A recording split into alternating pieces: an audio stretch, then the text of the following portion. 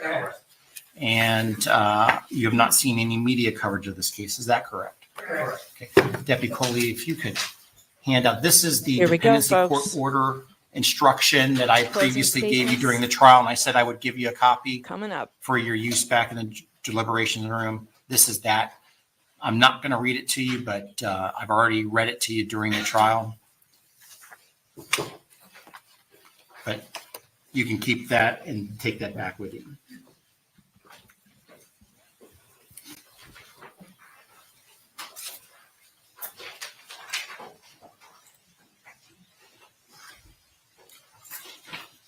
Now, members of the jury, we are now ready for our closing arguments.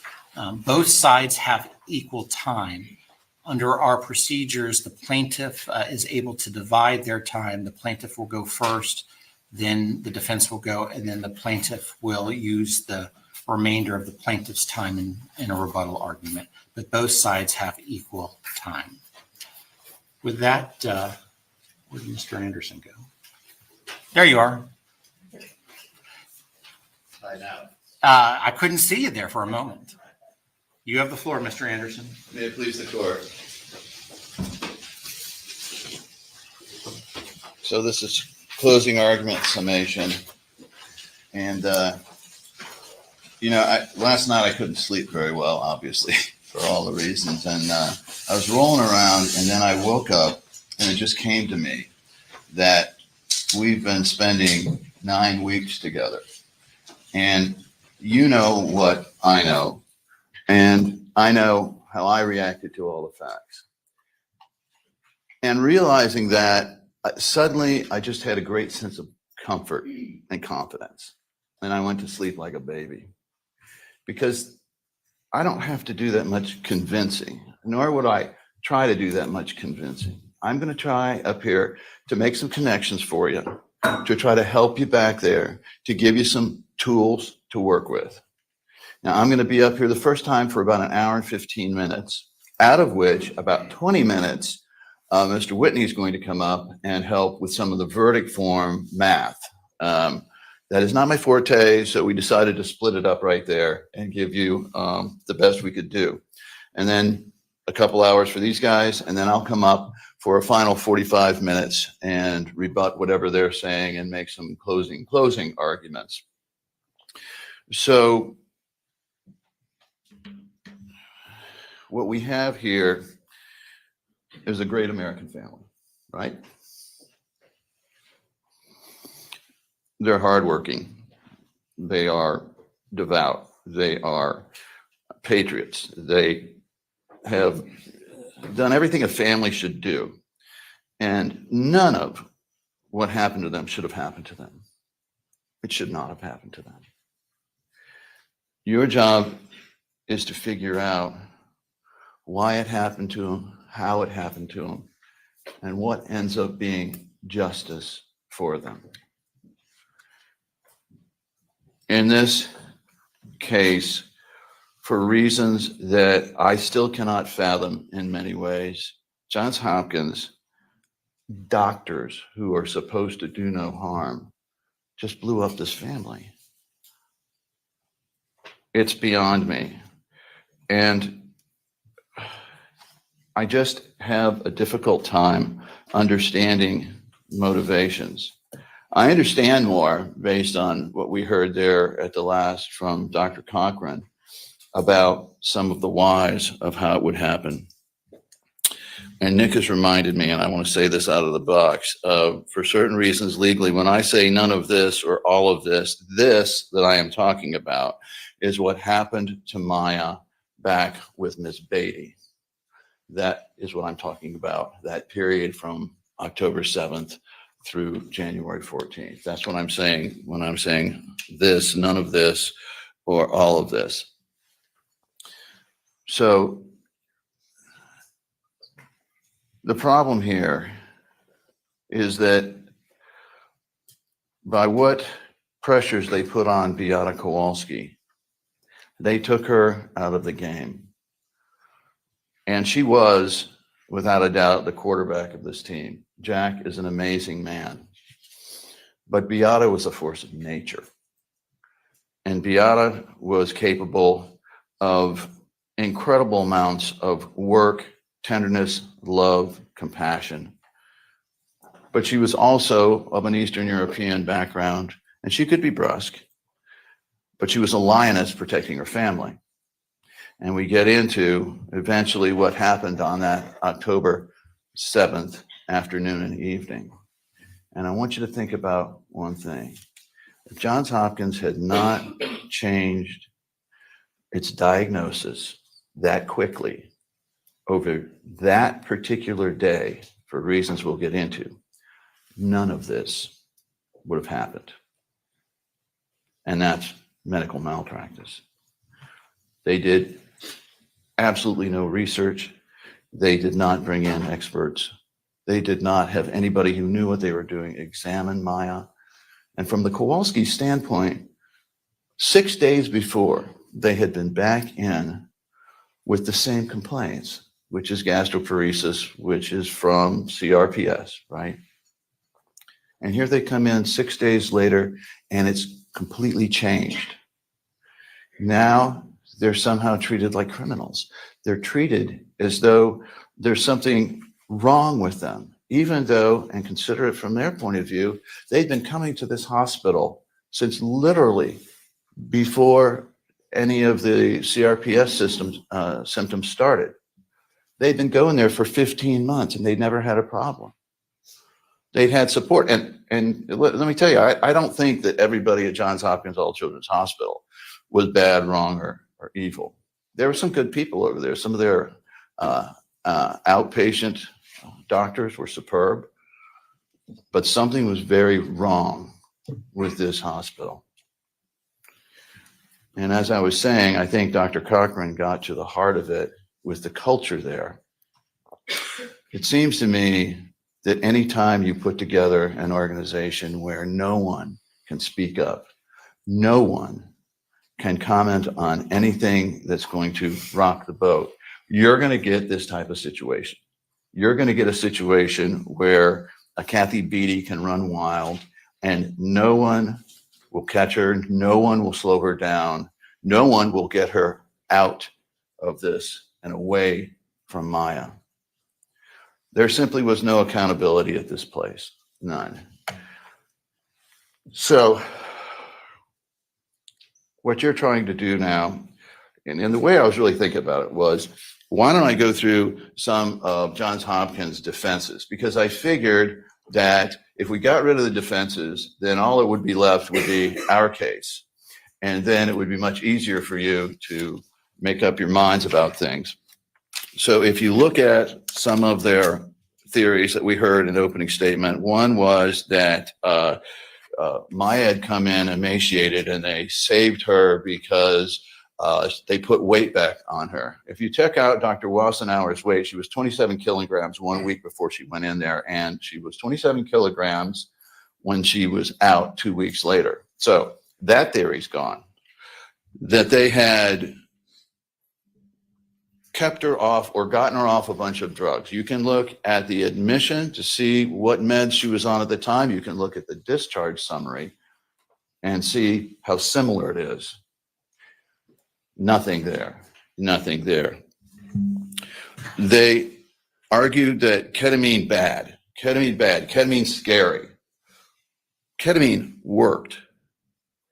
And they themselves, in their own routines and methodologies, they actually had a ketamine infusion process. So it wasn't the fact of infusing ketamine.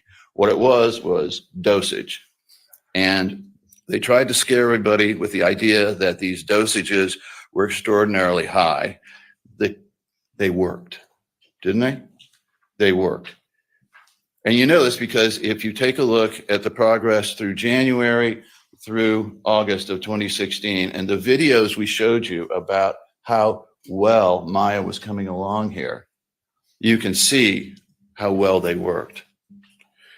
Through all of this, keep in mind, there was never a bad lab. Usually, if there's a drug that's going to really mess you up, if you are having some significant problems, one of the things you do is you look for the blood test for the liver primarily. What you're looking for here is to see if there's any substantial changes. Nowhere can they show you any continued, or even, I don't think, any abnormal liver tests. That's an objective test that would tell you whether or not this was the wrong medicine or that there was too much medicine. They argued that Maya's recovery was all due to them. Well, no, it really wasn't. And she didn't really recover. She did much better. CRPS, as you know, is a disease that she's going to have the rest of her life. It's something that you manage. And so by taking her back so many steps, they made things so much worse for her. And it was only Maya's self-discipline and will. And I believe the idea in her head was that she wanted to prove to her mom that she could overcome, that she could do this. But it had nothing to do with Johns Hopkins All Children's Hospital. And she was not cured. And she did not end up with no symptoms. On November 20th, she ended up with a terrible relapse. You'll see the photos of her with a feeding tube down her nose. And I mean, the one thing that struck out with me was that if you looked at her clavicle right here, she didn't even look like the same girl. That's how bad that relapse was. And then if you look at Dr. Henschke's records, you'll see that she had another one in 2022. It was simply, Maya had not recovered. Everything that she did herself. And in spite of Johns Hopkins All Children's Hospital. So what else have they tried to say? What are their other defenses? Well, they blame Beata for taking her own life. And although we'll get into a lot of this more, the fact is that Beata was reacting to a maternal instinct that she had almost no, and in fact, no ability to control. It was the same thing as a mother jumping out in front of a truck to push her 2-year-old out of the way, knowing that it would take her life. And when there's a competition between the maternal instinct and the self-preservation instinct, the maternal instinct is going to win each time. Now, let's start on a couple slides here to get it rolling. The concept here is that none of Johns Hopkins' defenses that they put out in their opening or tried through the course of the case ever panned out. What they did in this case was pick around the edges and try to convince you that somehow you should doubt this poor girl, that somehow you should doubt Beata. And here she is with a relapse. Let's start at the beginning on the slides if we can. Friday, October 7th, 2016. Before this was an incredibly happy family and a good, strong marriage. And a mom who was overwhelmingly in support of her children. She was proud to be Polish. She was proud to share her heritage. And the focus of her love were her children. She loved Jack, but those children were the center of her life. Jack Kowalski is an amazing man. And one of the things that I really resented through all this is the idea that this man, who is a deputy fire chief, who ran into burning buildings, was somehow a Casper milk toast and wouldn't take any steps to control his wife. That is about the farthest thing from the truth. He's a quiet man.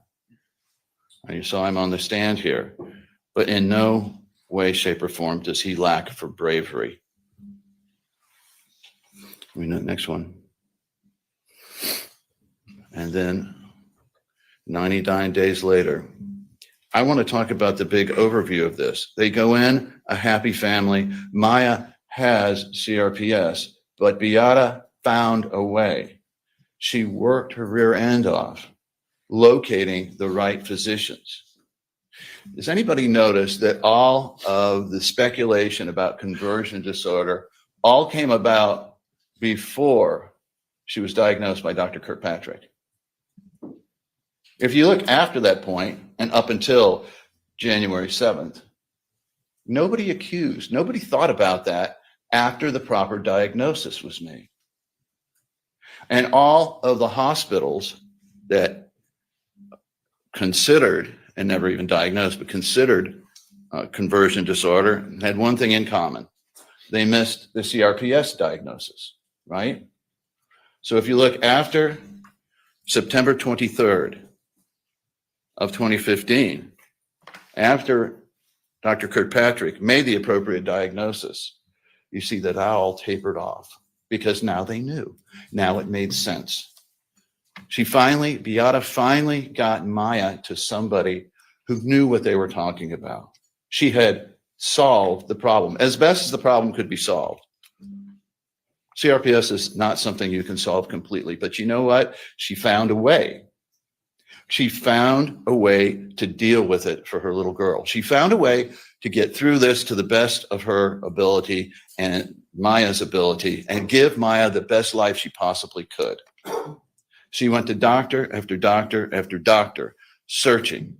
All of those that they want to blame on her somehow, that Beata was going to too many physicians. This was all before there was actually a diagnosis made. Of course she's going to do that. She's going to try to find an answer. And she found an answer. And I suggest to you that but for what Johns Hopkins did to this family, it would have been in control. And they would have gone on with their lives to the same successes, and they would have overcome this disease. And they could have gone on very, very happily with Beata there, and each of them able to live their lives as they wanted to. Afterwards, coming out, what do we know? Well, we know that mom's gone. Daughter is so weak she can barely keep herself upright in the car and needs pillows to be able to support herself. We know her CRPS is immeasurably worse. We know the family is in tatters. They have lost in many ways everything that made them up. They still have the love for each other, but they lost the driving force. Nothing was cured. Nothing was made better. Nothing was done to justify that time in there, except, of course, make Johns Hopkins a little more money, about $534,000 worth.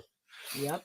Here, you see, she still had the dystonia. And you know what? I had 4 doctors come in talking about about CRPS, and I could have called more, but I figured you'd had just about all that you needed to hear about CRPS, right? So I didn't call everybody that possibly treated her. I was on the clock a bit. What I did do was try to get through enough of them so you would understand exactly what was going on here and be able to identify it. And then I used video and audio and photographs to demonstrate all of the symptoms.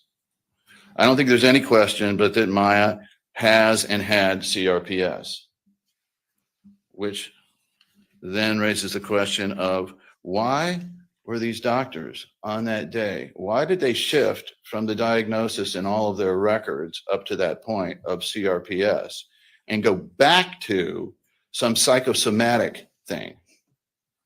Why would you do that? Why go back to something that 4 or 5 different experts had? Why would you abandon something 5 or 6 experts had confirmed? and go back to something that you could only find pre-diagnosis and as speculation from a lot of other hospitals. Not even a lot, too. And if we can continue on, let's go.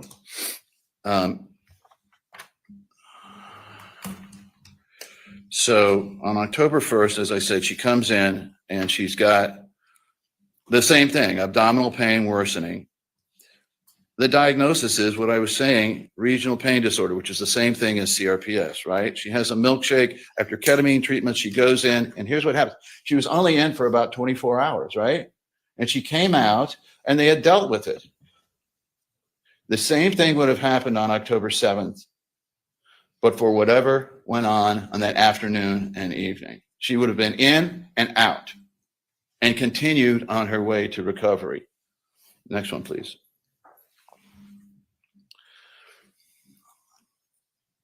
So what happened on October 7th, 6 days after the last time she was in for exactly the same thing? And keep in mind, she had been into this place over 17 times before this. Don't you think if there was some sort of psychosomatic condition, the over 50 doctors that saw her beforehand would have found that out? Couldn't they have figured that out? The Johns Hopkins doctors. She'd even been admitted twice before this. They were locked in to a confirmation of CRPS. So you've got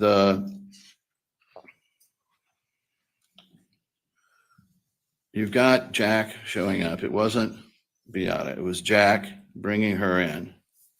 And she's in extreme pain, over and above the usual CRPS pain. Now, I don't know what went on here through all of this, but I have an idea. They find out from Dr. Hannah that she's getting ketamine booster treatments. Dr. Hannah lets them know, and they already basically knew. And in their records was Dr. Kirkpatrick diagnosing, an expert. Everybody knew. How did it change so much? We go again. I will come back in a moment to what I think really happened on that evening. But there was some confrontation. Something happened that changed everything and caused this hospital to come away with the idea that they had to prove that Maya did not have CRPS, she didn't have pain, and do everything they possibly could to try to convince her, a 10-year-old girl, 11-year-old girl, that she wasn't feeling what she was feeling, and to put the maximum amount of pressure on Beata. What would do this? So leading up to this, one of the things they talk about are the amazing number of infusions. And I want to point out something else. I'm jumping around here a little bit. One of their big reasons for needing to keep Maya there was withdrawal, that somehow ketamine was like an opiate and you had to keep her there to wean her off, or she would be physiologically harmed in some way, right? Take a look at the number of times that she had an infusion, which are in green, and all the red are the periods between those infusions. And if you look at the medical records, nothing in those records ever shows a single sign of any withdrawal. There's no shaking and there's no runny nose or jitters. There's no raised blood pressure for no apparent reason. There's nothing to indicate that this child's having withdrawal symptoms.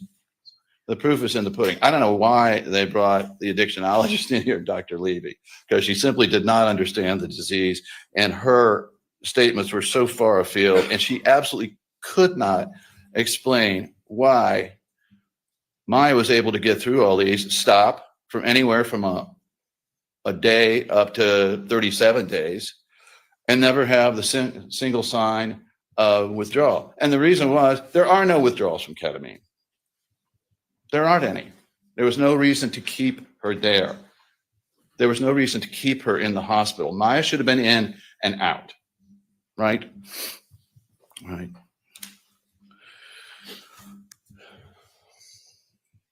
So on this January 7th, Beata shows up to support her daughter. And you know what? I don't know what went on with Maya in terms of whether she was using bad language, and I don't care, because nowhere in this record before or after is there any sign whatsoever of her having done anything even remotely like that. And you've spent 8 weeks around her, and ask yourself, is she really the type to do that? Keep in mind also, though, she'd had a steroid course for a significant period of time before this. You ever heard roid rage? And there was no paneling when she went in to figure out what she was on. And then she was put back on a bunch of narcotics.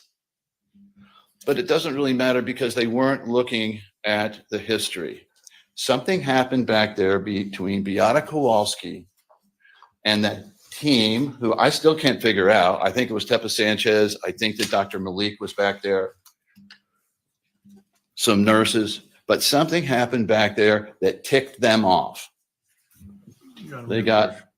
I'm sorry, are we approached? No, you may not approach in the middle of his closing arguments. No. I hate it when they do this. I hate it when they object in the middle of closing arguments. What is wrong with that? Something happened to tick them off. Obviously, something did happen to tick them off. That is the truth. Oh, my camera's doing it again. By the way, when he was talking, good morning, everyone. Good morning. Welcome to my channel. I'm Megan Fox, and this is Closing Arguments of the Maya Kowalski case. I heard something while he was talking about the hurricane. So I looked it up, because remember the hurricane that ate the psychologist's homework? Remember that? Well, how long do hurricanes last? It turns out that the Hurricane Matthew, Objections overruled. You may continue, Mr. Anderson. lasted September 28th through October 9th.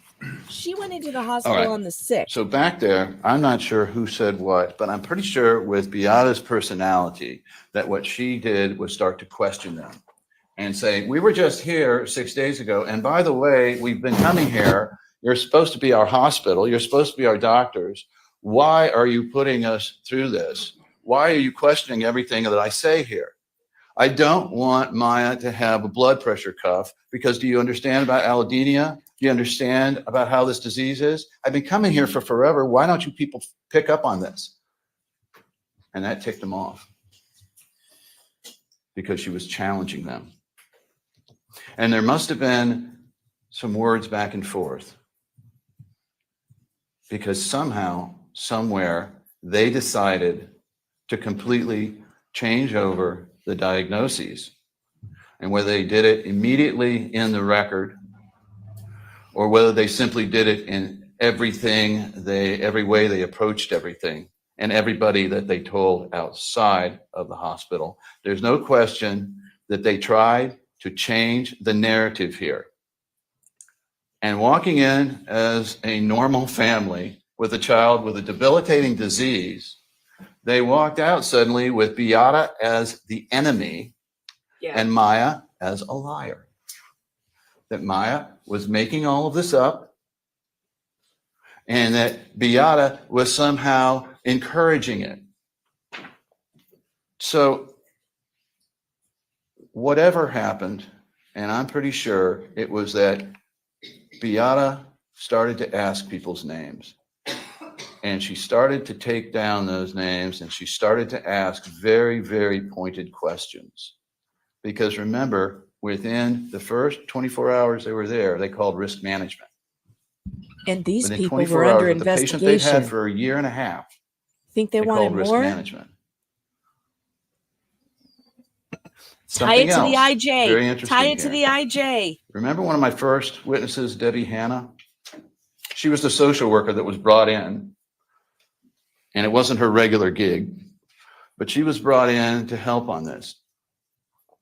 And she sat down with the Kowalskis, and she said that they were like every other family with a child that was in a lot of pain and with a desperate disease. They were incredibly concerned, but she didn't see any signs whatsoever of abnormal behavior. And this is the social worker. This is the one that's supposed to pick up on stuff like this. And there's another thing I want you to keep in the back of your mind. She was never allowed and never did finish her psychosocial evaluation, which is what you put together to see whether there are any psychosocial problems. Are there any psychiatric issues going on here? Is there something going on that maybe we didn't spot over the past 15 months and 50 doctors? She was not allowed to complete that, and risk management took over. It's very strange, very strange. After that, what did we see? We saw Sally Smith brought in. What the heck was Sally Smith doing there? Why were they bringing her in? Why did they have her checking records on October 8th, the next day, without the Kowalski's authority, by the way, and without their consent and without their knowledge? Why was she going in there and looking back at all these records? What was her role here? Sally Smith eventually comes in to see them, and she doesn't identify herself as Sally Smith. Whatever she's trying to say up there, you know she came in a lab coat, and she came in with her doctor's pass. You know she walked in, and she started to try to get information from them without identifying herself. She was trying to set up a case or some complaint or something. She was the hammer. She was the hammer. The overlay worked. They might need down the road. Thank you, Nick. Should the Kowalskis come back, make any complaints? Remember, this was a place where if a person complained, there was retribution. Dr. Corcoran, if a person complained, then there was a chance they could lose their jobs. Nobody was complaining up and down, and no one wanted to hear any complaints about them. And here was Beata taking down names.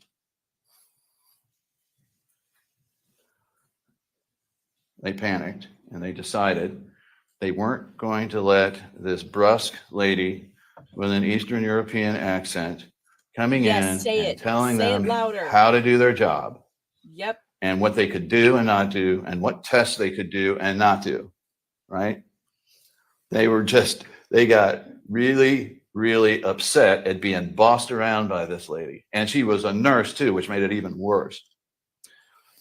By the way, why are they so worked up about Beata Kowalski, an infusion nurse, giving her child infusions? I never made the connection there as to what that's supposed to signify to anyone. So after that, you can see here, well, beforehand, you can see the times leading up to it. After this, there's a psychological evaluation on January 6, 2017 by Dr. Duncan. You got that back there. There's no problem found. They bring in Dr. Lewis, who was working for the state. He was not one of their doctors. He was working for the state. You got to look beyond what you're being told to see what was really going on here. Dr. Lewis, whatever Maya's saying, he's putting down what he wants to say to try to support a narrative.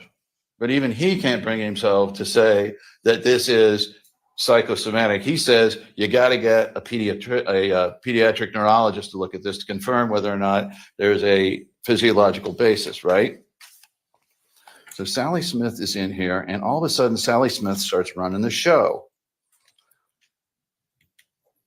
She was an apparent agent. Under the definition that you're going to get, I want you to check yes on apparent agent if you agree that we've proven through the testimony of Elena Kushner, who also, amazingly enough, had an Eastern European accent, and also had the same experience of Sally Smith coming in a white lab coat and starting to ask questions. No introduction. No, hi, I'm Dr. Smith. I'm here to help you. What can I do? Anything like that. No, probing questions to try to see what could be uncovered. the Kowalskis became the enemies. The Kowalskis had become the enemies, right? And remember, this was a hospital that was under immediate jeopardy of losing Yes. its license, Say it again. right? These people were worked up and they didn't want anybody rocking the boat. But in any event, they talk the Kowalskis into staying. They tell them, we're going to help here, we're going to help there. And Beata says, no, we're going to go back like we did on the 1st to Dr. Hannah. And we're going to complete the ketamine infusions because you guys can't help us. No doubt Beata brought her in to see if there could be an intubation and greater amounts of ketamine to try to get her out of this crisis. And when they couldn't do it, she concluded, why are we here? And tried to leave. And she was told, well, if you leave, then you're AMA and we're going to call security. And that's in the records. So they were forced to stay. And as much as they try to dig around in the records, ask yourself, do you believe they really wanted to stay in that hospital when there was no reason to do so? Maya was not getting the care she wanted and the care that the parents wanted. You know, there's a lot of people watching this. There's a lot of people looking at this. There are CRPS patients. There are Yep. parents who have children in crisis trying to figure out what to do. There's a lot of people who are paying attention to what you're doing here. And in this instance, Sorry. Objection is sustained. What? What? and it's Why important is that here to sustained? consider what was going on behind the scenes. So through the course of the time from October 7th up until the 13th, when this order was obtained, they desperately wanted to get out of that place, but were not allowed out of this place, although they tried to talk them into. Johns Hopkins did their best to try to convince the Kowalskis that, well, she's got withdrawal symptoms. She'll have withdrawal symptoms. We need to wean her down. Everything you've been doing is wrong. And you know what? The Kowalskis were at least listening to them. They didn't buy it, but they were at least listening to them. They weren't uncooperative about this, but all they wanted to do was get out of there and get someplace where Maya could be properly treated. That's the reason they came in. They had no reason to stay there. They didn't want Maya under this hospital's care if the hospital couldn't do anything more for them. That's called false imprisonment. And that's where you would check yes on that particular one.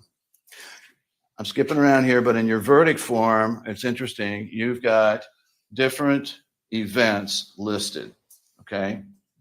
And you're going to be asked individual questions about individual events. And so this is one of them. Another one is when when Kathy Beatty and company pinned her down on January 6th. That's another one. Uh-oh, notes from Whitney. What did he forget? Right. He's right. I need to talk about the suicide. I'm interested here in the circumstances living up to Beata. You know, her motto was live with passion, right? And she had everything in the world to live with, live for. And she died with the same passion. Consider the fact that she came from a communist country and saw her father dragged out of the house by the powers that be, right? Beata Kowalski gave her life for her child because she knew Beata was prescient. She knew something was going on in that hospital, and she had been told repeatedly about how her daughter was suffering. And she knew enough to just listen to her daughter. And you heard the phone calls to know what was going on. And every time somebody saw her daughter, any of the neighbors that got in, any of the priest, anyone else who got in, she was pumping them for information. She knew exactly what was going on here. And so as Maya started to get worse and worse and worse, the anxiety of Beata went up and up and up. until it came about finally that Beata determined, unless something drastic was done, there's a pretty good chance her daughter was going to die in this hospital.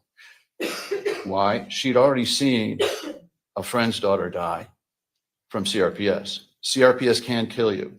And in this instance, where you've got someone who is becoming so weak that they're laying down and they can't even hold themselves up, you're subject to blood clots that can go to the heart and kill. And that's what Beata was concerned about.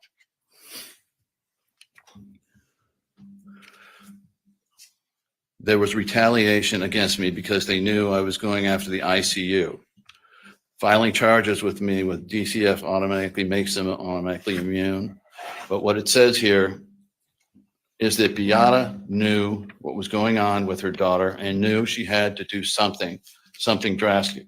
She knew they were retaliating against her. That she knew that she was the key. If she was in the picture, Maya was never going to get out of there. And it was likely that Maya was going to end up in some kind of foster care and in some situation where she would be even worse. Objection. That's in the Legal basis? The legal basis is the immunity. We're not responsible for. No, I've already instructed the jury on that. Okay. She knew if she did not take herself out of the picture, that it was likely, it was a probability that her daughter would die.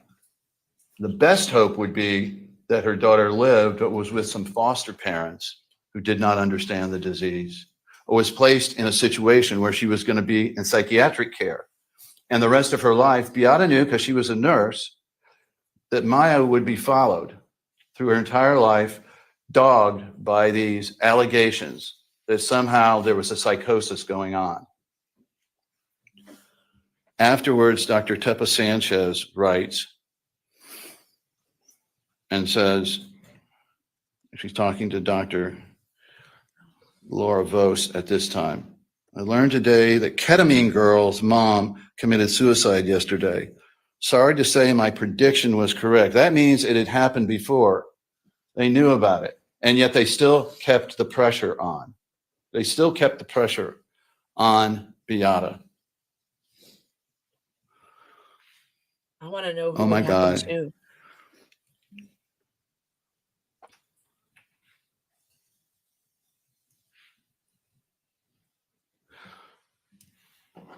They still thought somehow this was the right thing to push Beata to the edge and over. They knew she was on the edge, and they kept up the pressure. There's no question but that this suicide was caused directly by their actions.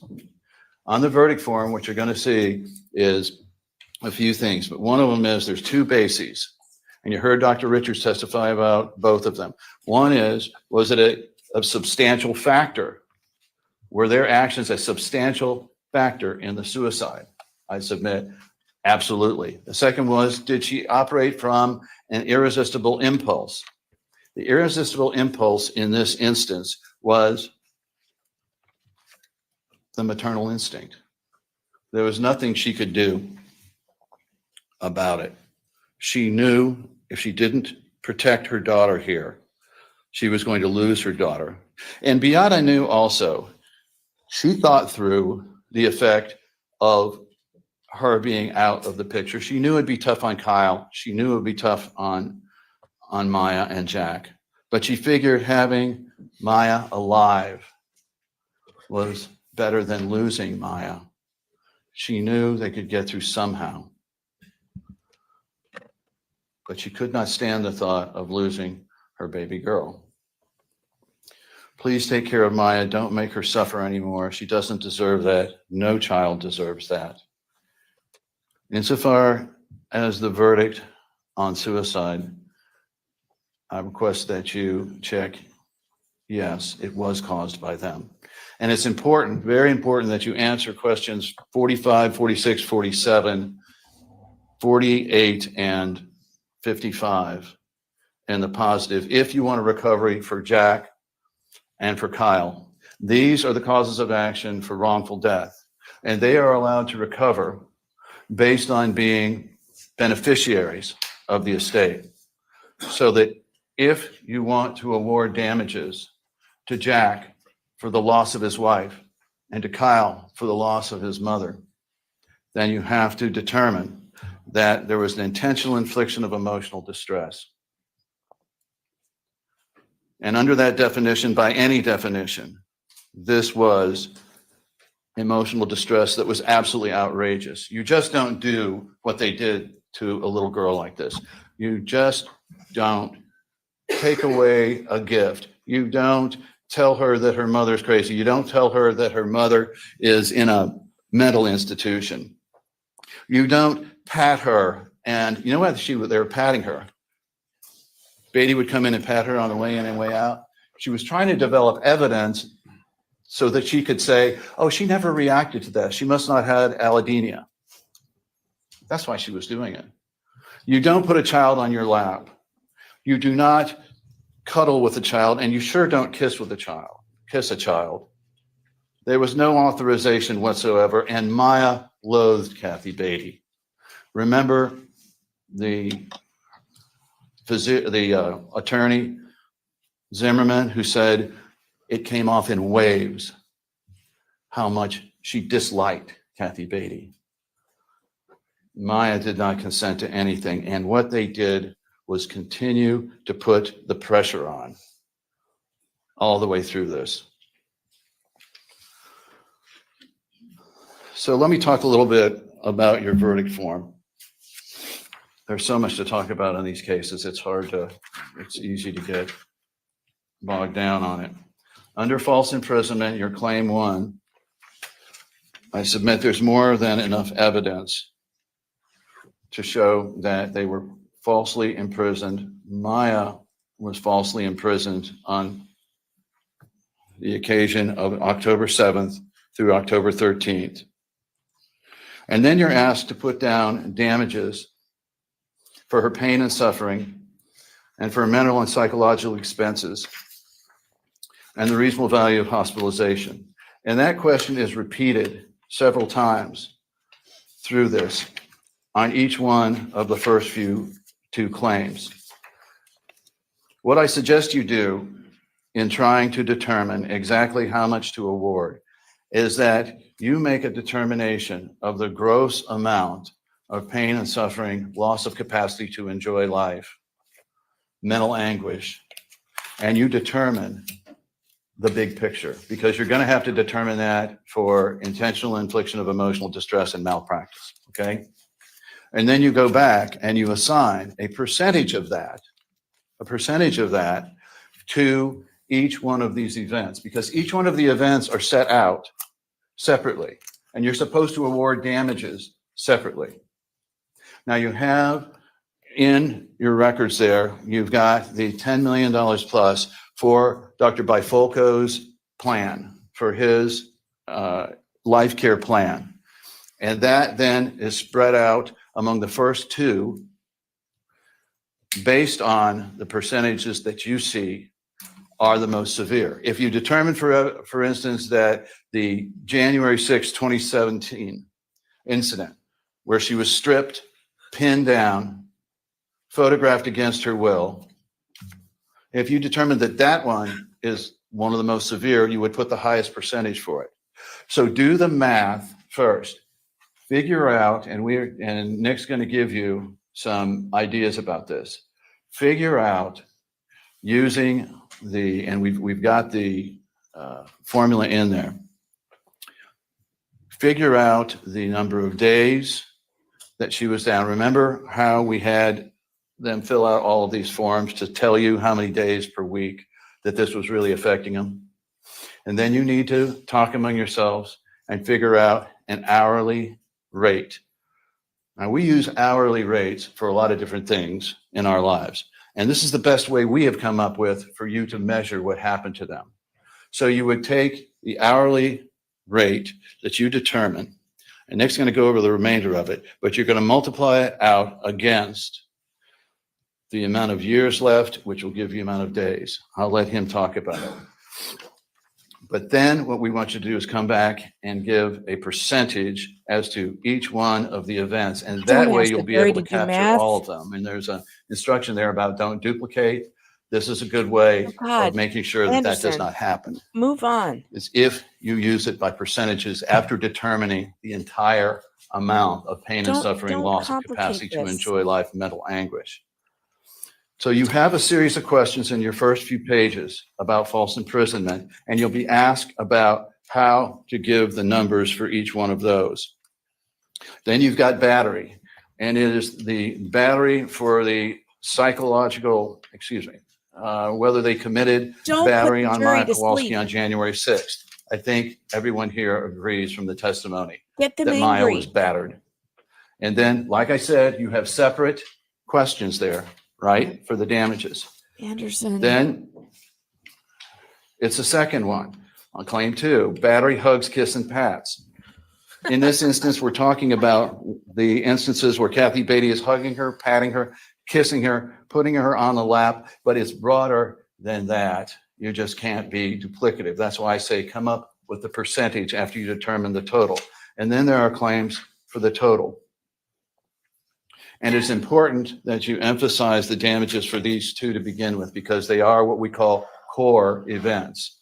They are the batteries and the false imprisonments and the things done to them, out of which many of the other causes of action, particularly intentional infliction of emotional distress, which is your big picture one, will be based. So if you're going to award damages, economic damages, they need to be heavily weighted towards the first two causes of action, battery and false imprisonment.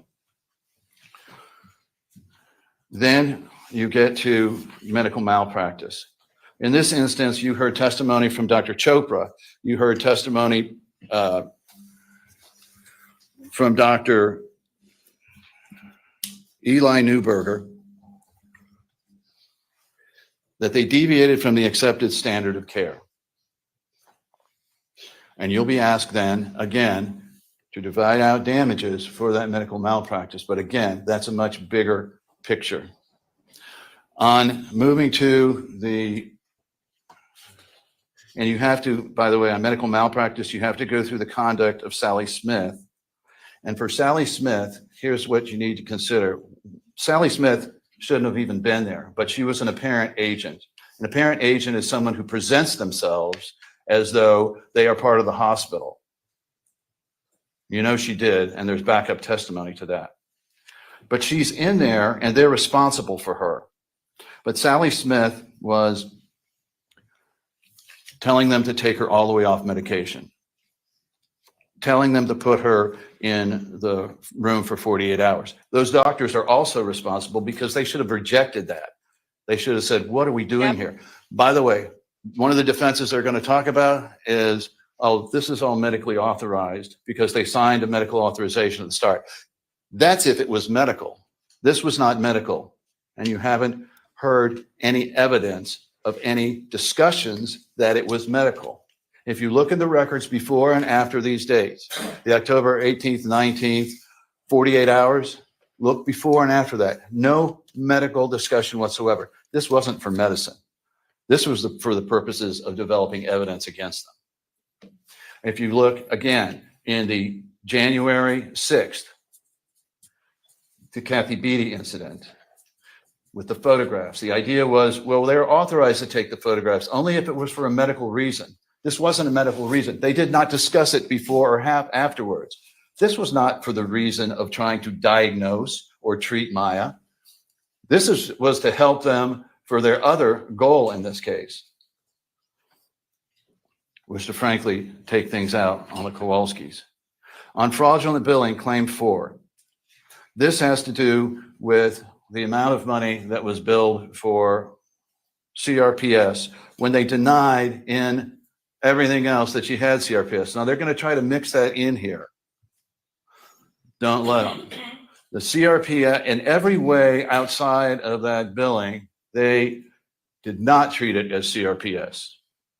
And they represented to the outside world that it was not CRPS. And if you go to the discharge summary, you'll see CRPS is not listed. So what they did is they billed for a bunch of stuff that they actually did not do. They weren't treating her for CRPS. They weren't doing the things you need to do. Keep in mind that Dr. Katzenstein, only gave her 5 hours of therapy through the course of 97 days. Oh, more notes it. from Whitney. More notes from Whitney. And so checking yes to that. And then as to the damages on this, for various reasons, these are going to be what are known as nominal damages and taken care of later. So these are going to be, if you review the facts and you see the evidence involving any increase in insurance or any copays, you can put that down. If you cannot find specifics on that, you may put $1 as a nominal damage, and that'll be taken care of later. Then we get to count 5, survivor claim for intentional infliction of emotional distress for the estate of Beata Kowalski. This is the manner in which you can compensate Beata and the rest of her family for her loss. If you check yes, then they can be. If you check no, they cannot be. And then you determine, as the best you can, her pain and suffering, mental anguish, and extreme caused by the extreme emotional distress prior to her death. Nick will talk a little bit about this. Claim 6 on the estate. Again, they're going to go through whether or not this was an uncontrollable impulse to die by suicide. We suggest you check yes. And whether it was a substantial factor, it was too, and that you check yes. And of course, the top 136, did Johns Hopkins Hospital, through the acts of the employees, engage in extreme and outrageous conduct? Yes. And then you get into the damages. Now, you've seen the report. The net accumulations are the amount of money that Beata would have made and they would have had for the family, deducting from that their living expenses, which Christy Kirby has already done for you, and it's in her report. And then it's the damages of the surviving spouse, Jack Kowalski. And here again, we suggest that you use our method for how to compute damages, which is to figure out for hour by hour what the value is for him to have lost his wife. Everything that goes into that, the consortium, the comfort, the support, the waking up at 4 a.m., and having somebody next to you, and then not having somebody next to you. All of those goes into your determination of how to compensate Jack Kowalski. And so what you would do there, and I'm suggesting $100, but there is evidence in the record for this, anywhere from minimum wage, which is like $12 up to, there's evidence in the record of $700 per hour. We put 100 in just to give you an idea. But you can go twice that, 3 times that, whatever you determine as jurors is the best way to express the loss here to these folks. And so you go through the amount there, and then you get to go finally to the survival damages of Kyle Kowalski. We haven't talked about Kyle a lot here, but he lost his mother. And he's not going to have his mother there. Don't put for the many of the camera on events in his Kyle. life. She's not Stop going to be it. there if he gets married. She's not going to be there to send him off to college. She's not going to be there to comfort and support him as he gets out in the real world. StreamYard's freezing up on me. There really is no Would way have got that up to sooner. adequately compensate him. And the only thing we can do here is dollars. That's the way we do it in the United States, because it's the only way we can show. And remember, this is not a reward. You're not rewarding these people. It's an award, trying to measure their loss. You're trying to express the loss. And then the intentional infliction of emotional distress of Maya Kowalski. Dang it, they keep going back. Right. I can't. My StreamYard's working too slow for me to keep up with them. Maya lost her mother. I don't even know how to begin to describe that. Sorry, Kyle. Sorry, Maya Maya. will be affected the rest of her life. You have life tables that will tell you how long Beata would have lived and been in her life. She will not be there to help Maya pick out her bridal gown if she ever decides that she wants to get married.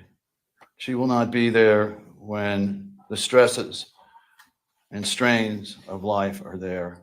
She will not be there at the other end of the line to pick up the phone and talk to. She is not going to be there when Maya needs her most. And for that, you have to find out. You have to look at the evidence and use your own life experiences to determine what that value is. And again, I suggest you look at it by the hour, and then you go back and you multiply that by the number of hours per day and the number of days per year against the total life of Beata Kowalski. That means the amount of time in Maya's life. Then you sign and date the verdict form. There is so much to talk about in this case. I haven't spent as much time on liability as I'd like to, let alone about Kathy Beatty.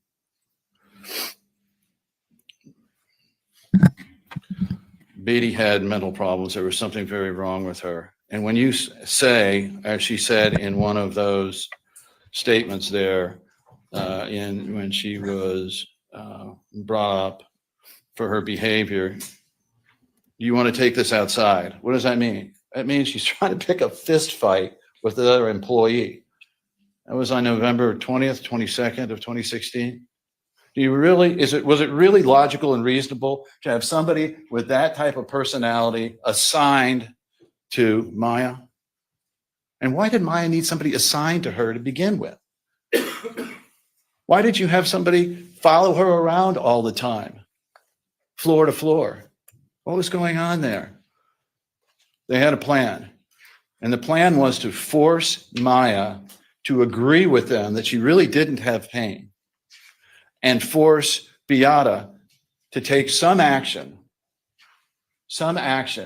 that would make her even more vulnerable. We don't know how. Now we know how she acted out.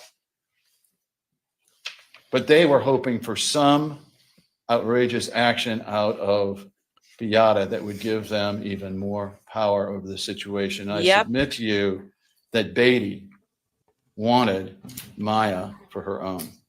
Mr. Anderson, you have consumed 1 hour. I'll come back and talk to you a little more. I'm going to let Nick talk for just a second on some numbers. And then the other side gets a chance to talk, and I'll be back to talk to you. I think that he did okay. I think he did well. I know everybody's very panicked and worried, but he brought up some very good points. Very good points. And I think this jury's made up their mind anyway. I don't think anything they hear in closing arguments last time change I had it. to do this, he gave me a whiteboard and I sat right there and had to scribble it out. And this time he gave me about 12 hours notice. So it's time to do some math. And now he's left me 10 minutes to do it with you. So here we go. Oh no. I'm here to give you, it's a difficult task to decide what justice is here for the Kowalski family. So I'm here to give you some formulas using that $100 an hour figure based on the testimony of Maya and Kyle and Jack. And I'm going to put some big numbers in front of you. Huge That's what numbers. justice requires here. Huge. So we'll Big start. numbers. First, I want to take a look at the verdict form, claim 2, battery, which is page 8. Just tell them what to fill in, Whitney. They'll fill it in. Just go through. We want 200 million here, 400 And I'm million looking at there. question 18. Now, January 6, 2017, you have conclusive, uncontested evidence in the record that on that date, there was a battery of Maya, and over her objection and tears, Catherine Beatty admitted that unfortunately they went ahead and did it at the direction of risk management. And question 18 is where you award damages for each of these categories. That's why I'm focusing on each of these. You make separate calculations. Pain and suffering is its own. Mental anguish is its own. Loss of capacity for the enjoyment of life is its own category. And each of them are going to be calculated for the past and future. And I recognize some of you probably have mathematical skills better than the others. So I'd ask you to lean on those folks as you're back there with a calculator trying to figure this out and do what you need to do to deliver justice. So let's go through some examples of how you would calculate for each of these categories. If you pull up slide 57 to begin. What this bucket of different categories I've just described here and pointed out to you, we've called them human damages. And so we're going to talk through not all of them because you have to do this for each claim. There are 2 separate battery claims. There are 3 separate false imprisonment claims. There's intentional infliction of emotional distress for Maya. There's medical malpractice. For each of these, you have to do this calculation. And then as Mr. Anderson was saying, once you come up with your total figure, then you decide, this PTSD and what Maya's suffering with, 50% of this was due to, and it really focused on this battery on January 6th. I don't know. That's your job. That's your job to allocate once you have this final number. If we go to slide 59, please. I'm going to show you the first calculation here. All right. Maya Kowalski testified that she experiences and has experienced mental anguish 15 hours a day on average if you take a good week and a bad week.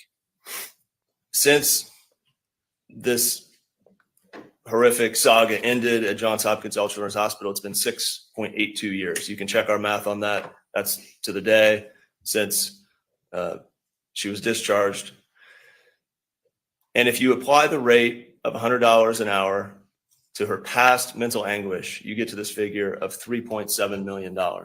That's the past figure. That's the past mental anguish. Mental anguish is one of the categories under battery for the question 18. Now we have to do the same thing for the future. And you'll have the life care tables back there with you there at the mortality tables. Exhibit 2060, there's page 002, and there's pages 47 to 50. So you can check that our economist, when she came in here, and what we're representing to you is Maya's life expectancy from those mortality tables. So we do the same math.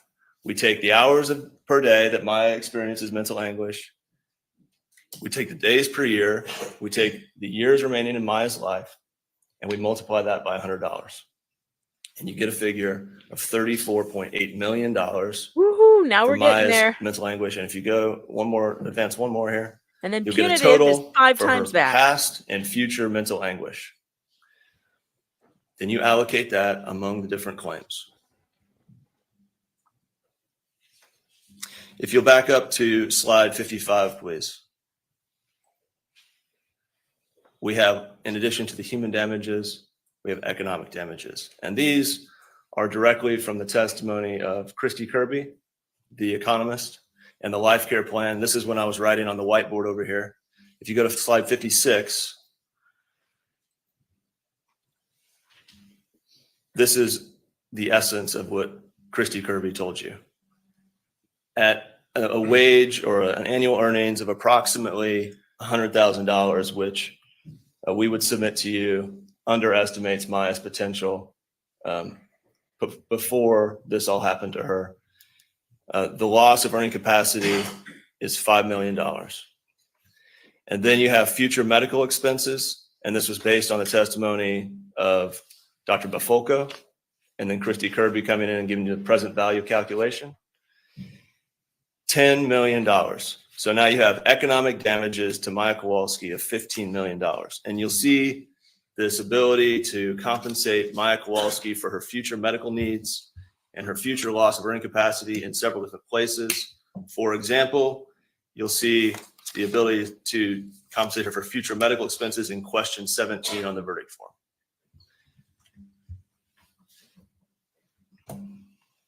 Then I need to go to the verdict form for just a moment to look at question 34 and 30 and then 36. And Mr. Anderson discussed this for a moment, but to unlock your comments are ability cracking me up. to compensate and deliver justice, not just to Maya, but to Beata and Jack and Kyle, you need to answer yes on question 34. That Johns Hopkins All Children's Hospital, through its extreme and outrageous conduct, inflicted severe emotional distress on Beata, even before her death. You need to answer yes to that question. And then you'll advance to question 36 on the next page. Notes now. And question 36, you need to answer yes. And if you answer questions 34 and 36 yes, then you have the opportunity to do justice for Jack and Kyle and Beata. If you answer no to those questions, 34 and 36, you'll only be compensating Maya. Having checked yes on questions 34 and 36, now we have to discuss what the wrongful death damages. So if we go to slide 63, please. We're going to talk first about Beata's loss, what's called loss of net accumulations. And this is just legal jargon for if Beata had survived this onslaught, how much would she have earned through her wages as of the time of her death in 2016, adjusted for inflation, adjusted back for present value. This is the number Christy Kirby gave you, $653,000. Then we go to Jack's wrongful death damages, slide 64. I wonder if they get these slides. There are two categories here, and I'm going to direct you to the jury questions, which are at 40 and 41. If we could put those up for just a moment. Sorry to switch back and forth on you here. All right, right there. Questions 40 and 41. The damages for Jack Kowalski for the loss of Beata. He has two primary categories. The first is the loss of her support and services. This was, again, a number that Christy Kirby calculated for you based on something like a wage of $20 an hour for her helping to get the kids to figure skating or taking them fishing or doing laundry or cooking, those types of things. And that number I'll show you in a moment. I also want to show you that under 41, you get to compensate Jack Kowalski for the loss of Beata's companionship, what Mr. Anderson was just referencing about not being able to wake up next to his wife. So if we go back to slide 65.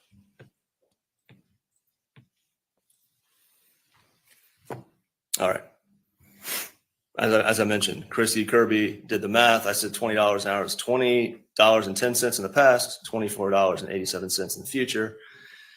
Total services lost by Mr. Kowalski due to Beata essentially being a good spouse and helping him around the house, $801,000. That's fairly simple. You hear that, ladies? If Next you don't slide. help around the house, you are not Loss a good spouse. of Beata's companionship.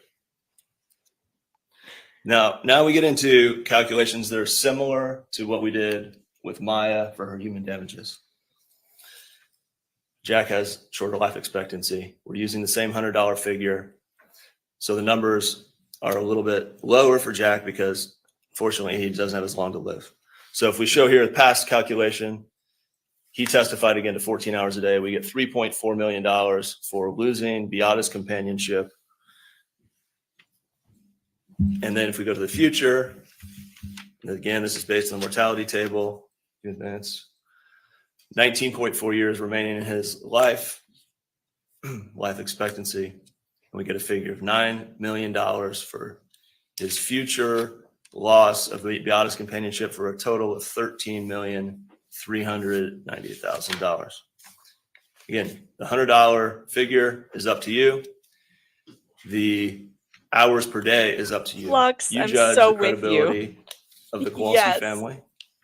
And you go back and you look at your notes as to what they testified to hours per day, and you arrive at the appropriate number.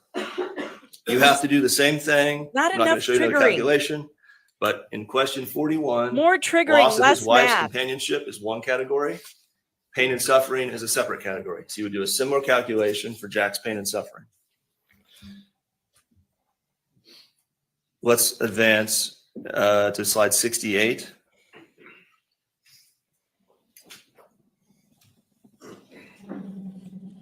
Having done those calculations at $100 an hour, this is the figure we suggest to you for Jack's wrongful death damages, $26 million. Now I'm going to show you how to do similar calculations for Kyle under the wrongful death claims, which would mirror what you would do for Maya. So if we go to slide 73,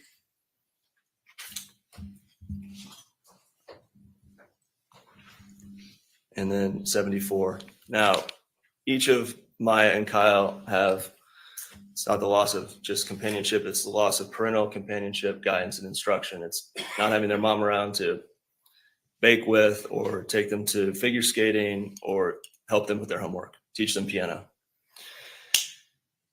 This is what Kyle testified to. Kyle's a little more stoic, quiet. He testified to 8 hours per day. So we do the same calculation for the past in much the same manner we did it for Maya Kowalski.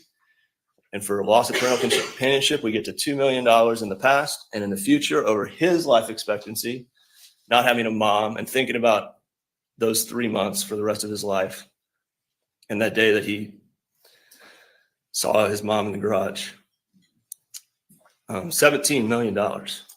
And then total for Kyle Kowalski, and this is your only opportunity to compensate Kyle Kowalski in this lawsuit, $19 million.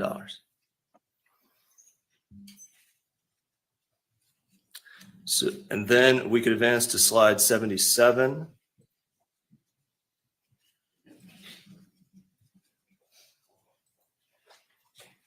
I'm sorry, 76, please, if you could.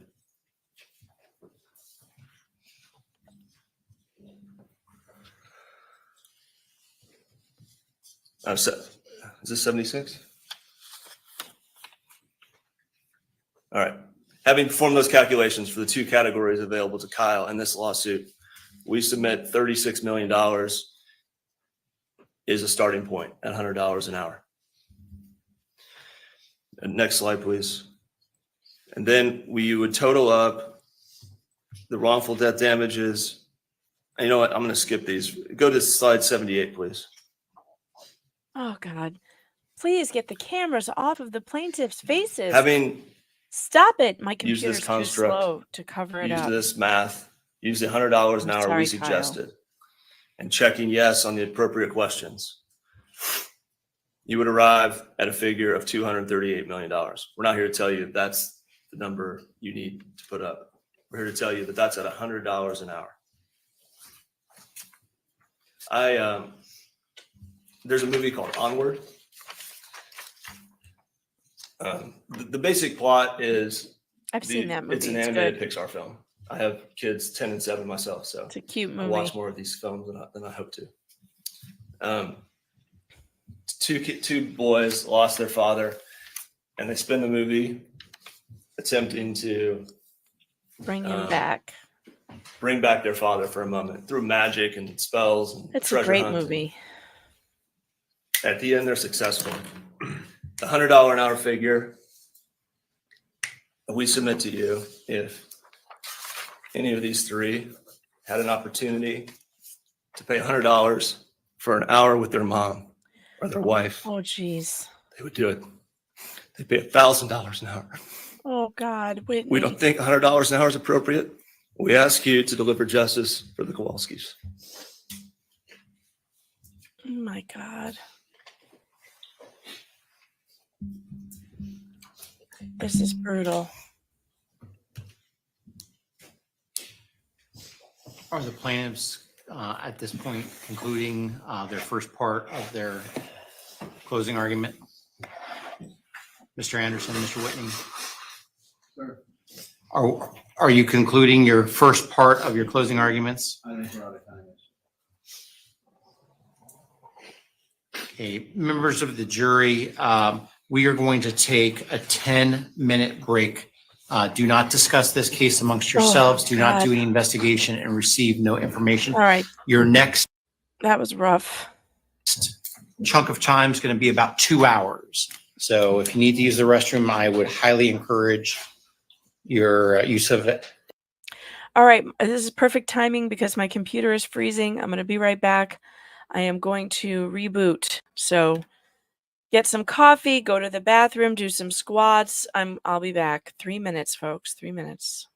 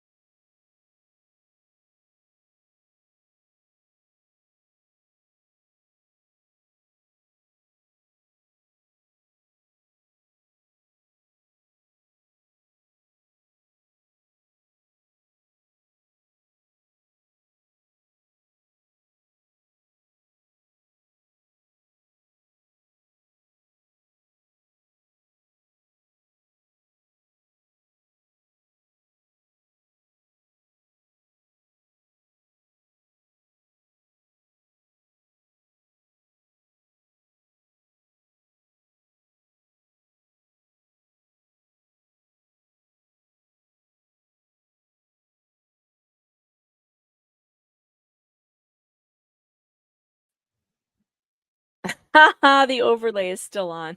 Whoops. I have to remember to take the overlay off when we are resetting, rebooting. Okay, anyway, I'm back. Why does my camera look so weird? Something's wrong. Maybe it's the camera settings. Oh, the brightness is maybe turned up too high. I don't know. What is it? Something's weird. Okay. Anyway. All right. So they are on break. Well, that was something. That was something. Math is kind of boring. I did think, let me get through some of your comments here because the comments, hold on, let me pull up the court so I make sure I'm monitoring it. All right. The microphone off. So I don't know if they're arguing about something, but I think they just forgot to turn the microphones off because it sounds like people are leaving the room. All right, let's get through some of your comments and super chats. I know there were several of them.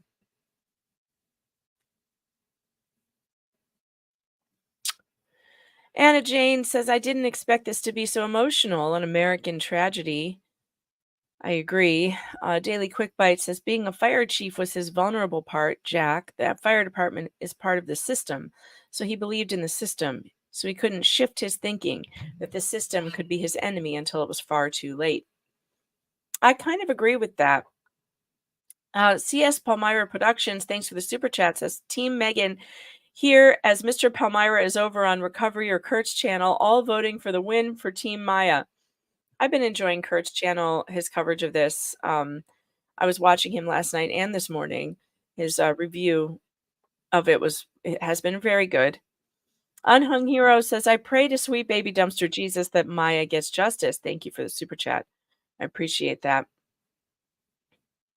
All right, so Long Crime still hasn't turned off the microphone, so it's just a bunch of doors slamming in my ears. Let me turn the volume down on that so I don't have to, I can still monitor without it being in my ear. All right. LC Merritt, there's no Jesus, precious, no cake for there's no Jesus, precious, no cake for you, only J Hatch, Lady Gollum at the dumpster. Testicular Trauma says, so far I'm really appreciating Anderson's presentation, how down to earth he is. It's a good start.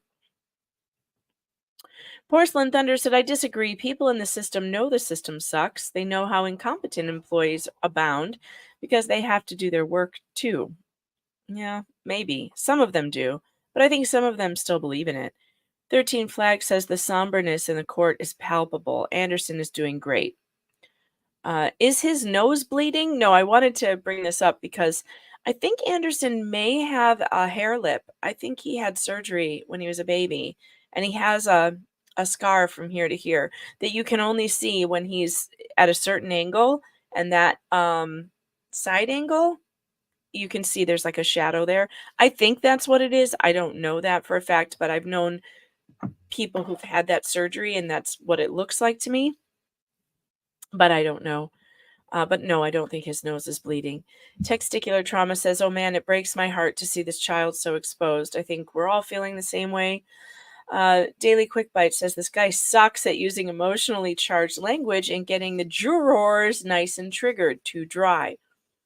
I mean, I think that's my only criticism of Anderson is that he starts to go there, and like he gets far, like he gets there, sort of, and then he forgets where he was and he goes into some math thing.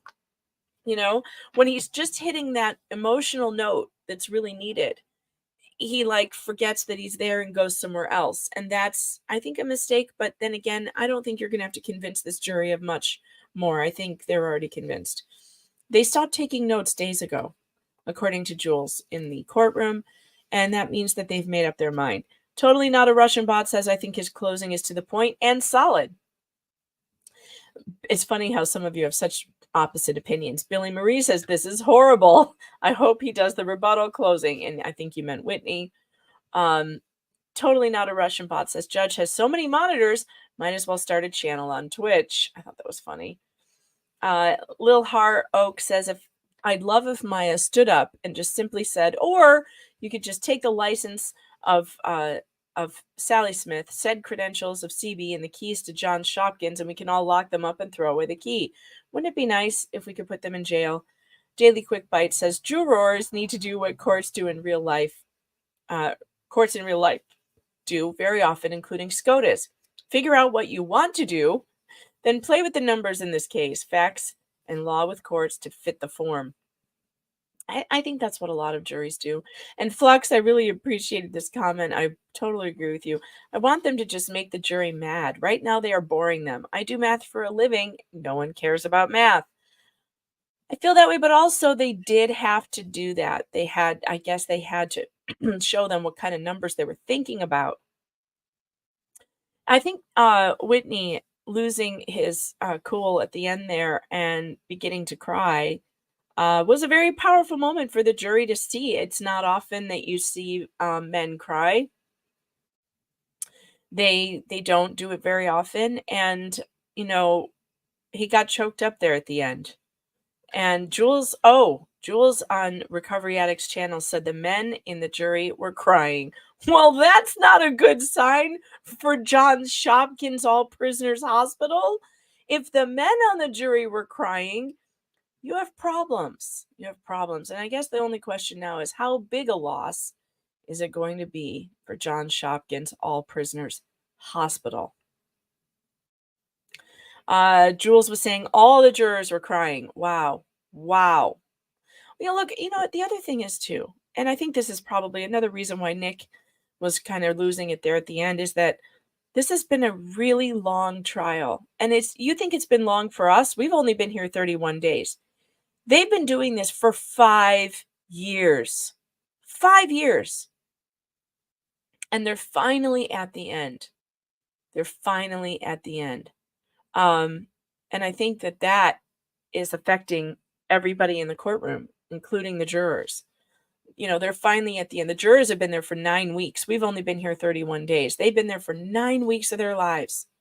And I think that the emotional release of it finally being over, of it finally being their turn to get to have a say in this case, after knowing this family has gone through this for 5 years, the emotions are just going to run. They're just going to run now. And it's an exciting day. It's an exciting day. And I wonder how long it's going to take them to deliberate. And I know I'm not looking forward to Shapiro's ASMR closing, because you know he's going to be like, ladies and gentlemen of the jury. Ladies and gentlemen of the jury. Oh, they're coming back. I know that you think my clients are scum, and I know that you blame them for everything, but it's really not their fault, and the law does not allow you to give this family billions of dollars like you want to. You must ignore how terrible we are and try to ignore that we have a dick defense and all the terrible dickish things we did, and vote not liable You want to use just that area, because that's fine too. It's up to you. I said But so. I just need to be able to see the jurors. And I'm speaking to you in this very quiet voice because I don't want to upset you any more than you already are. I know you were all crying, but everything that guy said was bullshit. Can you raise those Please shed some tears for us, a couple inches? because we have a lot of, corporate bills to pay. And we're going to be really, really in trouble if you give this family billions of our dollars. The jury's not here, so you need to approach even though the jury's not here? Okay. Oh, God. I suspect I would need Mr. Anderson and Mr. Whitney and Miss Lawrence if she's coming.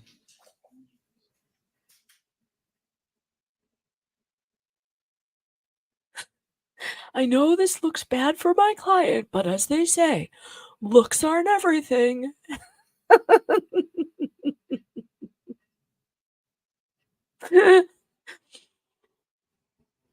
I want to know what the jury looks like when Shapiro is talking to them. Like, are they going to be glaring at him, or are they going to be not making any eye contact?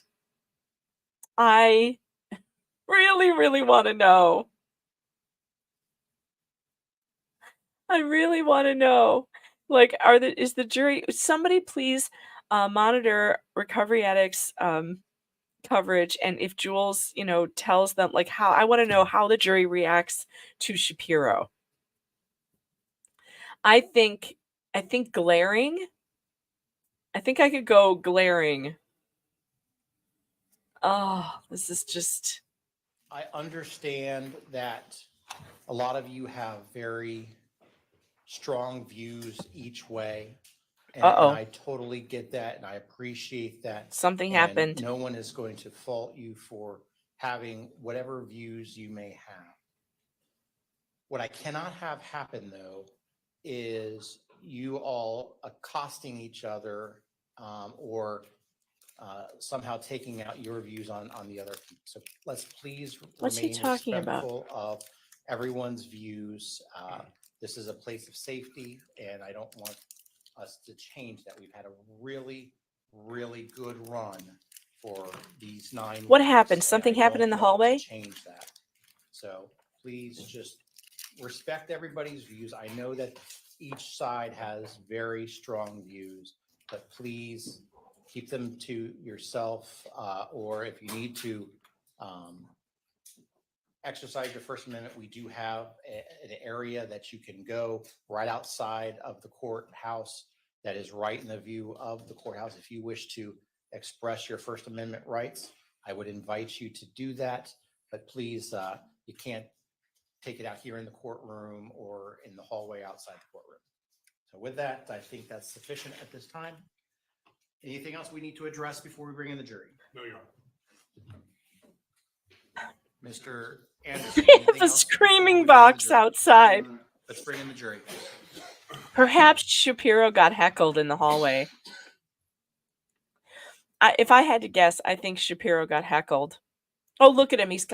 Does he have, are those his boards? Are those his giant graphs and stuff? Sir, I don't think the graphs are going to help you at this point. I'm having an allergy attack. I'm having a very bad allergy day. Please excuse me while I sneeze.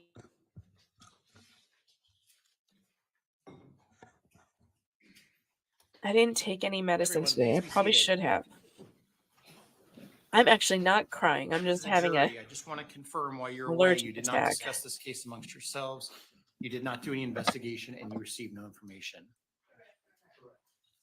Okay. I also want to confirm that no one approached you about this case. Is that correct? And you have not seen any media coverage about this case. Is that correct? Mr. Shapiro, you have the floor, sir. And may it please the court. Good morning. I wanted to start with a couple thank yous, if you'll indulge me. I want to thank the court for conducting this trial in a civil manner. This is a civil Oh, process. God. I think it's a testament. I want a to that. brown nose. I wanted to thank Deputy DeMizio and Deputy Coley for keeping this courtroom safe and helping you. Oh, with the process. Jesus. I'd like to thank the Kowalskis for listening patiently. They don't care. A lot of the things I've had They don't to want say your thanks. They want the they've $200 million. listened with grace and integrity, and I thank them for that. I'd like to thank my trial team sitting behind me, too numerous to name, but we've all been here. I'd like to thank you from the bottom of my heart for your service. This has been a long 9 weeks. Indeed, we started in the summer, but you've listened patiently. You've asked great questions throughout the process, and we appreciate your active engagement. But We tried to kick you off, though, for asking those people. questions. The people of All Children's Hospital, and they've given me the privilege of standing before you. Does he think these mugshots help him? That's what I plan to do during my time. They want you to know that All Children's did not harm this family. Not just the people here, but the people back working at the hospital. They want you to know that. We are here because we believe, on behalf of the hospital practiced safe, evidence-based medicine, and we're here to defend the hospital's right to practice that medicine. And I've put up a list here of the witnesses because you've heard from a lot of people. So when we talk about witnesses, if this helps orient you to who's who, this on this side is who I represent. On the other side are people you've heard from that I do not represent and who we are not responsible for. It's almost Thanksgiving, so I put up the pie. And I don't know if this is an interesting memory, but way back when we did jury selection. Oh my God, he's got pictures of pies now. About pie and what your favorite pie was. And I've learned that some people don't like pumpkin pie, which is incredible to me, but that will be an interesting topic at Thanksgiving. But the reason why we had that moment was because there was an incredibly important question that followed it. Can you judge this case? What the hell is with the fairly pies? Based on the evidence? Can you hold the plaintiffs to their burden? They have the burden to prove the claims. And in fairness, Mr. Anderson and Mr. Whitney have welcomed that burden.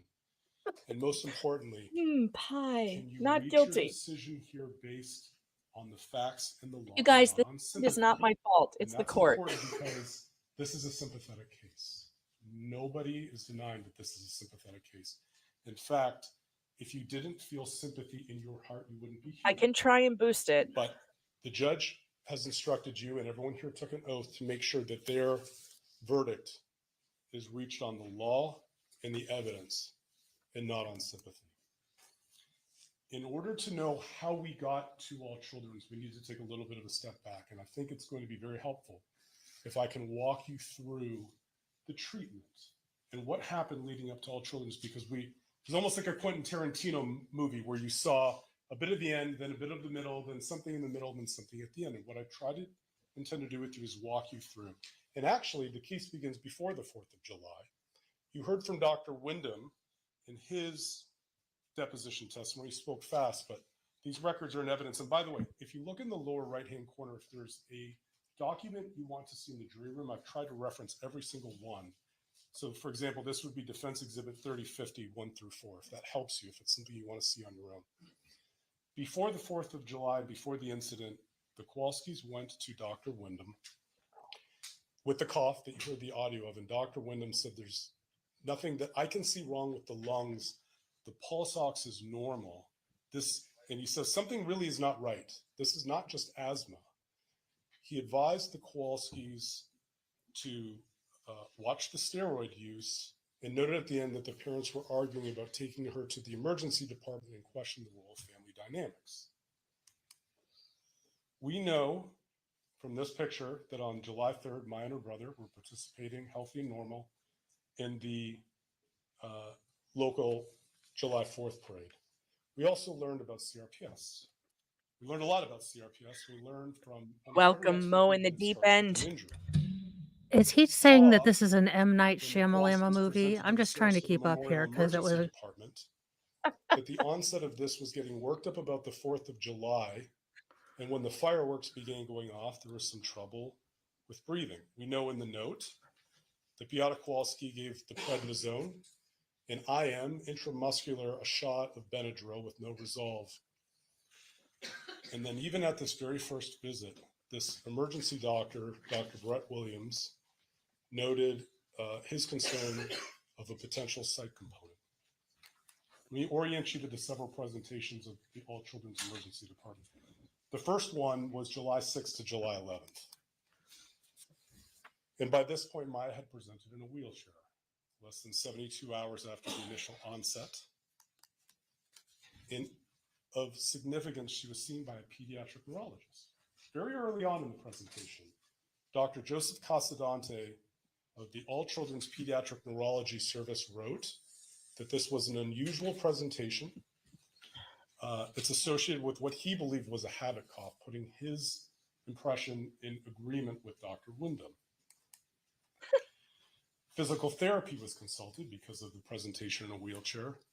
And at this point, we start to see what starts to appear more and more in the records, which is that Maya, patient, wants to make sure therapy stops, physical therapy, occupational therapy stops when she says so. And that, according to mom, Maya needs more pain medication. Maya was Oh my God, discharged patient from wants this to stop something. hospitalization on July 10th. You can't listen And to the our initial patient. diagnosis was though. chronic steroid use and a habit cough. Less than a week later, Maya comes back with her family to All Children's. Now we're on July 17th to 20th, 2015. So this is still more than a year before she comes to All Children's. And when I want you, this is an important piece of information. This is from Joint Exhibit 100854. When the plaintiff said to you in their case, nobody at All Children's ever suspected conversion disorder or somatization. Remember, he said that to you prior to October 2016. It's right here from Dr. Kilgore. In the history and physical from July 17th, 2015, her differential diagnosis included psychological pain, conversion disorder, and somatization.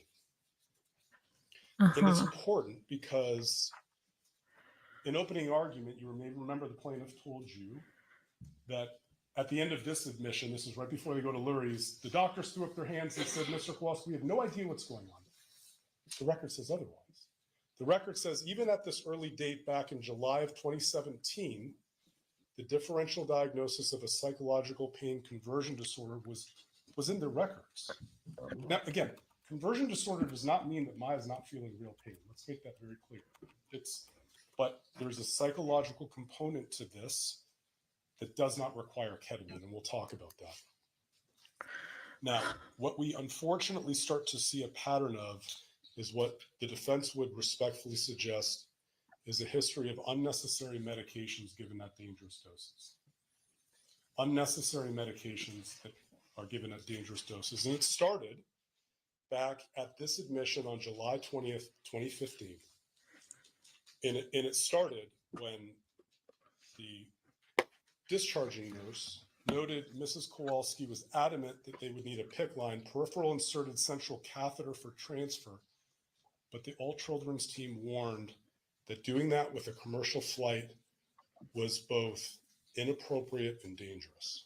The Kowalskis made their way to Lurie Children's Hospital. For a second opinion, totally appropriate. They're going back to their trusted children's hospital in Chicago. World-class hospital. And we heard from the emergency department physician, Dr. Petzenberger, that upon his first visit with Maya in the emergency department, Maya was able to show good upper and lower extremity strength by kicking with both legs. And now his diagnosis is fitting that of Dr. Kilgore, that the behaviors were concerning for a psychiatric component, possible conversion disorder. And again, this is not a question of somebody saying that Maya is faking it. This is real, but it calls for a different treatment pattern. Now, a lot of what you heard during Maya just walked out. was, are you an expert in CRPS? You can't Good Every for doctor, you can't her. listen to expert in someone CRPS, tell you that they met one. regardless of what Dr. Gaddy conversion Ortiz, therapy is, he's basically Lurie just saying Children's it's in Hospital, her certified head, in and you adult can't and listen to pediatric that medicine. No. He for testified 2 he has significant hours experience with CRPS. from Mr. Told you I'm it was super not routine, bald. I used promise. the Budapest criteria. And back then, he started what we believe is the evidence-based medicine. And it's simply this. Evidence-based medicine has CRPS my leg electrocuted ortho right treatment. now. The treatment is physical So therapy, shut up. occupational therapy, and cognitive behavioral therapy. And at Lurie's, ketamine, intrathecal clonidine pumps are not what they use. Then there was one of those things where we call sort of a dramatic moment at trial where Oh, I forgot the my twat partner, waffle Mr. overlay. Hughes, put up the picture of one of the scratches that all children's that the plaintiff claims is a CRPS lesion and asked him, what do you think? He said it was a scratch. That was his opinion, which is going to go, we're going to come back to that when we get to the all children's admission. She was seen by a pediatric psychologist, Dr. Lowry, who also noted an exam inconsistent with the history. And again, their belief at this world-class hospital was conversion disorder. But importantly, her recommendation, as she told you under oath, was for non-pharmacologic intervention for the pain. You also heard testimony from Dr. Elizabeth Byrne. She was a pediatric hospitalist that at that time was also assessing complete and normal strength in upper and lower extremities and believed this was triggered by conversion disorder and wrote it in her note at Defense Exhibit She doesn't look all that 3032-127. competent. Sorry. Nice mugshot, And she lady. specifically wrote on that date back on July 24th, 2015, that the exam was not consistent with the history, which raised the concern for a psychiatric component. And this is the important part.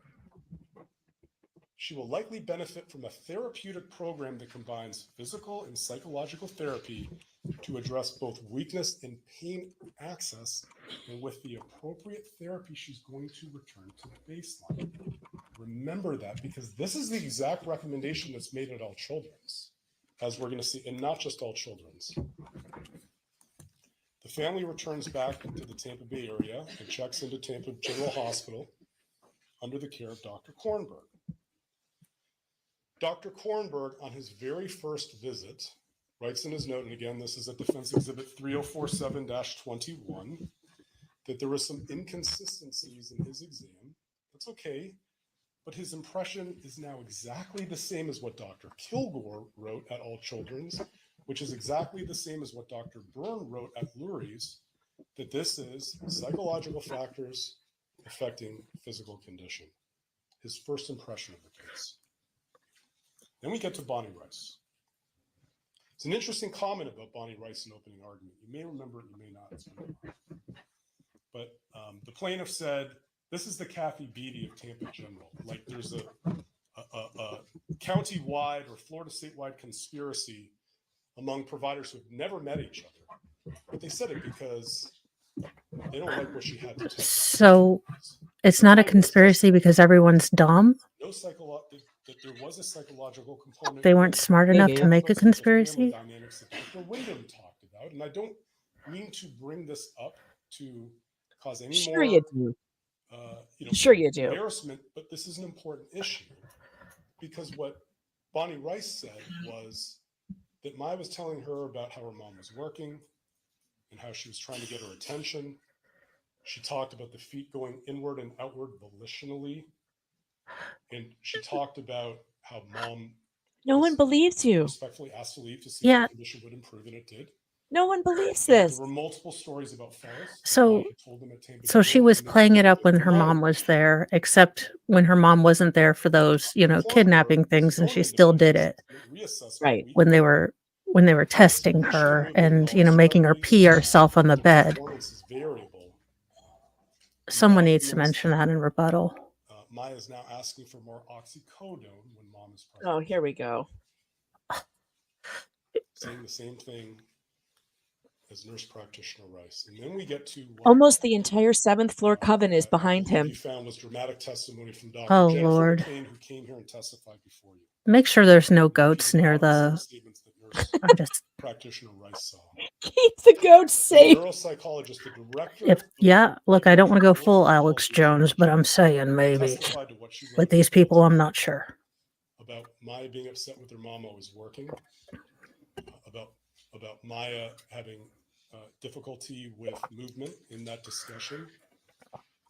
And respectfully and honestly, Mr. Kowalski, according to her record, had told her he saw a lot of the same. A lot of the behaviors were filled with exaggerations. And then there was a comment that didn't probably appear. All right, since the subtitles are on, I'm just going to mute him for a second because the voice That's is really fine. bothering me. But he's basically just going to go over every testimony they had. That's what he's doing. That's his closing argument is let's pull up the mug shots of every person I put on the stand and just retell you all the shit you didn't buy the first time around. Yeah, again, these are all people that didn't, reach out to specialists about CRPS. These are all people that, found this. They talked to each other. I mean, we saw the text messages. Oh, I'm sorry. I'll Oh, it lower could be myself. me. I turned you up because I couldn't hear you. So I'll Oh, try and turn you down. All right. How's that? Is that better? Are we about the is this same now? good? All right. Let's see. I just, All right. Let us know if that's better. I am glad that she was able to just leave the room because I don't think I could have dealt with it. Just being told again and again, this was your mom's fault. Let's go through systematically how your mom did all these bad things. Right. Oh, And how you're faking it and how you're not really in yeah. pain and you're volitionally moving your feet like this. Like just absurd. I'm sorry. I had to say that. So Yeah. I guess we will listen to him. 3055, page 7, that there was a difference Okay, in let me turn it behavior down. Wow, that's when loud. Maya was Hold on. with her mom versus when Maya was Let me- on her own. And she noted attitude of family, attitude of self. And if you're wondering, why am I going through all this? Because Mr. Anderson just sat up here and told you, why did all children suddenly have alarms raised? Where did this come from? The pattern is building. It wasn't just them. On the discharge summary from Dr. Kornberg, who you heard from, who, by the way, we had to read him. No one was wearing wigs to have a moment of fun, but we had to read his testimony. He flatly denied saying he was going to break Maya's legs. And his nurse practitioner said, that's not anything this kind doctor would do. But now, after being seen by pediatric intensivists, neuropsychology, psychiatry, neurology, dietitians, undergoing an EMG study where they're putting needles, arms, back, everywhere, which was fully tolerated without any sense of pain. This was the discharge diagnosis at Tampa General. Suspected conversion disorder versus factitious disorder. And all they recommended at Tampa General was this. If you go through physical therapy, occupational therapy, it's going to be painful, right? You're going to have to work through this.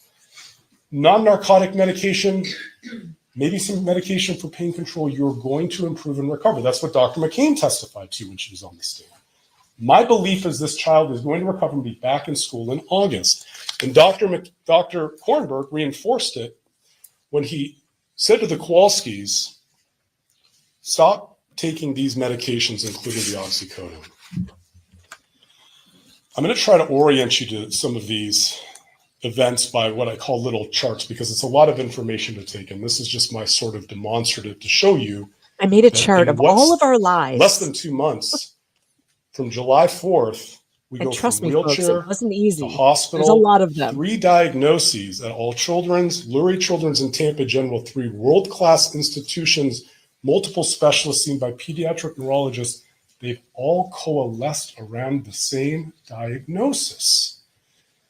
Suspected conversion disorder. That doesn't mean your pain isn't real. It just means what you need is physical therapy, occupational therapy, and cognitive behavioral therapy. And you should return to normal. And by the way, not just them, right? Not just them. Defense exhibit, actually, this is joint exhibit. The J is joint. Joint exhibit 1066, number 3. Dr. Wassenaar, the trusted pediatrician, what did he say? When he saw Maya after being released from Tampa General, he wrote in his record too, there's significant behavioral overlays complicating the assessment, and noted his concern that despite seeing the note from Dr. Kornberg to stop taking the oxycodone, that Maya is still using 2 milliliters of liquid oxycodone several times a day. And what did he write in his impression before anyone thought we would be here in court? Joint exhibit 1066, his impression. Behavioral disturbance with possible conversion disorder. The Why same does he think diagnosis this being win made for at him? 3 other hospitals, their pediatrician. 3 other And doctors somehow got it all wrong. these people missed So what? what they believe is the diagnosis of CRPS. You know where this first appears? I think you caught this because everyone here is taking great notes and taking great attention. Mr. Hunter noted this. This is where this appears. The first time you see RSD in the record is from a note from Dr. Kreisman. He's a pulmonologist at All Children's. And he notes in his record that reflex sympathetic disorder is the most current diagnosis. She got this from a Facebook group. Talking, I think the testimony was she had a friend, Beata had a friend who had RSD, and she came up with this diagnosis despite 3 world-class hospitals and their own pediatricians steering them towards what the proper therapy and diagnosis was.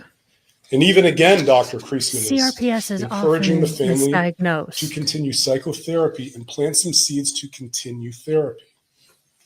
Then we get to Dr. Kirkpatrick. No board certifications, no hospital privileges, meaning he's not submitting his credentials He to a used to work hospital at Tampa committee to General. say, can I practice there? We've heard from Dr. Bifolco what he charges. Actually, I think it's $12,000 now for cash for 4 days of ketamine. He And his testified that office Maya is had right a poor next to response Busch to his Gardens. treatment, so he had to send her to Mexico. But look what he wrote in his note. Joint exhibit 1056. He wrote, it's also been suggested there's a psychogenic component to her pain. Was it reasonable for him, knowing that, to start pushing ketamine? And look what he also wrote. He recommended evaluation by a pediatric internist. And then he discussed the risks of ketamine, which have been tried to be downplayed in this courtroom. But fortunately for all of us, Beata Kowalski took excellent notes, didn't she? You've seen a lot of her emails. She took excellent notes. Let's hear from her. Here's her Facebook post. 10/12/2015. This is after Dr. Kirkpatrick. Tuesday was a lot harder than I expected it to be. She had hallucinations with monsters, which made her feel very scared and terrified. Mumbled, double vision. It was just Maya, ketamine, and me taking this curvy, bumpy road to fight RSD. This is really important what's written next. This is really important what's written next. STM, short-term memory. Short-term memory challenges were hard to handle. Couldn't remember my name, where she was, state she lives in. Here's what's also important. Ketamine's no big deal, right? At the end of the infusion, her saturations went down into the 70s, and she couldn't breathe well on her own. This is being given in an office, not in an ICU setting. She got very close to becoming intubated. This is what I mean when the defense says unnecessary medications being given at dangerous levels. How dare he try And to so use her here's the words timeline for against 2 her? more. You know, how Yeah, dare that's he? gross. That's really How gross. dare he? It is And not disgusting. necessary. How would she feel to have her words being in this asshole's mouth to keep her daughter from getting justice? I'm just grossed out by that. I'm sorry, but I'm grossed out. And anyway, Where even if all of these doctors that they had were right and that she has conversion disorder, it still does not release them from the liability of what they did to this kid. The cure for conversion disorder is not to hold you down and strip you naked and take photographs of you. The cure for any of these psychological problems is not to abuse the patient further. How could her mic still be super loud? I turned it I down. have She turned it turned it down. down. Now I'm like, I'm I can on barely hear you. 23, All right, don't listen 39. to the chat. The records you're going to find few. They could be just I can't direct trolling you to us. them. Apparently, there's some labs in there, but I can find very little. To his credit, one of you asked an excellent question. An excellent question. Among all the great questions, I thought this was one of the better ones. Oh, you hated the question. Dr. Can too. Is this coma controversial? Because it's obviously they don't do this in the United States. And he said, yes, it is controversial. We do this as a last resort when everything else fails, right? That's what he said. This is being done to Maya less than, 6 weeks after Kirkpatrick gave her the diagnosis? And again, Beata Kowalski, to everyone's benefit, wrote exactly what's going on at this point. I'm the youngest child in history who's developed severe generalized RSD, and I'm the youngest child who's going to be. He's doing it again. He's doing it again. He's using her words again. God damn it, Shapiro. This is disgusting. Stop it. Stop it. Yeah. And also, they had already tried all of those other things. They had already done OT and PT for months and months. She had an inpatient. He's skipping over the fact that she did all of that first. It was a last resort, and we heard the evidence. This is just disgusting. It wasn't the mom just going to this RSD doctor because, I heard it on Facebook or something. It was the mom after going to all these different things and they weren't helping. They weren't helping. So She to considered use, the conversion disorder. They took her to psychotherapy. It didn't help. it's like this STEM thing that I'm trying this week that is just it's not working the way it said it is, and I'm trying to tell these people that it's not working as they said, and they're like, "Give it time," and I'm like, "No, I know it's not working for my body." And they're like, "No, it's gonna work. It works on people with back injuries." And I'm like, "Okay, what is the data for CRPS?" Well, it sort of works sometimes. I can't listen to him use Beata's words against her like this. I know he's muted. I muted him. Because I can't stand What? listening to him talk like this about Beata. Well, Well, she said. yeah. If I were the defense, everyone already thinks I'm a butt monkey. I probably would not have gone that route. But No, doesn't he already know that the jury hates him? I mean, that's what he complained about all week. The jury hates us. We need a new jury. We have to get rid of this juror. They hate us so much. And then he gets up there and, like my sister who's in the chat, Stephanie, just said, and he's smirking at the jury. That's not going to go over well. All right, I'll let no, you and listen to some more if this is yeah, what you really sorry. want, chat. If you really Anything want other it. than CRPS? Not true. Not true.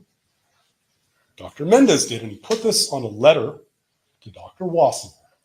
It's at Defense Exhibit 3031, number 10. How Let's look at long our has it been timeline. going? Not just See. November, December. Remember, this is only 5 months after the 4th of July, riding the bike normally on July 3rd. It's only been 26 Not just the minutes. coma in Mexico, but we're back to Mexico again for booster and booster and booster. And they want to tell you the ketamine's working. Well, let's see if it worked. Beata Kowalski. Beata Kowalski. Relapse January 13th. Blurred vision, massive headache. The pain in my head is so intense I could hardly say anything. Worse each day. Relapse. And by the way, look at the last line. I was taking the ketamine ATC around the clock every 3.5 hours. So when you look at the chart of infusions, does it include the ketamine she's drinking, the anesthetic that she's drinking? This is in addition to that. We get to Dr. Hanna. And again, no hospital privileges. Advertises his services at ivketamine.com and nopainhana.com. No referral. Told you he didn't know whether any psychological counseling is going on. He's the one who prescribed the oral ketamine. And fortunately for all of us, Dr. Hanna puts in his records, you've seen these, He does it almost for every visit. January 25th, 2016, quality of life is 2. After the coma, after all those boosters, after Kirkpatrick. And then we get to Dr. Barr. Him and Mr. Hunter got a little testy, but he ultimately told you he wasn't the one who made the diagnosis of CRPS. But then we got to, again, wonderful jury questions from one or more of you. And you, if you remember why, he came on right after Dr. Chopra, right? I think it was the next day. Somebody here asked the brilliant questions because Dr. Chopra tried to downplay ketamine. Dr. Barr, thank you for your service. Let me ask you this question. Do you think ketamine has these symptoms? Withdrawal? Yes. Nausea, vomiting, heart racing? Yes. Is there a risk of addiction? He said yes, depending on the length of treatment. And then the ultimate question, do you use it? No. I recommend the evidence-based approach of non-narcotic pain control, physical therapy, and occupational therapy. And then he wrote in his note, which is at Joint Exhibit 1039, that her pain was throughout her body. It's like fire. Is this ketamine working? Well, let's go back to Dr. Hanna. Quality of life 3, March 25th. Month later, quality of life 3, April 25th. Look at the timeline. Over 30 infusions just from January through April. Going back to All Children's Hospital in January for abdominal pain. This doesn't even include all the oral ketamine, which we can't track. Then we get to Dr. Spiegel. Dr. Spiegel is giving hyperbaric oxygen therapy. No one here is criticizing it. If the Kowalskis wanted to pursue it, ultimately it's, I think as you heard, it's a relatively benign treatment, whether it helps or hurts. But his consultation note is what's interesting here. Because he was unable to examine Maya when mom was present, but when Mr. Kowalski was there, he could. Is the ketamine working when a neurologist writes in his record on May 13th, 2016, that she has whole body pain and was a vegetable due to severe pain? Is it working?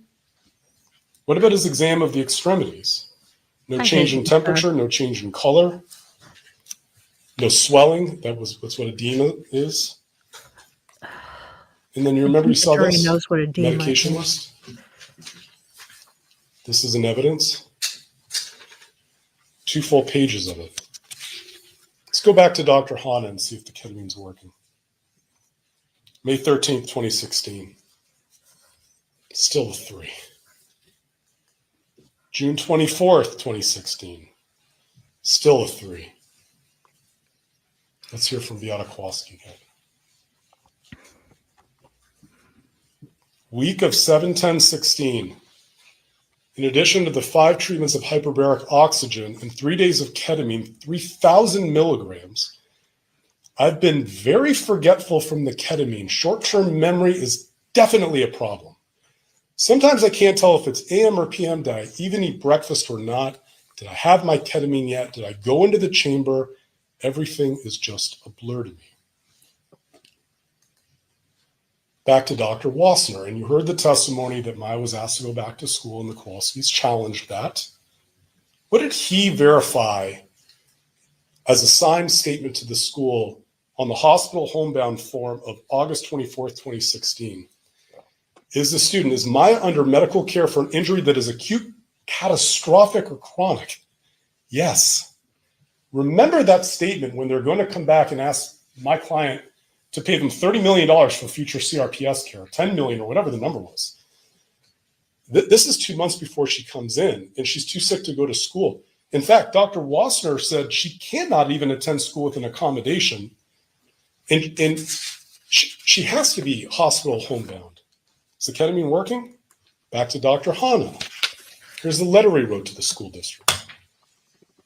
Maya case suffers from horrific disease, RSD, CRPS. Look at the pain scores. Look at the pain scores.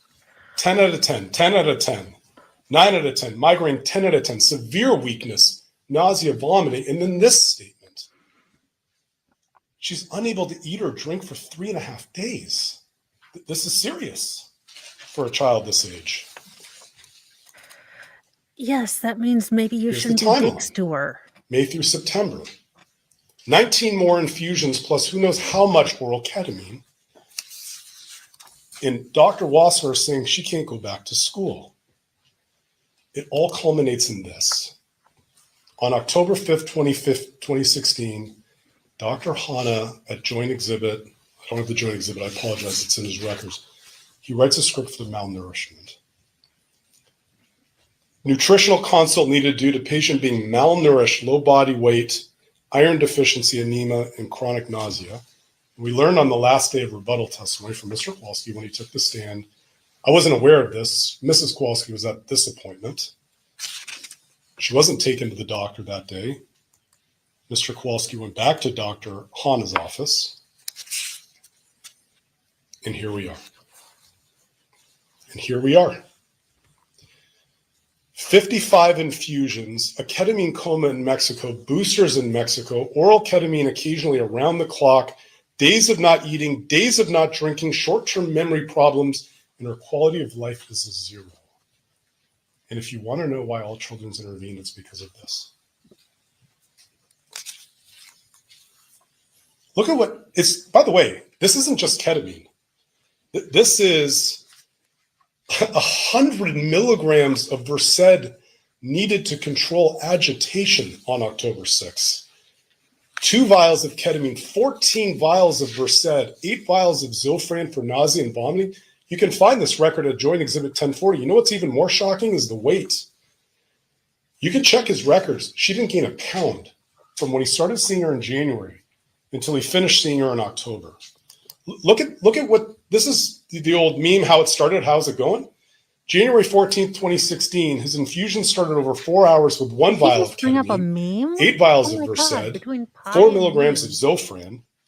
And by the time he's done, 2 vials of ketamine, 14 vials of Versed, double the Zofran to keep the nausea and vomiting down, magnesium sulfate, and now we're up to 100 milligrams of Benadryl to control for the allergic reaction. This is what this looks like. This is what this looks like. Look where Dr. Patrick started. These are high doses, by the way. The green line at the bottom is what Dr. Crane testified to, the low dose that they use for refractory CRPS occasionally. No. These are the doses. In fact, I ran out of room on the right. 24.1 milligrams per kilogram per hour. I think the testimony is 30 to 200 times the dose given in an office. And to Dr. Hanna's credit, he did say, I sent her to All Children's because I failed to help her. This is not ketamine working. He failed to help her. He could not control her pain with maximum doses, and he was not comfortable going higher.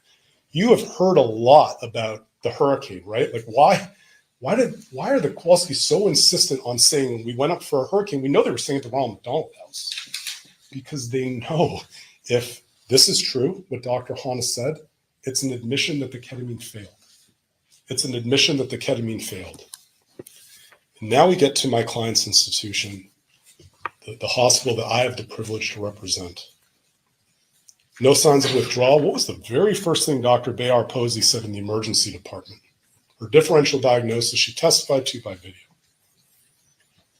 Differential diagnosis, number 1, withdrawal, including the abdominal issues, and having to cancel exams because they wouldn't give 1,500 milligrams of ketamine in the ER.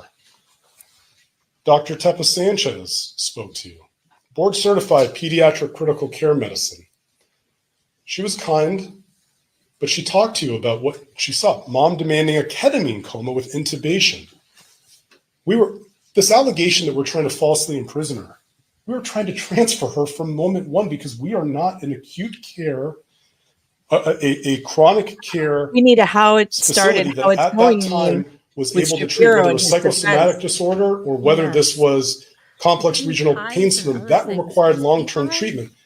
She testified to under oath the family never asked to leave. I'm sorry, but this dude actually tried to do a how it started, how it's going, put a meme in their heads. So we need one, folks. Locals.com, meganfox.locals.com. I'm counting on you. We need a how it started, I how it's know. going. I'm about to get Um, my cross stitch in here so I can stab something for good. This guy is unbelievable. In fact, it tried to treat it. This was not a diagnosis we came up with. This was a diagnosis that came from an outside provider. Dr. Dolan noted the same thing again, first day of admission. Mom requesting a ketamine coma. Dr. Dolan told you that she was shocked by this. Dr. Dolan also told you she reached out to Dr. Hana. They weren't ignoring the outside consultants. They were getting her input. So why did All Children's intervene? Why did All Children's tell the Kowalskis, we would like you to stay? They did not tell them you cannot leave. They told you we would like you to stay. It's safe to stay here because of this. Because of Nurse Thatcher, her notes. Mom asking to prime the lines with propofol? Giving rewards of Valium for tolerating a CT scan? And the hospital's supposed to look the other way on this? That's the coward's way out. What about these notes from the ICU? What about the one given they're by all Nurse war Flynn? heroes. They're all I'm tired heroes. of all these lies. My life is a lie. They're supposed to ignore that. Remember that statement because it repeats itself in Dr. Lewis's report. How about this statement? Maya hasn't eaten in 5 days because she's not allowed?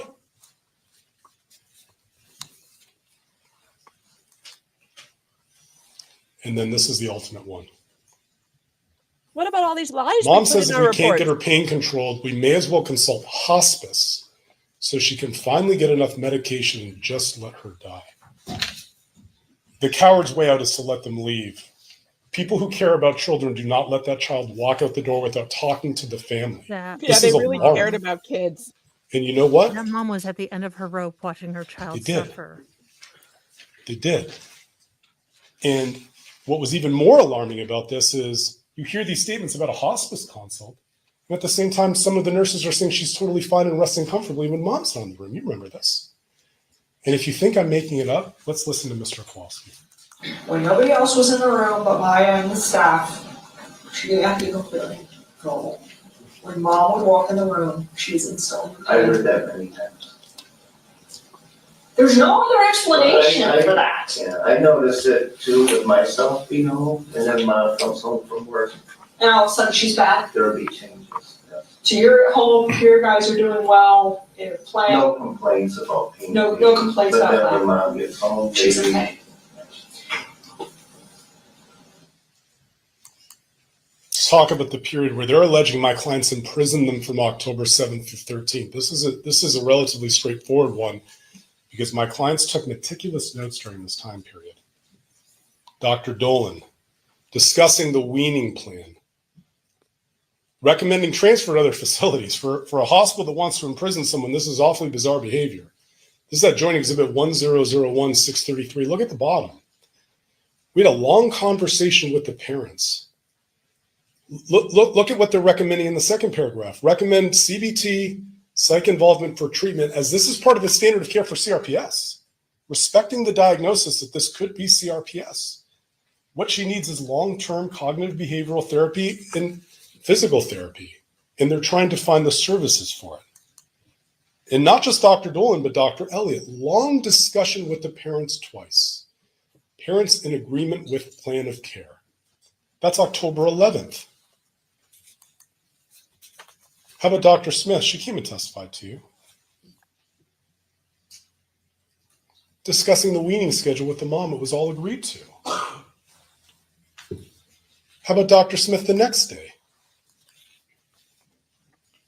Again, keeping the parents completely involved in the discussion who agree with the plan of care. Now, if only we had an email to put all this to rest, right? Wouldn't it be nice to hear from Mrs. Kowalski? What'd you think? That would help settle this, wouldn't it? Beata Kowalski to Jack Kowalski, Yeah, but she's dead, so talking we can't hear about from her. being accused of trying to take Your Maya client AMA drove her to kill herself. against medical advice home. That's a lie. That's plaintiff's exhibit 2408-1739. It's in her own writing, written to Jack Kowalski, and there's no reply in the state saying, actually, I do want to take her out. And you know why? Let's listen to Jack Kowalski again. I mean, when we were in the meeting, with the doctors one day, and Beata wanted to take Maya out, sign her out, and I said, hold on, time out. And this wasn't in the, wasn't written down, which I was kind of mad about, but I asked the doctors, I said, what's the time frame you talking about? And they explained, I said, that's doable. And was my wife happy with me, what I said? No, absolutely not. But, so you have to, there's times I'm gonna go the other way. Okay.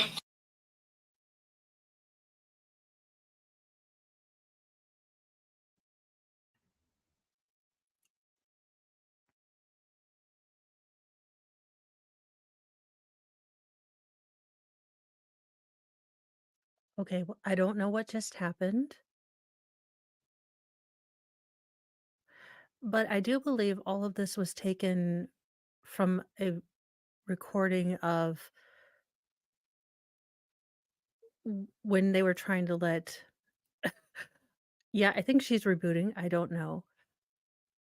But I think this all of Jack's statements were from a time when he was just desperately trying to get his daughter back versus, trying to narc on his wife. He was just trying to say whatever it would be good to let the state get his daughter back. Sorry, I wasn't planning on being on top. I was gonna do my cross stitch and not stab things for good.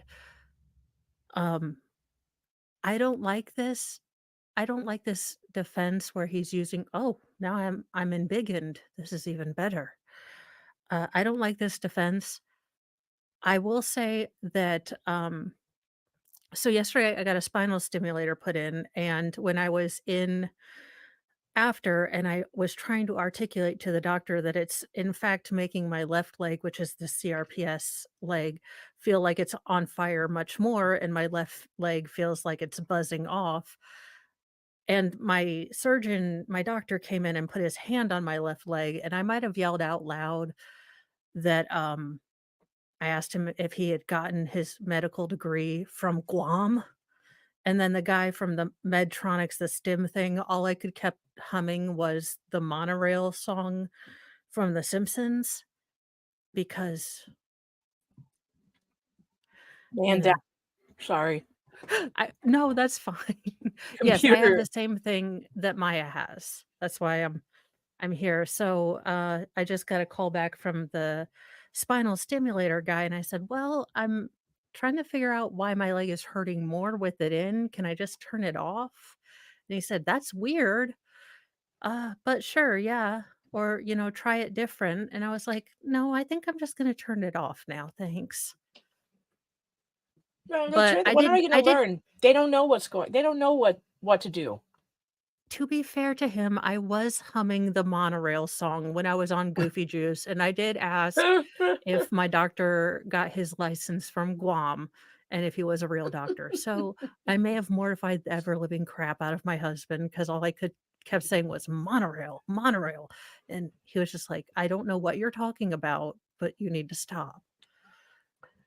All right, I missed a couple super chats.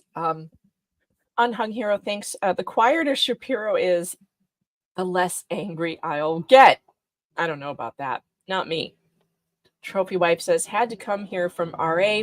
I needed the levity because Whitney had my eyes sweating. Hannah says, OMG, Megan, imagine if Shapiro attempts at trying to cry. Ladies and gentlemen of the jury, I need you to not find my client guilty because, well, we really, really deserve it. We've worked really hard, and I won't be able to buy myself another Rolex if they lose. Well, also, how are we going to teach our surgeons how to wash their hands? I mean, we need all remedial training.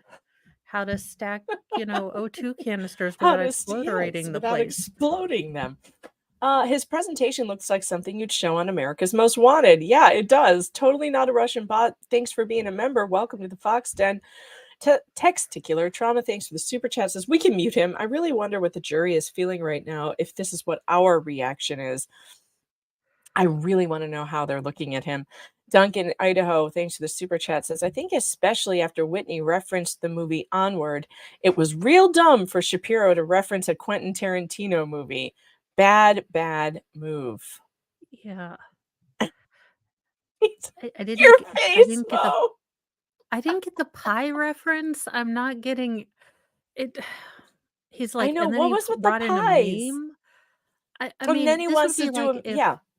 Mhm. if Mo did this, I'd have a bunch of like, okay, this is like an M. Night Shyamalan movie. You know, you're gonna think that this is going one way, and at the end, I'm gonna twist it on you.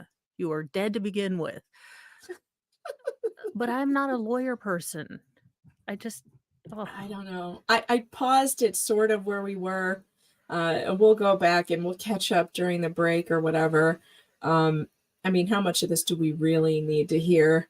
But let's just try to There get were no through it. acute events overnight regarding room 709. Dr. Dees told you she believed she already had consent from a signed consent from Mr. Kowalski, who's testified to you he never revoked it. And as part of the consent, which is at Defense Exhibit yeah, but did they know they 3002-001, could revoke there was an consent? If understanding you don't know that you this have could that include right, you don't videotapes, have it. photographs, and closed circuit television monitoring of patient care. Let's look at the room. Defense Exhibit 3304-001.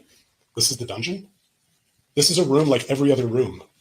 There's no difference in the room other than in the top left corner. Unlike the other rooms, this one's got a camera. It's equipped so they can watch children having seizures. It's also equipped to do monitoring if the doctors have concerns about seeing inconsistent efforts. We have video of what went on. It's all been provided. Dr. Dees wanted to know if this was possible. Could Maya tolerate the blood pressure cuff? The room where she has her teddy bears and blankets? Is this the dungeon they're talking about? Where they're brushing her hair in her dress? And by the way, there's been a wild allegation that Maya was left in her feces and urine. They've had that video for 5 years. If that was true, you would have seen it. If that was true, you would have been shown evidence of it. It didn't happen. If you want to know whether this is standard of care, look back at Tampa General, Defense Exhibit 3047-0674. They did the same video surveillance monitoring there too. The Kowalskis are not suing for invasion of privacy. They're suing you for false imprisonment and wanting to know, the jury instruction on this, and go to your package, is whether all children's had authority and consent. Where's the restraint? Where is the restraint on this? So they didn't. Where would punitive handcuff her, damages so even be not considered guilty. involving a false imprisonment of intentional misconduct when they're putting I like Maya in what the same Kitty room as says, any other "Sir, room to check her true I hate abilities, you." combing her hair, bringing her into the room for different therapies? On the balance of probabilities, the only thing you've ever heard is Mr. Kowalski tell you that some unidentified Fancy person moving threatened the slide. police. That's it. And on the other side of the scale, you have the signed consent form, 5, 6, 7, 8 notes agreeing with the plan of care. But you don't have to listen to our records. You have Beata's email and evidence. You have Mr. Kowalski's voice and evidence. And this EEG room is identical to others. And that's important because when you look at the judge's instruction on what false imprisonment is, the person has to know they're being restrained. Healthy The person marriage. has to know they're being restrained. And if Maya doesn't see a difference in the room like any other room, they can't prevail in this case. Let's talk a little bit about Rapunzel Dr. was Simon. locked in a tower and given a This part's hairbrush undisputed. for She her has no hair orders in the too, job. And by the way, sir. this is actually quite important. So let's make sure everyone understands. There's obviously, and you've seen so many sidebar conferences about the dependency court's not part of this action, right? You've been told over and over again, All Children's Hospital is not responsible for the separation of Maya from her family. We are not being sued for anything that Sally Smith did in her role on the child protective side. It's only if you think that she did something on the medical care and treatment in the hospital you could hold us liable for. So if you're in the deliberation room wondering if you're checking the box for Dr. Sally Smith, and I would implore you not to, and I'll show you why. It would have nothing to do with what went on in dependency. That's not part of this. She never directed treatment. She made suggestions for what she needed, and you heard from Dr. Alexander that All Children's absolutely has to cooperate with the CPT investigator. That at all times, Dr. Sally Smith was acting in her role as a CPT investigator. The idea that there's something improper about our hospital, our employees who care, calling Dr. Smith on a, what do you think? Given what we saw in the ICU, including the statements of talking about terminal hospice, that they're going to pick up the phone and say, hey, you've been at this for a while. What do you think? Would they prefer the standard of care be like just call the abuse hotline every time? This is exactly what you want people to do in this situation. And again, on the question of apparent agency, got a document. So this is going to be helpful. Again, plaintiff's exhibit 2408. They've told you we had no idea who Dr. Smith worked for. Beata Kowalski to Beata Kowalski and Jack Kowalski. October 11th, I had another supersized visit from MD Dr. Smith, who was sent by Child Protective Services to investigate. The question of apparent agency arises in terms of what the hospital held out, what the Kowalskis understood. It's right there. This is an easy one for you to check the box on. Let me transition back to the medical care. If there's a document that I believe you should spend time on, it's the neuropsych report of Dr. Lewis, because it answers a lot of questions. Not the doctor from All Children's Hospital, okay? He met with Maya and submitted a psychological report on October 18th, 2016. We can walk through this. Maya denies a lot of statements in here, although in fairness to Maya, she said she didn't read it. The plaintiffs have tried to contradict this, and they have to, right? They have to, because what's written in here tells a story. I'll leave it at that. Joint Exhibit 1046-0007. The first thing that I thought was important to recap here is, well, Maya was drugged up, so the statements she made couldn't possibly be true. Remember that? Except in the very first part, they talk about the 3-hour session going on, and it was noteworthy that Maya wasn't in pain because she hadn't taken any pain medication that morning. Maya talks about some of the abuse that, we're not here to over dramatize, but it's there. And then she talks about childhood memories and her fear of being told about the ketamine coma and the 50% chance of it killing her. And when you're asking the question, has Maya suffered trauma in her life? The answer is yes. Did All Children's cause this? The answer is no. Remember that statement, my life is a lie, and they went after nurse, I believe it was Nurse Klink on the witness stand saying, where'd you get this from? You're making this up out of whole cloth. Look what Maya said to Dr. Lewis on October 18th, 2016. I really don't want to have the RSD, and I really don't want to go back on all those pills or have the ketamine anymore.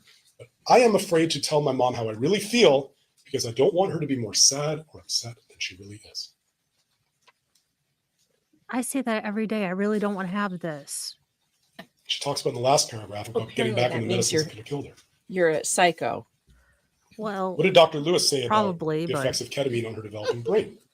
He discussed psychomotor slowing, a known consequence of prolonged use of benzodiazepines, Valium, and dissociative anesthetics such as ketamine. He didn't say this in preparation for a lawsuit. He wrote this in real time out of grave concern for Maya. And then he wrote that Maya has numerous findings in her clinical diagnostic interview of trauma, and that this in the depressed mood need to be a focus of individual trauma. I am so over him. It's not even Recommendation for trauma therapy occurred before All Children's ever got involved. funny. I can't wait to never hear his voice He met again. Dr. Jennifer Katzenstein, a neuropsychologist with All Children's Hospital. Oh, Her yeah, diagnosis is Katzenstein. identical to Dr. McCain's at Tampa General, identical to Dr. Lowry's Loved her. at Lurie Children's. Psychological factors affecting medical condition. And by the way, she had a very pleasant interaction with the Kowalskis. And I would suggest to you that, Maya's behavior at All Children's was wonderful after they got out of the ICU. Oh, That was after the spitting and the swearing and the two differences in the Really? witnesses that you saw of people talking about the chaotic scene in the ICU is real, right? It's documented. But by the time Dr. Katzenstein gets involved and the weaning had been done and the withdrawal symptoms had been done, and then the Kowalskis say, well, how dare you, All Children's? You didn't do all the cognitive behavioral therapy that is necessary. This is why they were trying to transfer. And indeed, Dr. Kilgore wrote that the treatment for her physical symptoms and inability to walk from conversion disorder is intensive cognitive behavioral therapy, and we do not have the staffing here to accomplish it. This is why they were trying to transfer Maya to an institution where she could get the rehabilitation. And nevertheless, despite, as written here, Dr. Katzenstein having a full patient load, she walked over to All Children's Hospital. I believe it was somewhere between 15 and 20 times, gave 5 hours of cognitive behavioral therapy, and would have given more, except she rightfully respected some of the times. Mr. Kowalski was visiting with her daughter and said that time's more important to you. This is why they're trying to transfer. And this is on defendants 3115. And when you listen to this, you tell me if you think that Ms. Beatty is speaking with anything other than kindness. Can I help you? Hi, Maya's mom. This is Jackie Beatty with All Children's Hospital. I'm a social worker here for Maya. Okay, how can I help you, Kathy? Well, first she said, hi, Maya's mom. And that's not Maya's mom's name. I hate that. Hi, Maya's mom. To be fair, I have a lot of people in my phone as so-and-so's mom because my middle kid, every single one of her I do friends' too, but you names don't start with a actually call K. them, Oh, "Hey, well, Garrett's no. mom." No, I No, she usually just said, say, "Hi, "Hey." Maya's mom." What? What the actual God blame it. I- We don't have names after you become a mom. You're just mom. But I hate it when people like this do this, like that fake closeness. "Hi, Maya's mom." Ew. We have the, excuse me, I'm sorry. We have the acceptance from the board, and we are getting ready to transfer her to the board, but we need your consent to do so. We have a meeting today in regards to Maya's, future plans. So we'll have a meeting today in regards to that at, I believe at 3 or 3:30. And we're meeting with our attorneys today regarding that issue. So are you giving us consent or are you declining consent? I'm not doing either till I speak with the attorney and the coalition. We have 2 meetings today. The wild allegation that Kathy was trying to be her mother at the same time she's trying to transfer her to a hospital in Orlando makes no sense when you see that Miss Beatty is doing everything she can to get Maya to the right level of care. And if you want to know why they really weren't anxious to get Maya out of the hospital. My bigger question is, why would a parent go to these extremes? Because I'm told this is the last resort. Well, you're saying it's not. And this is not, I mean, all it would have taken was a question from you somewhere along the line that are we doing the right thing? Maybe we should go back and talk to another doctor, do something more conventional, not something that's likely to kill her. I'm receptive of keeping her here. That's what I told you. And if they think something else, I'm supportive of keeping her here and looking. That was on November 18th, 2016. And by the way, this is important. It came up earlier and the plaintiffs haven't argued it, but they are not seeking damages in this case for allegations of Munchausen by proxy. You can put that out of your mind, not from this hospital. Despite Maya staying at All Children's, and despite not having the cognitive behavioral therapy in the amount that was necessary, Maya was still seen dozens of times by Billy Cecil, who you met.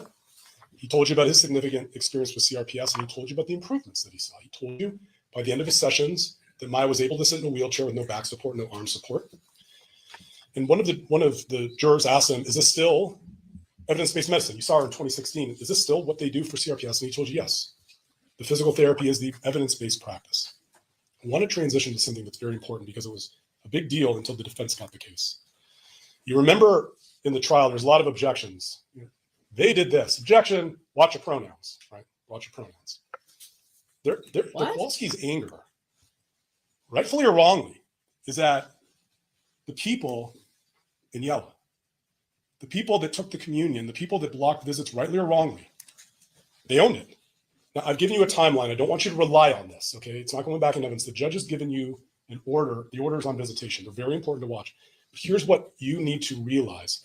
When you're being told or when you're assessing evidence of whether a visitation was denied, whether something was taken, I need you to ask this question to deliberation. When and by whom? When and by whom? Was it during a period that no one was allowed in? Was something taken by somebody that was sent by DCF, not by All Children's? Because you heard from Charlotte Laporte that all communications had to be supervised and that she stopped some correspondence from going to the hospital. She told you Kathy wasn't part of the calls and she confirmed that the voice on the recording was hers. I would love to see it done. I would love to see it done. We just have to wait for the judge to make the decision, okay? As soon as he makes the decision, then I'll be able to see you. Okay? Yeah, we're not like about the case, okay? Maya, honey, we're going to talk about what you've been doing, if you need any Shopkins or things like that, if you had nice visits with your daddy, but we can't discuss the case, okay, honey? That's not Kathy's voice. They know this isn't Kathy's voice. They needed to have you believe this was Kathy's voice because they've got to find something outrageous that not that an interruption of a call would get to that level. She's talking about Shopkins. She's from the upper Midwest. But the thing about this is we don't have to guess because, again, I got an email for you. Look, and just so we're on the same page here. November 15th, 2016. Look at the email the next day. Yes, Stephanie, because Charlotte they got Laporte to immunity Kowalski. for it. Also, yesterday when you were on the phone, I had to redirect you due to the case being brought up and So mentioning of the long as judge it's and his DCF, decisions. can't This hold is- Johns Hopkins Thank you. responsible. This is trial exhibit 3217 at 573. The interruption of the phone call wasn't Kathy. I don't know. I'll leave it at that. But the need for redirection, whether it was by Charlotte Laporte or whether it was at a time, and again, you have to ask who and when All Children's was allowed to supervise calls, was because of this. And I'm not. Because I know mom talked to her once, and that was supervised. And I guess she got shut down many times because she was small. She could. Yeah, I want they him on. Okay, sidebar. Finally, I want you guys to notice that Shapiro interrupted Anderson 2 or 3, maybe 4 times. This is the first time in this, in his argument that he's been interrupted by Anderson, by the plaintiff. Crappy. Yeah. We need that dog singing in the burning house.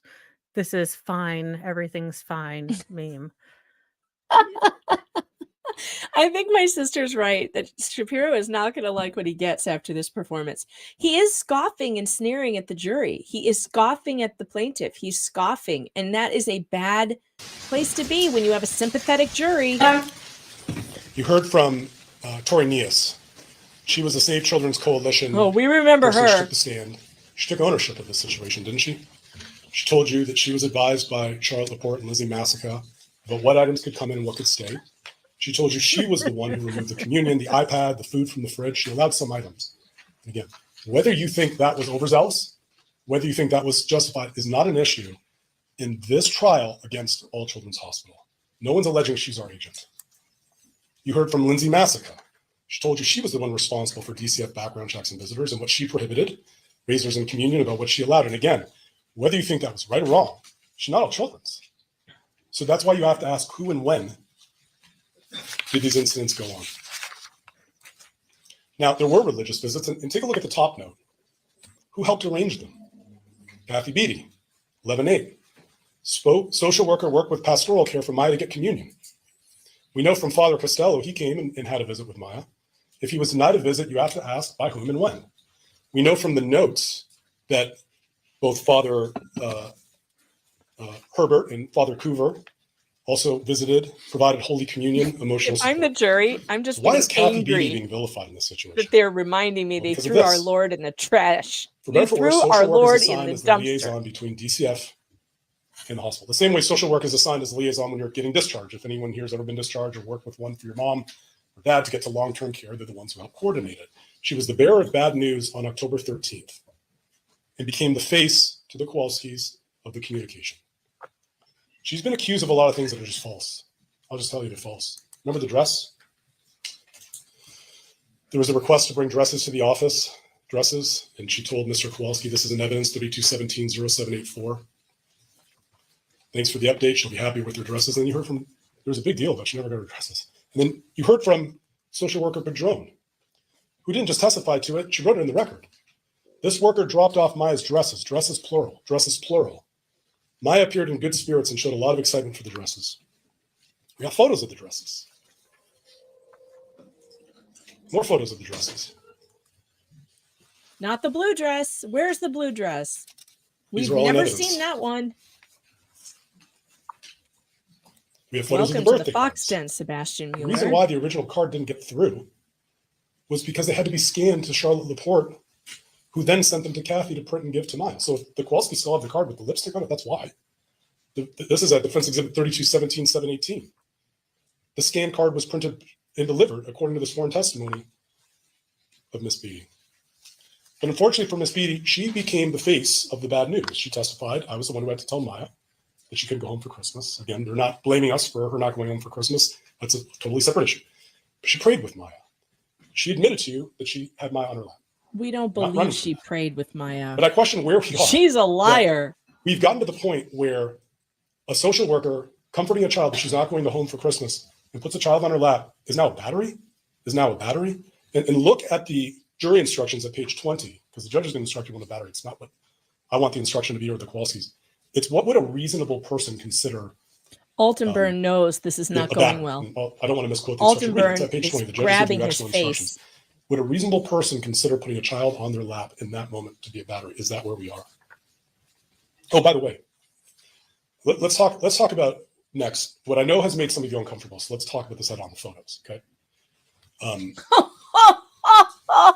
There was no personal cameras used. There was a reason why the photographs were taken. I know this makes right? you uncomfortable. So this is A child January 6, stripped 2017, and Dr. photographed Kristen Danielson at and the bottom. battered. Yes. There was it the makes concern you- about, quote, in air quotes, skin lesions on the forehead, which appeared to be self-inflicted. Dr. Major wrote the same concern a week later. So the hospital set about documenting photographs of these for the reasons that were written by Dr. Danielson and Dr. Major. And that leads us to the photos that they're upset about and that I know some of you are upset about. This. I'm not going to gaslight you on this and tell you that Maya looks happy. She looks miserable. She does. Oh, She's not good. being held down. Don't gaslight us. That's They're good. documenting her skin condition twice before she leaves for Oh court. wait, she's and not she being comes held back. down, so So they're Kathy great Beatty told people. you that's part of her procedure in this situation. Yeah, Okay? please show the picture We to the see jury nurse's again. hands, holding her hands, not holding her down. Show the This Do it is part again. of She looks what they believe terrified is their and protocol. scared. every time they do this, And they you're add wrestling with this zeros again. to the check. If they just photographed her face, maybe it's not as important to you. They lifted her shirt. There's no Kathy Beatty and Nurse Alcida, who came and testified to you, absolutely denied that she was stripped naked in front of everyone and violated her dignity and privacy. But they took the photos. And we don't need to guess whether these were, well, the Kowalskis need you to believe this is one set of photos, because if it's one set of photos all taken at once, then they're saying you have no justification, you're photographing her for reasons, right? It's a different bed, it's a different time, because they know if you come to the conclusion, which is what the evidence, the overwhelming evidence shows, that these are two sets of photos taken at two different times, there's a reason for it, right? Whether it's a justifiable reason to take it without the shirt, with the sports bra, or whether they should just enhance, it's a reason. And we know there were two sets of photos taken because, again, we have a document of it. Defense Exhibit 3217-0850, 6:17 p.m. on January 6th. She's getting back, getting ready to take the picture. If you hear nothing from me, all is good. I'll lock the camera in my office over the weekend. Not a personal phone. It was done and locked in the office. And we know exactly when the photo was taken because it was taken between 6:17 p.m. and 7 p.m. when Miss Beatty documented that the photos were done. The pictures were taken with the help of the bedside nurse. With the help of the bedside nurse, and Maya wanted to pray. And in the last line, Miss Beatty went and got some grapes and cut red peppers from the cafeteria. Thank you, for Maya. Sebastian. Sometime between 6:17 and 7 p.m. on January 6th, the second set of photos were taken. But the Kowalskis want you to believe this is the second photo. With the sun pouring in. With the sun pouring in, long after sunset on January 6th. They need you to believe there's one set of photos. Because when we show you there's two, there was a reason why this was Putting up done. a sad kid is not going to help you. Again, Maya did not like the photos. I'm not trying to sell you that this was a pleasant experience for her. It wasn't. No, it was But battery. you heard from It was Deshauna battery, Duncan, who sir. saw her in court after the first photos were taken. She did not like our abuse. Dr. Duncan said I'm Maya not going to never lie. complained to her. Again, I'm not trying to minimize that Maya didn't like the photos, but she didn't go to the psychologist that day and say that she was traumatized by the photos. She didn't tell her uncle Scott. You heard his brief testimony on the last day trial of the defense case. He said she looked happy and normal. Talk about whether Maya had an advocate during her time at All Children's. Well, in addition to her parents, in addition to their Oh, attorneys, this woman who she couldn't had a even guardian ad remember litem. her. And I That think the advocate guardian looks ad like litem cats hate who her. was there only to advocate for Maya, answered a lot of the questions towards the end. She described Maya as a nice girl to talk to. She She couldn't even described her remember room her. set up with dolls, that she was happy, laughing, giggling. They went and played piano together. And she was asked, did you ever hear anyone at the hospital say anything bad about Mrs. Kowalski? No. You heard from Sylvia Ballwig on the last day of the defense case. Nurse Ballwig with the 1, 2, 3, 4, 5, 6 stars Look at from the the care the journal. bullet points. She loved Maya. 17 shifts. She I talked love about her Maya. religious night nurse. relationship. She left the EEG room. This is She left laughable. the And EEG room. And she You think likes she would have left trolls. Maya in a I'm filthy confused. condition? Her? She loved Maya. You heard from Amanda Cook. Yeah, we And by don't the way, believe. this We is didn't who All believe Children's is. hands and It's feet of these people. Jesus. There she is. With a Jesus healing himself. touch. Nurse Cook talked about bringing the mission of Jesus to her work every day and bringing Yeah, the it was healing really touch of cringe. Christ to her parents, to her patients. Oh, dear Lord. She brought Maya gifts. Right after we Maya pitched the wrote a body law of Christ behind her into name. the Oh my This is God! what Wait, children I have to hear that Jesus. again. I have to hear it again. Oh my Nurse God! Cook talked about bringing the mission of Jesus to her work every day and bringing the healing touch of Christ to her parents, to her patients. To her parents. She brought Maya gifts. Maya wrote a little heart behind her name. This is who all children's is. Maya wrote This a is who little our heart children's is. behind her name. Oh, Lisa for Rack, a bedside fuck's nurse. sake. The spa days, the nail days, Halloween. Helping her with Harley Quinn makeup. She brought her laundry home to make sure Maya had This is clean Our Lady of clothes. the Laundry, St. She was Lisa. nominated by Maya for a Daisy Award. This is who all children's is. She's been nominated by the This Pope is who for all children's sainthood is. for that. Does Maya look happy in these photos? I believe she was visiting tried with to her make family during this those awful photos. experience She looks as like she's humane and not home comfortable with her for family. this That's what it child that looks they like. loved. This is who all children's is. Yeah, but look at those mug shots. Not just He these couldn't have four. found Look like they're nice gonna get eaten smiling. by Not just these iguanas. four. Stop. They all love Maya. They loved Maya. No Look one at the date. believes this. It shows you one Maya's believes. bravery and perseverance too, doesn't it? That even on January You 9th, just after she spent lost her an mother, hour and a half shitting on Maya took Maya pen and to saying paper it's all in her head and that and thanked the Nurse Kowalskis Lindsay are lying. And now you're talking for about her how exceptional brave she care in the is. hospital. Gross. GTFO, Nominated her sir. for the Daisy Award. That's who all Yeah, because children's she is. came when she needed to go to the bathroom. That's And a this is pretty who all low children's bar, is. Shapiro. Oh, you son of a bitch. This is the worst closing I've ever seen in my whole damn life.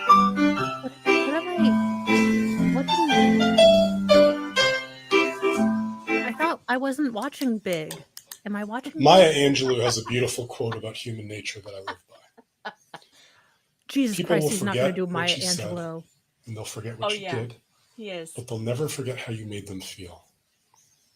This is Oh, who all they're children's never is. going to forget how you made them feel. People The jury's dedicated to never try to gonna make forget that. Maya's life in the hospital a little more comfortable than it And needed. look where it got him. And that's the people Dragged I into represent. court. She never forgot how they made her feel. Maya was discharged on January 13th from the hospital. Oh, Make yeah. a big Where's deal the about shame the bell? medication sheet. It's in evidence. Oh, for God's sake. It's a lot. It looks like a lot, doesn't it? Aquaphor, a cream, Aquaphor. ointment, I've got that right here on my Tylenol, desk. vitamins, Shame. heartburn, the Lisinopril is heartburn medication, albuterol for asthma. You know what's not on this list? I've got albuterol in my back No bedroom, opioids, too. no narcotics, no ketamine. Oh, my God. children's I is use proud Aquaphor for my Of making chapped sure lip. Maya went home without these You are a drugs. douche. She should have This hemorrhoid is cream. Deal The with judge This is not a at drug. page 7 is going This to is a give you cream his for skin. description and the jury Vasigil to deal instructions with about your Maya yeast being released from infection, sir. shelter at Stop this it. date. And at this point, Maya's with her parents Sorry. I'm so sorry. and released from any other restrictions. Let's talk about experts. And I can't cover them all because I don't have time, and there were a lot of them, but I want to talk about a couple. This is an instruction that the judge is going to give you about the believability of witnesses. You want to talk about the intelligence of witnesses, but I want to focus you on the bottom part about the reasonableness of the testimony in light of your own experience and common sense. Because a lot of what you heard, we didn't need experts. Some of it we did. Perhaps the most boring and confusing topic came from Jason Baker, who was the billing director of Billing Cycle. He talked about the DRG codes because the plaintiff made a huge He's deal the of one the that fact winked that at all the jury. children billed $500,000 for CRPS care, except what did he tell you? That it was all part of a DRG diagnostic related group code. The pre-authorization was approved, and the entity that, if they didn't think we were providing the care for what we were billing for, was Aetna. They had 500,000 reasons to say, hey, guys, you're billing for CRPS along with all these other things, and you ain't providing the services. But what did he tell you? Every one of them was approved except $11. That's how meticulous Aetna was. They matched the services with what was being billed. And the reason is because what All Children's was providing was, as Mr. Baker told you, the primary driver was room and board and the therapies. And there's been no expert testimony to the contrary. We'll talk to you about Dr. Chopra. They brought him in, again, no hospital privileges. It's a pattern. He told you ketamine's non-addictive, no nausea, no problems. I believe that was contradicted by Dr. Barr. But he told you something super important. Super important. CRPS is a lifelong condition that never goes away, right? If that's true, why on earth does All Children's Hospital owe $10 million for future care for CRPS? Because you fucked up her We life. can cause it if she has it. No, but you exacerbated You it. exacerbated it. Yeah. You heard from Dr. And- Elliot Crane. You're a Here, douche, let's and take I a award moment. all the money to you. I Let's- award. Let's take a moment because I asked locals to make some memes, meganfox.locals.com, and they did. So here we have the doorway to hell. As we can see, when you go to hell, apparently it is Johns Hopkins Hospital waiting for you. And then we have to Shapiro. You sit on a throne of lies. Hold on, there's more. This is hilarious. Jury is ready for you, twat waffle. Who just popped in here? MG Law, welcome to the stream. How's it going? Hello. We're taking a break from Shapiro's terrible closing to look at It's the memes awful. for a minute. It's not good, is it? Look at this one. This is good. So we're supposed to lie to the jury about the cake?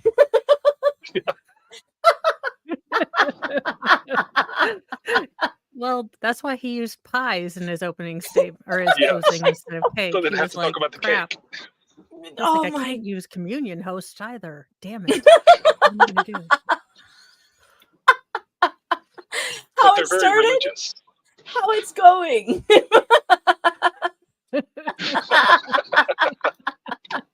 Wait, I like this one too. How it started, how it's going. It's a dumpster fire. That's right, Shapiro. You wanted those how it started, how it's going memes.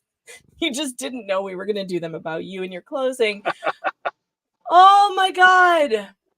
I mean, this is hilarious. Yeah, Maya was great while she was at the hospital. Her behavior was great. Wait a minute. Every single one of your people got up and said that she was like Linda Blair in The Exorcist. I mean, come on. What are we? I don't know which Shapiro to believe. Can't believe either one of them. Oh my God. All right, MG Law, tell me, what is your opinion so far of this brilliant closing? That's sleeps on a bed of lies. It's awful. Do you think the Sits on a scoffing and throne the, of lies, even worse. do you It's think pretty the bad. scoffing and the smirking at the jury is going to go over well? They were just, by the way, No. weeping when Whitney Yeah, they were got done with crying. them. It was. I had to go into court after you streamed that initial closing argument because Oh. even I teared up a little bit. Just thinking, how do you not thinking about what any of us would pay to have a family member back, just for God. a moment? And you know, I know you're not supposed to play emotions to the jury, but it's hard not to in this case. Well, I don't know how you don't. I mean, Yeah. frankly, this is about emotional suffering. And It's you have to about put a price tag on someone no longer here. It's and you're saying we're accusing this hospital of intentionally inflicting emotional distress. So how do you not get emotional with the jury? Yeah. I mean, I don't know, but I just think, yeah, somebody just brought up Flufferboy 2000. I wonder if I really do wonder what Shapiro's hidden email address is. I bet it's every bit as entertaining as Bingers. He is probably on all the Reddits. He's understanding how to do that stuff. I don't get it, but he is probably on every single Reddit.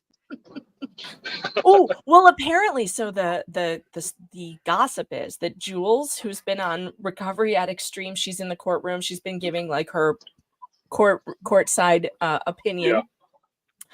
Yeah. She apparently Shapiro went at her in the hallway and said, "You should get a life." Oh, That's what she reported today on Recovery Addict. He said, "You should get a life." And I think maybe that exchange is, I don't know if that was involved in what the judge was saying about how we need to keep our opinions to ourselves. It has to be. But that's pretty interesting that Shapiro lost it and went after somebody, a court watcher. He's not feeling so hot about his situation, shall we say, He should. right now. Yeah, no, he should not. All right. I hate to do this to us, but it's time. We have to go back. We have to He listen. still has like another 45 minutes or so, doesn't he? Oh my Oh, God. God. How? Or an How hour? could he have? Because he gets how- 2 hours. Oh my God. Is he going to do all 2 hours at once, Oh, though? yes, Oh he God, has to. please let the last He 30 has to do minutes his just 2 be a hours. meme review. All right. So He he's gets one shot at it. The plaintiffs, they get to split their time up with basically a rebuttal closing. But he has to knock all of his out at one time. They don't have any claims, so they're just he's defending. at an hour 20. He's at an hour Yeah, 20. he's got another 40 minutes. What do you think about his tactic of being like, he's back to, instead of she never had CRPS, he's back to she had this terrible disease. Why should we pay for it? Yeah, she had it beforehand, but we only made it worse by driving her mother to suicide and holding her down and causing her pain. Oh my Yeah. God. How about Excruciating showing pain. the jury? How about showing the jury the pictures they hate so much? Yeah, Would you have done that? it's showing a miserable child. Oh, and I liked how he was like, "Well, I'm not going to gaslight you and tell you she's happy in this picture." Yeah, we know. Why are you even showing this Yeah. picture to the jury? It does seem a little dumb. Oh my God. If you know that the jury hates those pictures, do you pull them up in your closing arguments or do you try to No. skip over them? You don't bring any attention to them. Oh my God. Also, what about the argument that, yeah, okay, all these bad things happened to her in the hospital, but you need to ask yourself, who did them? It was DFS. It was all DFS. Oh, Every single yeah. terrible thing. Every single That terrible they thing allowed in the hospital. that they sicked on the Yeah. family. Yes, they They did. sicked them on the family, and then they worked in collusion with them to do these things to her. They followed the orders, and I'm sorry, it didn't work for Hitler's boys. It is not going to work for John Shopkins' all prisoners. All commie You'd hospital. think. I hope so. Hey, Beata knew what she was dealing with. She lived it. She even She called knew it. what she She's was like, dealing this is, with. this is not a Nazi camp. Yeah. You heard her. This is not a Nazi camp. You're allowed to make a phone call. She knew.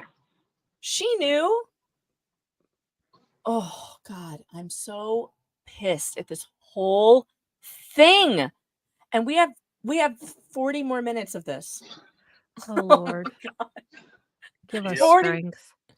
Lord And then Jesus, I'm give wondering us strength. what the 45 minutes, I don't know if he even has a full 45 minutes for rebuttal because I think his numbers guy went a little more than 10 minutes. Oh yeah, because which was he was fine supposed because to he got leave him more his than point that. across. Yeah.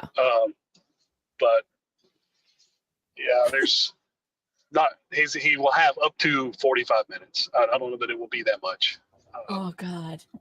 Oh of a God. rebuttal. So we still got a couple, an hour and a half probably of closing arguments. I'm hoping, and as much as I love Anderson, and I do love him, I really do think that Whitney is the one to do the last closing. What he did was masterful there. And it was it seems sincere to me. It's a little hard to choke up as a man. Oh, that's and hard. Yeah. Make it be believable. And so if that was acting, sign him up immediately, put him in the movies because that was good. I mean, I can do, if I need to, I could cry on command, but that's really, in that moment, that's hard to do. Yeah. Yeah. That is really, really hard to do. I didn't think he saw with it it not, coming. and not be genuine. I don't think he saw it coming either. I think it took him by No. surprise. Yeah. And referencing the movie Onward was such a brilliant move. It was. Oh, Almost that was everybody's a hard- seen that movie. That's a hard movie It's for not me to that- watch. Yeah. oh, yeah, it's so hard. We love that movie. I thought Yeah. that movie was brilliant. It was one of the best ones kids movies that have come out in a long time. Yeah. A movie with real soul, real heart. Yeah. And really just a terrific movie. And for him to reference that movie, and you know that almost everybody on the jury probably has kids. They've seen the movie. Yeah. They're now picturing the dad pants running around, and these kids trying to bring dad back, and Yes. and it's just so sweet, and it's just such a sweet movie. And then just to follow that up by saying, how much would they pay to spend one more day? Oh my God. That hit me right in the, And then Knife- it's just a knife in few the heart. moments in the end. I mean, it was just a few moments in the very end that they got to spend that, he got to spend with the dad when he came back. right. Yeah. But even then, even if you got just a few moments, just a few seconds, you do it. You do anything, just the whole thing is just awful. Wait, don't I have subtitles on? I do. Okay. Sorry. All right. I guess we have to get started on this. Here we go. You maybe Ladies could and do it at gentlemen. 1.25. Yeah, I am. Subs- I'm already sped up. I Oh, was. God. Well, I guess we caught up, and so now we're behind again, so we can go a little faster. Ladies and gentlemen of the jury, I know you hate me, and I know you hate my clients, but we're really not liable for any of this. CRPS, no known cause, rare and regional. Thus the name chronic regional pain syndrome.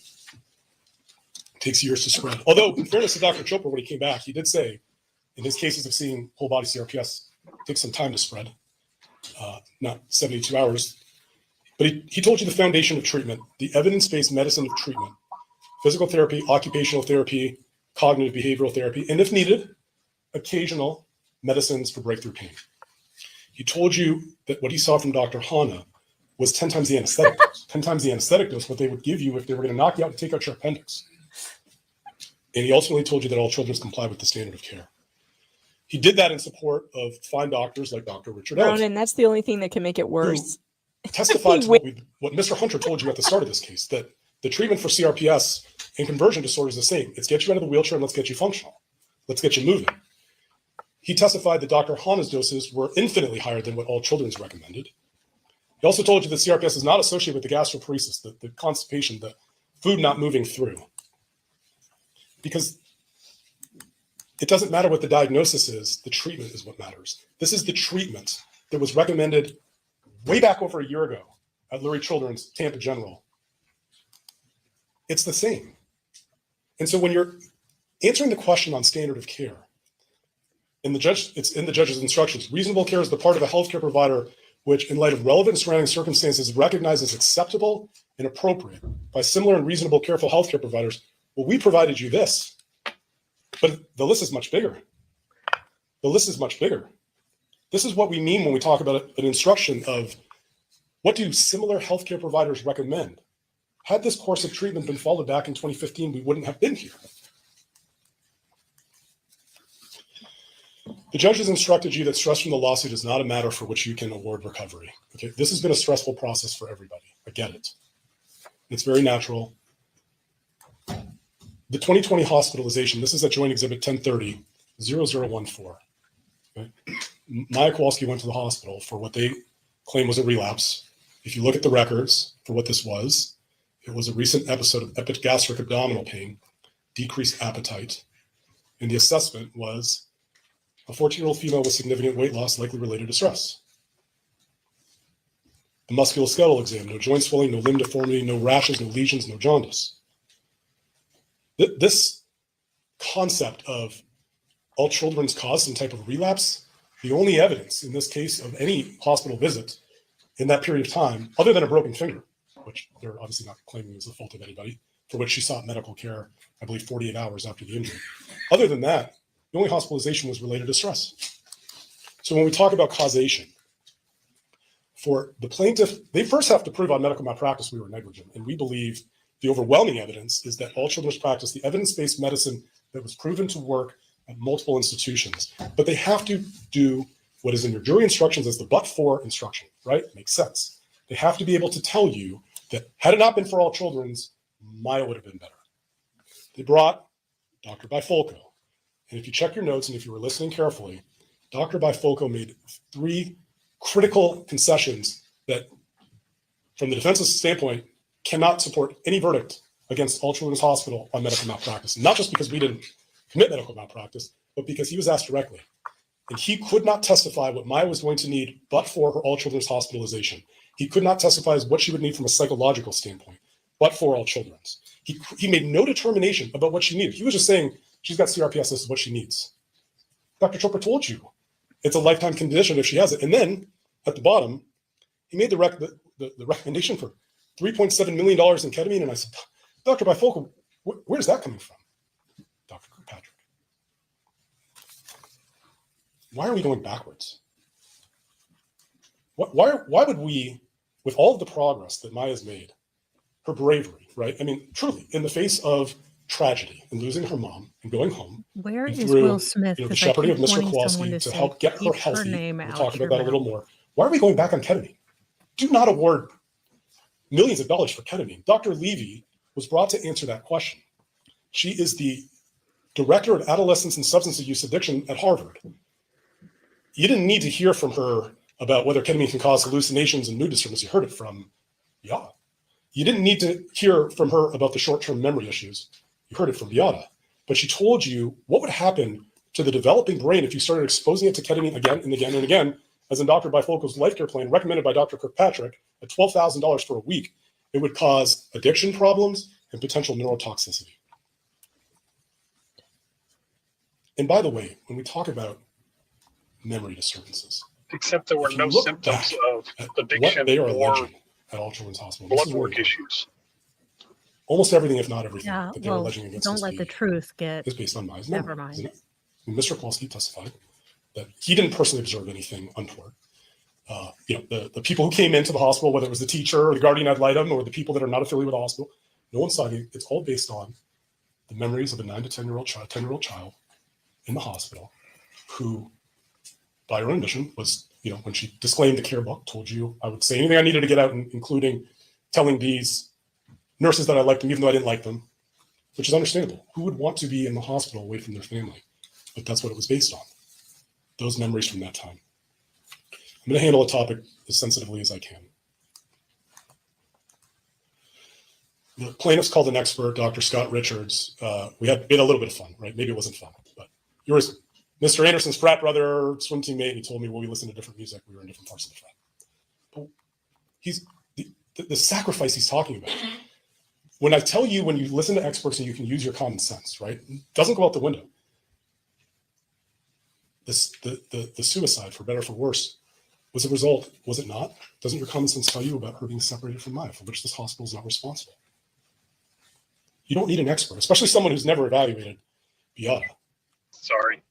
When you're looking at the instruction, when they're trying to hold my client liable for a suicide, when all we were trying to do was protect Maya, when all we were trying to do was provide evidence-based approaches for therapies that we believe could heal her, what was the extreme and outrageous conduct that they proved through their burden that all children's did? What was it? When you're back in the deliberation room, what was it? The phone call that was Charlotte Laporte, the confiscation of communion that was Tori Nias, having a child on your lap. That's a factor that can be used to say suicide. The uncontrollable impulse, because there's family here, I'm going to be brief. You've seen how that act was carried out.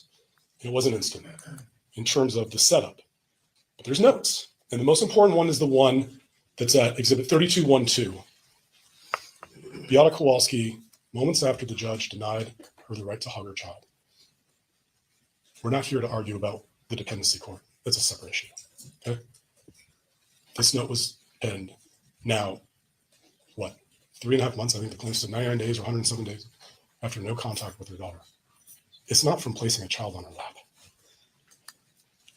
The letters to the judge. Oh, and by the way, the response at the end, I hope you will take responsibility for my daughter's physical conditioning, worsening of her CRPS that will eventually lead to her slow and painful death. Where'd you get that? Remember? Dr. Kirkpatrick. He put that idea in her mind. Not all children's. And by the way, he tried to backpedal, didn't he? Pulmonary embolus? You know what that is. Gone. That's what he's talking about. Put in Mrs. Kowalski's mind that if he didn't get Oh no, my she didn't get computer's his frozen ketamine, again, this guys. would happen. Shame. Okay. And then the final Sorry. note that was now written.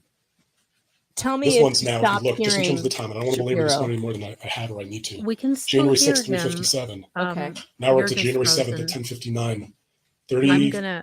plus hours have passed. This is not an irresistible impulse. I need to talk to you about damages, and I'm going to do it briefly. All children's would not be here. Talk to you about damages, and I'm going to do it briefly. All children's would not be here if I we think it thought fixed. we owed the damages in this case. Okay.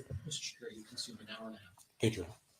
Oh, We- an hour and a half. But I told you in voir dire, we don't argue damages in separate sections. We don't see if you award liability and come back. We do it all in one part for your efficiency. If you don't agree with me, here's what I would suggest. For medical malpractice, the only thing Hopefully that they my push through before is a taking tune-up on lunch. physical therapy. You heard from Dr. I don't know if it was Ms. Kirby pricing it out. You can use your common sense. If physical therapy costs $150 a session and she needs another year of it and needs it twice a week, $300 a week times 50 weeks would be $15,000. That would, if you really believe we interrupted her care by not giving her the ketamine and we're somehow liable for medical malpractice, that would be what would be reasonable. I want to talk about the photos because this is important because I know you guys are going to wrestle with this. I get it. You have the batteries were either 2 days in a room, same room as anything else, or we have my shirt being lifted and being taken photos, 10 minutes, 15 minutes in the front end, 10 minutes, 15 minutes on the back end. If you don't like it and you disagree with me and believe she owed some money for that, then you should award something for that. And the judge's instructions in the instructions give instructions, and don't rely on this because these are different instructions for medical malpractice, but the general verbiage are awards should be fair and just in light of the evidence. Awards should fairly adequately compensate for the loss. They're compensation damages for that. If you believe because of the photos that Maya Kowalski needs therapy, and by the way, we think she does too. We think anybody who lost their mother in this circumstance believe that she would benefit from psychotherapy. Whether we are responsible for any of it or responsible for part of it, then award it. You heard from Ms. Kirby that inpatient therapy is $30,000 to $57,000 if you think that she needs psychotherapy for the next period of time. You know, if it's $100 twice a week, if you think that it would take $200,000 in therapy, or you want to award $250,000, those are numbers that are realistic. That's real money. And finally, I'll just talk to you about the unfortunate act of suicide. And I want to tell you that there's the numbers they put on the board. We have to tie it to real money, not monopoly money. These would be real dollars, written checks to the policies. If you think we're really liable for a suicide, that we would suggest that numbers from $500,000 to $1 million or $1.5 million, even per person, would be something that would be fair and adequate to compensate for the situation. If you in terms of totals, whether that's $3 million or $4 million, I think that would be more than fair. But I do want to talk to you face to face about this because they have to lowball that is it, a charge that All Children's is here to absolutely deny. We did not do anything that caused extreme emotional We didn't do distress. nothing. The idea that this hospital system engaged in some system-wide conspiracy to try to aggravate Didn't do the other, nothing. all we were trying to do was get Maya on the correct course. On those boxes where you are required to find outrageous conduct that pushed her to that, I implore you to check the box now. I'm going to touch on this and then we're going to move forward because almost all of these damages are this idea that Maya was doing wonderfully well before and now she's in a bad spot. And that's why I spent a lot of time going through that's why I spent a lot of time going through the previous history to show the quality of life of zero, the ketamine comas, the short-term memory problem. We got into it, right? Me and Mr. Trump, about the freight train heading to college. And his insinuation that the unfortunate, not her fault, right? Mine was not. The comas, the treatments, the memory, the hallucinations, the quality of life of zero. That's what we inherited. Where's she now? How are we liable for future vocational losses? How would All Children's use your common sense? How would we be liable for any of those catastrophic numbers when, because of the care and treatment, And because of Maya's perseverance, as shepherded by her father, we saw this, May 26th. This is now a little more than 4 months after getting out of all children's.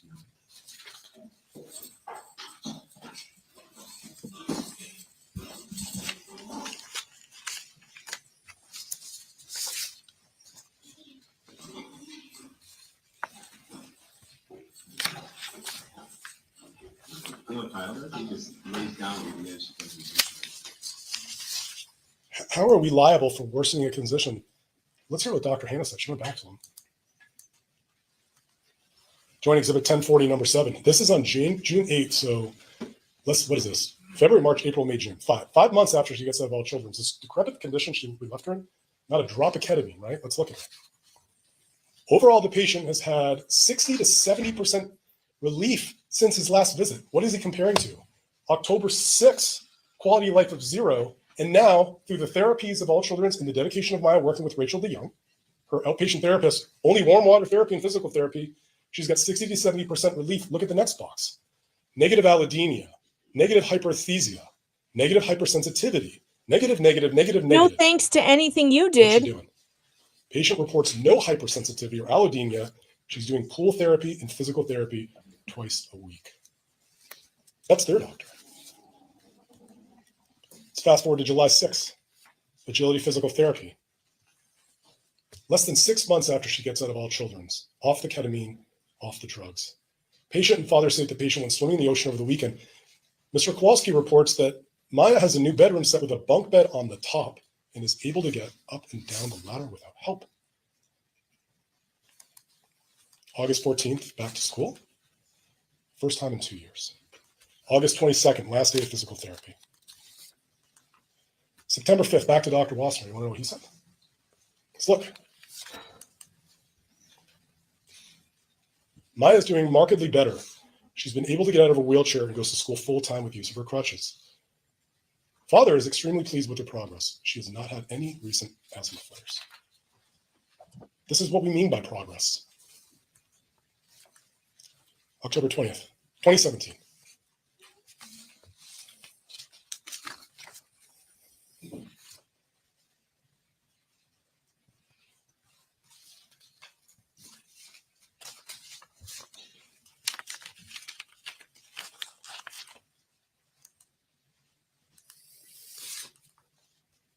(2018, 2019 is easy because we heard from Mr. Kowalski. We played his deposition for you on November 6, 2019.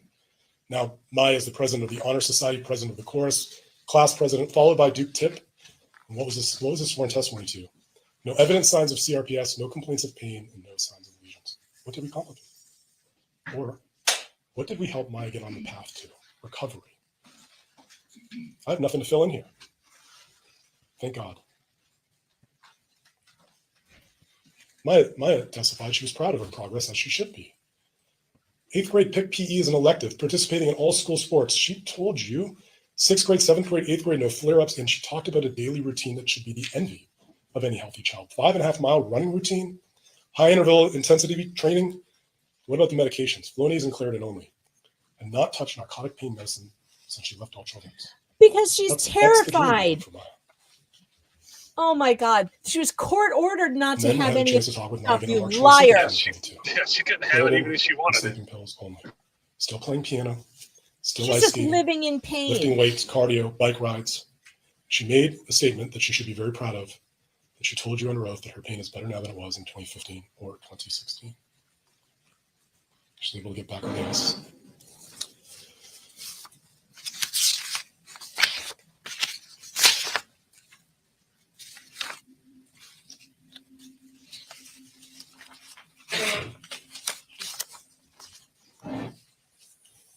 And able to get to the point where she's able to enjoy milestones, healthy milestones, something people dreamt for her. Homecoming 2022, being able to be in a limousine to go to Homecoming 2023 during the trial. And from what I can tell, in the photo on the right, Maya looks happy. I'm asking for your verdict, and I'll tell you why. One of the most unfortunate parts of this case is the caption. Kowalski's versus all children's. We were never against the Kowalski family. We were never against the Kowalski family. Yeah. The reason why all Sure. children did what it did. Sure. The reason why all children tried to comfort Maya, the reason why all children tried to get her on a safe medical path is because the loving and caring providers at my client's hospital believed in a better future for her if they could get her off the unnecessary drugs given at dangerous levels. Period. End of story.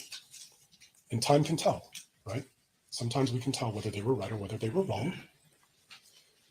On all of these counts, false imprisonment, whether there's any clear and convincing evidence of any punitive damages. And if you think there's an element in this case where she deserves compensation, then that's what you're here for on one of these counts. We disagree. There's nothing outrageous that the hospital ever did. There's no reason to be considering punitive damages. Your work can end with your deliberations. We don't need to come back if you believe you can fairly and adequately compensate the Kowalskis, specifically Maya, if you believe there's anything else. And that's important on all these counts, because you know what we really need in this courtroom is closure for everybody. Now, I don't get another chance to talk to you. That's, as the judge told you, I'm almost out of time. It's normal, right? But I want you to have this in your Thank mind. God he doesn't get to talk anymore. Mr. Anderson or Mr. Whitney come back and talk. And they're talking about this aggravation of pre-existing injury. What would Shapiro say? Well, she had it before. If they're talking about violations of rights, well, what would Shapiro say? Well, when and who? If they're talking to you about, here's what Kathy Beatty did, what would Shapiro say? Well, what's your evidence of this? What evidence do you have of this that you're accusing my client's children's hospital? At the bottom of your form, after you complete the verdict form, and it's long, after you complete your services juries, for which we all in this courtroom tremendously thank you for, you're going to date and sign this. This has been a long process for you. It's been even a longer process for the Kowalskis and my client. It is time to bring closure to this phase. I would ask that your verdict be fair and just. I would ask for it to be in my client. Oh, it's going to be fair and And when you do just. it, be proud of your verdict, that you're bringing justice to the Venice Yeah, I County think they Courthouse, know they're to going to be Sarasota paying County some money. Courthouse, so that everyone can go home. Say and feel- justice again. Just be Say fair and justice. just. Thank you so much for your service. Say and thank you for justice one listening. more time, Shapiro. Holy shit, that was bad. Yes, Your Honor. Members of the jury, we're going to take a 10-minute break. Oh my God, it's finally over. And I'm going to talk with you some. It's finally over. They're on a. Well, no, because they still got their rebuttal. Oh, At right. least he's done. He's done. Yeah. He's Just done. make it fair and just. Oh boy, almost like Eeyore. Oh Oh, bother. make sure that you deliver justice. It's time for this case to be over. Yeah, it's Yeah. over, all right. Could have It's been over a long over. time ago if you guys would have just settled, Oh my God. Well, I think owned they up to it, tried. and settled. I think they Well, tried, but the plaintiffs I'm sure did they not want offered to settle. a couple $1 million. That's what he thinks is, just $1 million. When $1 it's worth million lot more per than that. person. He Yeah. literally said to the jury, "It's fine, $1 million per person. That would be okay. That's real money." For the loss of your mother? Yeah, it's not about the money. There is no dollar amount to put on No. this. And that's No. what makes it hard, is the jury has to put a dollar amount to what they did to be on it. And if you go that's too hard- it's hard low, to do. like if you do what he's asking you to do, that's like a slap in the face to the Exactly. suffering. We know No, the damn good thing well is that this is all, attorneys' they're only fees talking compensatory damages. They're not talking punitive shit. punitive. And I mean, look at 'Cause- what the jury they know how much legal fees are, and they know this Oh, has yeah. been going on for 5 years. They know we're in the millions of just Oh, yeah. attorneys' fees. Just yeah. attorneys' fees and experts and all the other shit. And it's like and he's going to say give him $1 million per person in the family? What? Wow. Sandy, thanks for this $2 super chat. And was it was there a limit on punitives? Well, Florida is 5 times the It's up to 5 times. it's up to Yeah, 5 somebody times. said it was 3, but even I think even I 3 thought it was- times is. I thought it was 5. Hold on, let me look. I didn't know if they had a Punitive. cap on it. Like they did Every- in Virginia, they had a $500,000 cap or something. Yeah, it's I'm sorry, 3 Johnny times. Depp You're case. right. It's up to 3 times the amount of compensatory damages or 500,000, whichever amount is higher. It's definitely going to be higher Okay. than 500 grand. Yeah. So if they decide that the compensatory damages are If it's 200 30, million, 40 million, then 40 million. yeah, and 40 then million, then they're do looking that at another times up 3. to 120 million on top of that. But do they tell them this? I feel like they don't tell them, and so then they don't No, adjust no, properly. they don't. No, because they didn't with Johnny Depp. It wasn't until because they awarded him what 10 million and or five million. So a lot of punitives that got whittled down because of the statutory cap. yeah, I think he got a total in the beginning of 15 million, but then Yeah. it got whittled down to 10 with with I don't know 200,000 punitive or whatever. Yeah.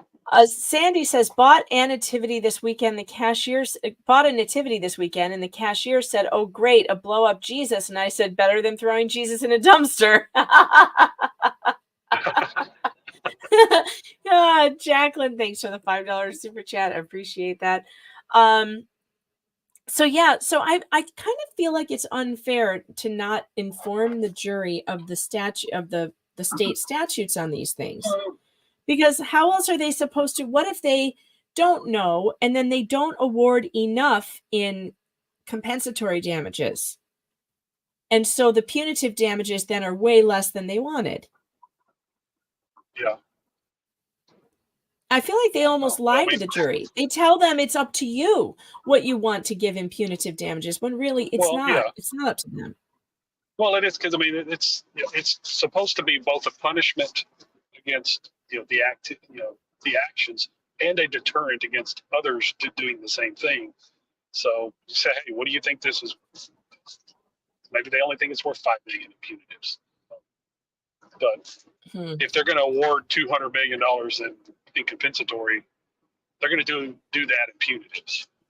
You would expect, at least. You would expect. Okay, so if we were to go by Whitney's numbers, he was basically saying that approximate for each charge, he's looking at around 30 million for each in compensatory damages. And for each charge, what are they up to? 4 now? They're down to 4 charges approximately. So that's I thought he had like a total was a little over 200.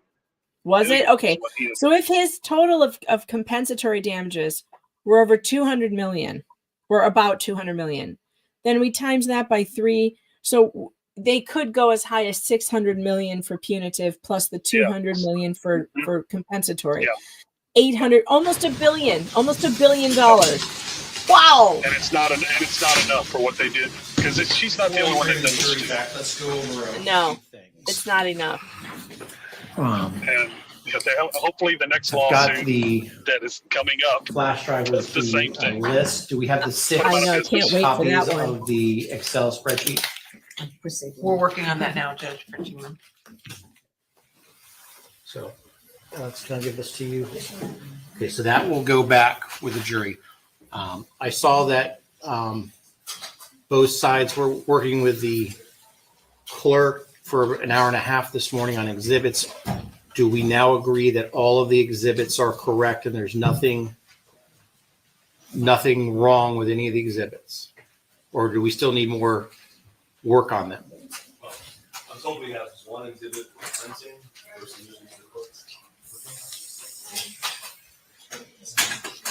2819A is being printed. And how much longer is that going to be? Less than 10 minutes. So besides that one issue, everything else is okay? Yes, sir. And there's nothing inappropriate with any of the exhibits, and there's no unauthorized material or anything like that. Is that correct? And Alex, do we have everything on Both plaintiffs and defense look through. So we have everything on a cart ready to go? We have 2 carts. 2 carts, okay. Now, if the jury wishes to end at some point this evening without a verdict, the plan of action is going to be as follows. I have an envelope. And what we're going to do is we're going to have the jurors put the verdict form in the envelope. They will then initial. When I say initial, they'll put their juror numbers on it. And then we'll bring them in. We'll hand it to the clerk. The clerk will run tape over the seal, and the clerk will maintain the verdict Too form much in power this to ruin envelope. lives. There's Oh, nothing way in the too much. envelope. It's just an Liability. envelope. So is that I procedure think acceptable Legendary for Racing asked if everybody? Maya wins here, whether that can be used in the next trial. No, with the After testimony that's the given, plaintiff's they're kinda rebuttal locked closing in, arguments, because the if first they thing change I'm their going to do testimony with the jury is about I'm going to make those Hang three on, I can't hear you. corrections. Oh, it's Hold okay. on, I can't hear you. Go ahead. No, Legendary had asked if Maya wins, whether that can be used in the next trial to prove that they have malpractice. But no, but No, they're it not going won't to let come them in. use this. But their testimonies are locked in, so they can't necessarily change, especially like they're experts, if they had any about reasonableness and how they conducted themselves. They can't come in and change that testimony because they'll be impeached on. All right, so the judge is now sending the alternates home, and the actual deliberating jurors are going to begin their deliberations, but we still have to get to the rebuttal. So Yeah. what is he doing? Interacting with each other anymore. Unless they're not doing a rebuttal. Any questions about what we're going to do and how this is going to go down as soon as I think that's if they don't rebuttal is over? finish. No questions, sir. Okay, let's bring back the jury. Oh, he's saying after the rebuttal, they're going to separate out the jurors Yeah. who are deliberating and send the alternates Yes. home. You can't send them home right now. No, they Well, don't even know they're alternates. So right. Dennis, MG Law's on a cell phone. That's why his audio sounds funny. Rise, jurors entering. Probably sitting in his car at lunch. I'm actually driving between courthouses. There you go. I'm happy that you were able to drop by. It's good to have you. I'm glad to be here. I wish I could have yesterday, but It's okay. and I was in the office, but I have missed a couple of hours for physical Hey, therapy please be for seated. my wife's knee. So Members I of the jury, I understand. want to confirm while you're away, you did not I didn't discuss. tell you, but my husband had that same knee surgery. It is absolutely hell. I wish your wife all the best. yeah, it's they Because- grafted part of her quad to repair the ACL, Oh, and Jesus. so yesterday was the first day she actually lifted her leg using her leg muscles and not having help lifting it herself or me helping her get in and out of the car. She did that. And Yeah. then she was paying for it last night. She couldn't sleep. She was hurting, and pain medicine didn't quite work well. So she couldn't get comfortable. So she Yeah, paid I'm for so it, sorry. but she It's made a progress. really terrible, that ACL surgery is really hard. So judge is now telling the jury this is their last opportunity to make a phone call, and because they're going to take their phones and their smartwatches and all So, that. Mr. Anderson, you have the floor. Please the court. Mr. What you Anderson. heard was exactly why we need punitive damages in this case. They still don't get it. Well, I think I heard that they agree with some of our liability positions. They Yeah, still I did hear that. do not understand Yeah. institutionally, as voiced through their attorneys, how awful this was, how terrible it was, the things that they did here. This is Johns Hopkins. This is Johns Hopkins All Children's Hospital. This is who they really are. This is a place where they call little girls who just lost their mom, ketamine girl, and appear to have absolutely no problem with the fact that they knew this was coming and said nothing and did nothing. This is who Johns Hopkins is. They say, I wouldn't put anything past her mother. This is a good slide. What past her mother? Trying to take care of her child? She can't perform this charade effectively 24/7. They're talking about a 10-year-old. Maya feels ACH is lying. Wonder why that is. What kind of doctor-patient relationship is that? What kind of pediatric relationship is that? Why would you want to keep a child there when the child doesn't want to be there and just wants to be away from you in this first week? Maya feels ACH is lying to her about her mother, that the doctors are lying about her parents. This should never even begin to start up in a pediatrician child relationship. It should never, ever be. Nope. Should never have been. Should never have started. This is who Johns Hopkins All Children's Hospital is. Yep. Yep. It's a place that retaliates against its own employees for bringing things out that are negative, and retaliates against anyone, any parent who decides they want to do something different. All I heard on the other side was, it's our standard of care. It's our standard of care. It's our standard of care. Who cares if it's your standard of care? A parent has a right. Who cares? A right to decide their child's own treatment. They don't get to choose it. Amen. And that's a lot about what this case is about.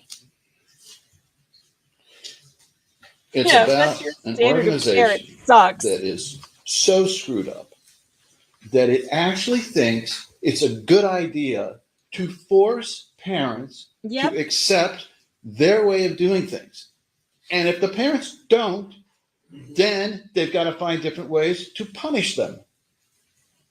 That's where all this stuff came out of on the 7th. They disagreed. Beata, a registered nurse, an infusion nurse, knew what she was talking about and had 15, 16 months of experience as to what worked and didn't work, made the greatest mistake you could ever make to these people. She said no.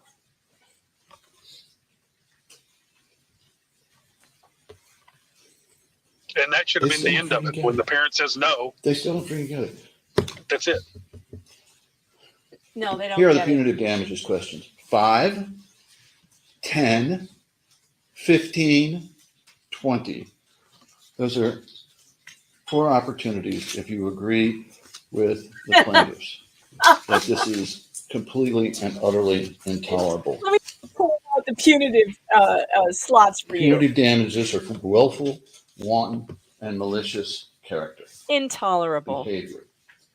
There's absolutely no question that risk management, Let me fill it out for you. with the concurrence and knowledge of the general counsel, which is as high as you can get in this, planned and instituted this entire idea of stripping this child down, taking photographs of her, not letting the parents know, against the child's will. They knew. They instituted this from the very top of this organization. What does that tell you about what's going on here? Yep. What kind of ultimate lack of humanity? Yep. Oh my God. Rake them across the coals, Anderson. Take There them out. needs to be some captain of this ship, and there never was. It was totally dysfunctional, the way this hospital operated. No one was checking. No one was making sure to see how this child was being taken care of. No one was looking to see how their own employees were behaving. And it wasn't just one. Yes, it has to be clear and convincing, but when you have internal memoranda I'm from the clearly highest convinced. up in the hospital down to a Kathy Beatty telling her to do something like that, that's clear and convincing. That's from the highest part of the hospital down to do something despicable. You don't do that. Oh, he's so disgusted. with I this heard a whole lot thing. about attacking Beata. I never figured out why. If they really, again, pardon me if I'm confused on this. If these doctors who are all licensed and specialists in CRPS and pain control prescribed what they think was too much medication, Then go after why the go after doctors. mom? Yep. Why not go after the doctors? Yeah. Where have you seen anywhere where anything that Johns Hopkins did questioned the actual doctors writing the prescriptions? It's all mom's fault. No, it's too hard. That's too hard. That might cause problems. Now, it's easier to go after Beata. Plus, she insulted them by not agreeing with what their routine was. Yep. Think about this though. If the whole point here is that Beata, who is just trying to take care of her child, by the way, is taking her child to places and trying to get treatment, and these doctors are prescribing all of these excess medications, or this won't work or that won't work. Why are you attacking the mother? Yep. What possible good does that do? Because it's easy. Because the state will do it with you. They can't go after the doctors Mexico without cops involved. trip, one of their pulmonologists, who actually was a very nice man, Dr. Kreisman, saw Maya, having seen her 2 times before Mexico, and now 5 months after Mexico, and says, talking about the treatment in Mexico, the long-term ketamine infusions, this is a new child. Do we have that? This is a new child. She's bright. She no longer appears to be in pain. On physical examination, she's examined in her wheelchair. She is a completely different child from the last exam, which was 2 months before Mexico. By that I mean she is not in any pain. She is not moaning. She is smiling. She is interactive. She is very engaged. Oxygen saturation is 100%. Weight 25 kilograms. This is an experienced Johns Hopkins doctor. Remember I said there's a lot of the outside doctors I thought were trying to do their job. Apparently Dr. Kreisman was. And 5 months after, here he is saying this is a different child. That's their own physician saying that. And please keep in mind, around this time, their surgeons also put the port into her chest to facilitate the ketamine infusions. What you are seeing here is an incredible example of revisionist history. Yep. Picking little bits and pieces out of the record and trying to fashion them into some blame. What did the Kowalskis do wrong here? What was the purpose of all this, other than arrogance and the belief that ultimately they could get away with it? Yep. Because they get away with everything. Forcing the parents to agree with your own version when you don't even have the doctors with the right specific skill set to disagree reeks of arrogance. It reeks of people who are not getting out enough medically, who are not keeping up with the latest trends. If they're going to be Johns Hopkins All Children's Hospital, which is supposed to be the Johns Hopkins name, one would think that they would be right on top of the very latest treatments, right? They weren't. One would think. And they relied on this Sally Smith character to come in. And she's a pediatrician. There's nothing against pediatricians. I'm not down on pediatricians. I'm down on pediatricians who think that they're neurologists or anesthesiologists with a subspecialty in CRPS and a subspecialty in ketamine treatment and treatment for what is known as chronic CRPS. See, Maya had already been through all of those things that Johns Hopkins was suggesting, and Beata knew it. Beata knew the only thing they had within that first few hours they were questioning them. That's why tensions were getting a little high. Are you going to be able to increase the amount of ketamine for my kid or not? No? We're out of here. Wait a second now. This might be dangerous. There might be something wrong here. Now we want to leave. Okay. Well, just let us hold on for a second and we'll see what we can do. Ask yourself this. Where were their psychiatrists?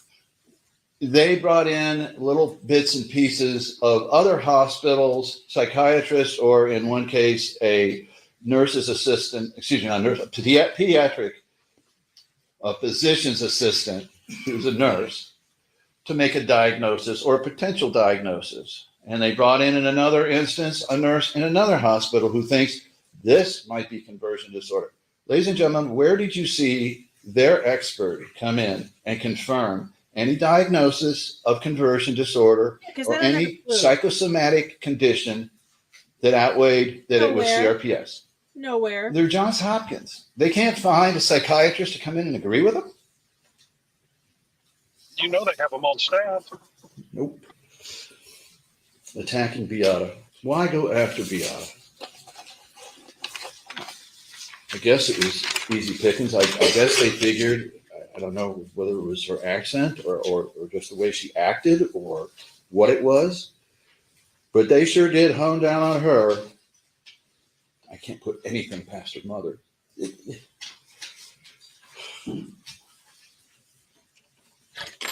Someone has a Twitter handle at I'm Shapiro Shafkin. trying to, and have tried to, through this case, use videos and At the photographs county court. to try to Oh. express to you how the child was doing at different stages, because I believed that you would trust your eyes. You would trust what you could see and watch. And that's still true for after she got out of there. It still took her 10 months to get back to even close to a baseline, and another 6 months of transitioning off to get off of those crutches. And she did it through hard work. And instead of it being looked at as a good thing, this is a sign somehow that they're right. They're actually taking credit for all of the incredible hard work Maya did on her own. What she And did after she we all left. pretty much know why she was doing this. She wanted to prove something. She wanted to prove to them she could do it. It hurt like hell. She had no ketamine, no pain meds, scared out of her wits, the family. And when you read there those orders, you'll see that for the last 10 days to 12 days, the judge said, and no ketamine. Do you really think that this family was going to go back and try the ketamine that put them right back there in that power system? You think they're really going to go back to that? No. And that's why they didn't go back on the ketamine. The ketamine worked. It would have made her life so much easier, but Johns Hopkins, they ended that. You know, in the Civil War, they would cut off soldiers' arms and legs with a shot of whiskey as the anesthetic. That didn't make it good. That didn't make it state of the art. That's just all they had back then. It's too. The ketamine was there to help her get better and to help her reach the best that she could be. And they took that tool away from her. Your Honor, I object. This is immunity issues. Sustained. Had to break up the flow. Think of it this way. Yeah.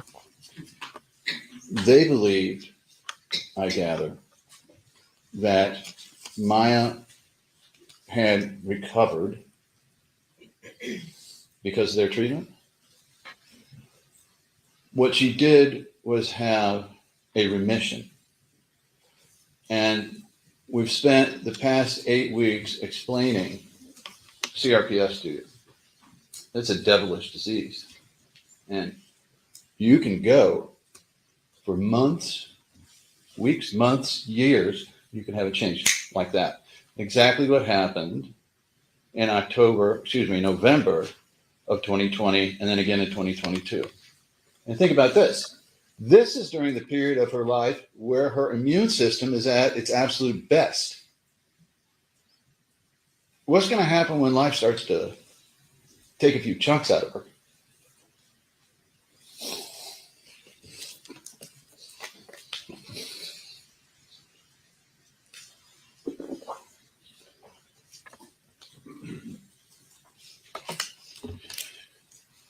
It's not a very good thought, but she's brave.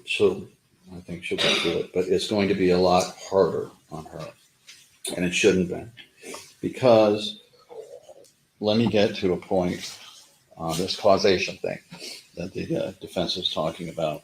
You consumed an hour and a half total. Say it again, Your Honor. An hour and a half total you've consumed. 30 minutes left. 30 minutes left. In your jury instructions, you will see an instruction on causation. And what it's going to say is that it doesn't have to be the only cause for you to award damage. It has to be one of the causes. And in the terms of suicide a substantial cause. So you can have two forces acting and still award damages for it. And if it is the aggravation of a pre-existing condition, which in this instance would be the CRPS, you can look at the way she was before, and then you can look at after the tortfeasor, in this case, Johns Hopkins, aggravated it to see how she was after. Now, here's the key. You can divide that up if you have the evidence to do so.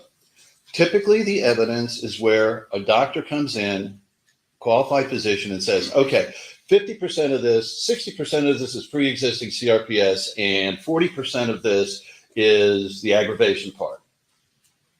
You don't have that evidence yet. You don't have that testimony in the record. Under the instructions you have, then, whatever CRPS she had before it was complicated with PTSD, depression, and a failure for the first round of treatment to succeed, whatever that ended up to be, unless you can find a way to divide it up without medical testimony, 100% of what she ends up with is on them. It's not. So, when you're considering back there, well, she did have CRPS beforehand, and that's a difficult disease, you know, and I don't know if we can really blame Johns Hopkins. Well, you can't blame them for her having CRPS walking in, but you darn sure can for what happened walking out.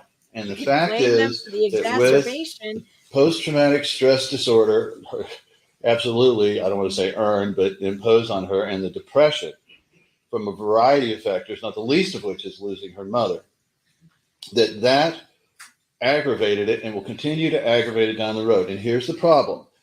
What you've seen in the November of 2020 relapse was because of a psychological factor. That's what triggered it. That was not a physical factor. When she had the relapse, right before she went in during October of 2016, that was a psychological factor. So you have what's known as a clinical history of psychological factors aggravating her CRPS, right? You had the CRPS, and now you've got an overlay of a CRPS that has been complicated because the first round of treatment was not completed. The glial cells that Dr. Chopra talked about, that was not completed. That made her more susceptible to longer, more intense, more frequent of these relapses. And then you had an overlay on it of psychological issues, not her own, caused by them, that are going to aggravate her situation the rest of her life. And like I said, she's at the top of her game now biochemically. Wait till you get out in the real world and you start to age a little bit and you start to have some things, life take bites out of you here and there. You're going to have some psychological issues come up. And she's not going to be as equipped to deal with them as she could have been. Because Beata had a good plan. Beata had figured out, very smart lady, how to deal with this. And although Maya would much prefer never to have this loathsome condition, her mom had figured out how to allow her to be the best she could be. Now that was taken from her. And so when you are back there considering the damages, I want you to consider, from Maya's perspective, how great she can be, could be, with the talent she has, her intelligence, her abilities. But to get there, what kind of stresses is she going to have to put herself through in order to get there? And then from there, how is her aggravated illness going to react? This child hasn't even taken her SATs. She's in halfway through her senior year in high school. She hasn't applied to any universities. Yeah, back in 2019, she's ready to rock. She's ready to go. life has a funny way of affecting you, doesn't it? And after you start thinking about what you went through and you start having a relapse, you lose a little bit of initiative, a little bit of drive. If she does overcome that, though, if she does try, think about the psychological challenges of going to the type of school that she should, by all rights, go to, a top university. Think about the challenges she faces in the type of jobs that she should be able to do. That's where those big numbers come from. And they're not made up at all in any way. And I tell you how I know. If they had their own Dr. Bifulco life care planner, where was it? No psychiatrist, no life care planner. If they had their own Dr. Tremp talking about the freight way to college, which is what he was talking about before all this happened to her. If they had their own Dr. Trump, where is he? If they had their own economist to figure this out, where is she? Or him? With the kind of defense they put together, if there was somebody who truly was going to disagree with those numbers, don't you think they'd be in here testifying about it? Instead of having their lawyer come in and attempt to pick here and there at the sidelines of what really happened to this family. And it's not just Kathy Beatty or Sally Smith or some of those nurses. And there were some good nurses there. I'll talk about that in a moment. But I never met any. this was a We never problem saw any. endemic to the entire operation. And that's why they were in imminent jeopardy, IG, of losing their accreditation to be able to continue to receive federal funding and get approval from the agency that was overarching all hospitals, the industry leader there. Yes, talk about This the report. was an organization that was teetering and was trying to get its act together because its culture of people reporting problems was so toxic that they had to have multiple meetings and consultants and ideas of just how to fix it. And all that came well after the poor Kowalski family was involved. This went straight to the top. This ship never had a captain. And that's how you end up with these situations. It was a totally dysfunctional organization, and the Kowalskis paid the Go price. back to how they don't understand Paid what the they price. did. That was really powerful. Repeat that. They still don't The- understand what they did to this family. They still don't get it. We didn't They don't take. care. Nick did a great job. didn't And he, you on the- need to on the make numbers? sure that I'm you not so hot on make the them numbers, as we know. understand. But, That's your they job. tried to Make them get it. minimize some of the effects of this. They tried to talk things down like, well, it was only 15 minutes that she was pinned down, stripped, photographed against her will. This is a 10-year-old girl. She's ill. She has a disease that will not allow her to escape in any way. She's in a wheelchair. She's in a place that she despises, around people she doesn't trust. And she's being photographed Yes. naked. 15 And the minutes. way you know that Lifelong trauma. is the other nurse came in and testified. Do we recall? Alcia Aishi, I've got her name here. The other nurse that's seen in the picture. And she said, yes, Maya was stripped. Maya was naked. Yes, we did hold her down. And Objection to Beatty, and sterilization evidence. Oh, it's not a mischaracterization of the evidence. No. Well, and we I also think the know nurse because you saw the denied deposition holding her down. testimony of Kathy Beatty, But we can all in see which the she picture. said, Yeah, they held her down. unfortunately, we did. Yeah, they clearly That's not held her something down. you say if you're particularly proud of what went on. Which begs the issue, then, if Ms. Beatty is willing, if you believed the other nurse, who frankly did not seem capable to me of misrepresenting anything, If you believed the other nurse that in fact Maya was stripped down, and if you believe that she was confirming what Maya testified to, and they never caught Maya in a single inconsistency in her depositions, did they? Not once. If you believe those two, that means that Kathy Beatty was willing to get in here in front of you and completely and utterly misrepresent a key fact in the case. How reliable is that testimony as to anything she has to say? Or was this the type of person getting caught who's willing to say almost anything to get themselves out of it, or what they perceive out of it? And for Jack, again, I apologize to him for him ever having to hear Detective Graham's voice again.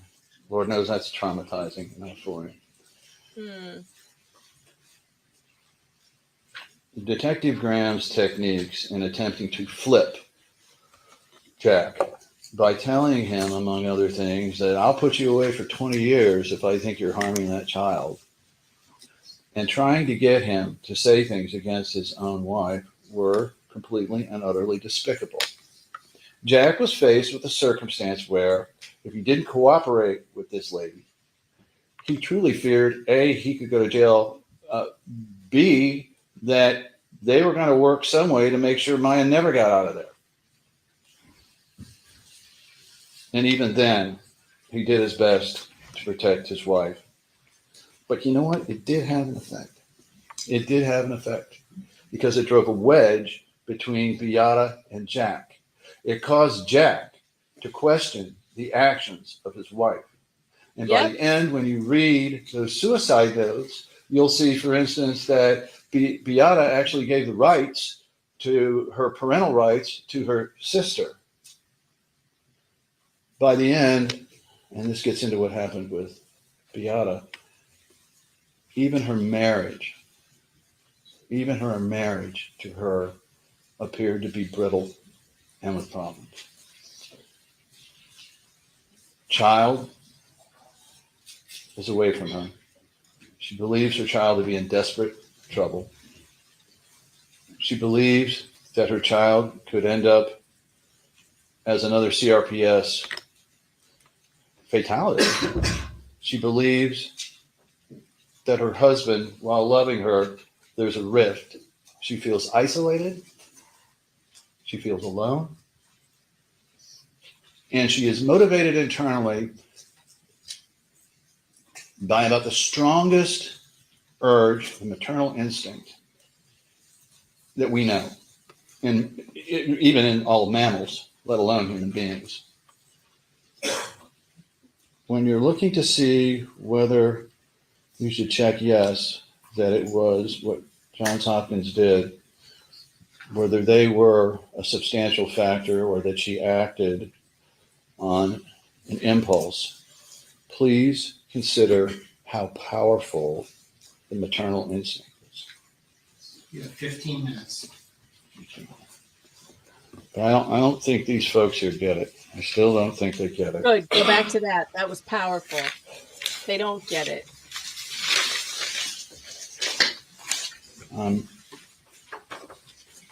Whitney's coming with a note. Here comes Whitney. Here's a note. Okay. Let's play then 2695.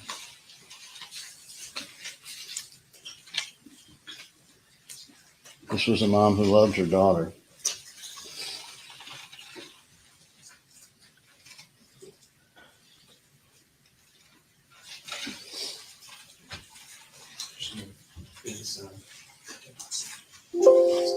What I found interesting also while we're looking at it is that the defense took. Hold on a second. Is your video monitors not working? Okay, Mr. Reyes, I'm going to turn it off and turn it back on, see if that cycles it. Uh-oh.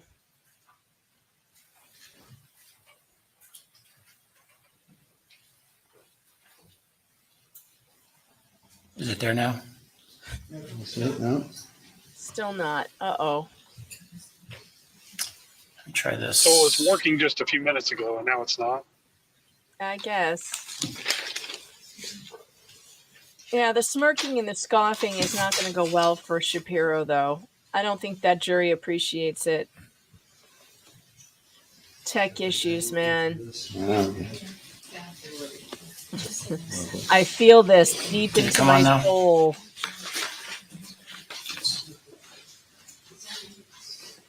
Well, Is it there now?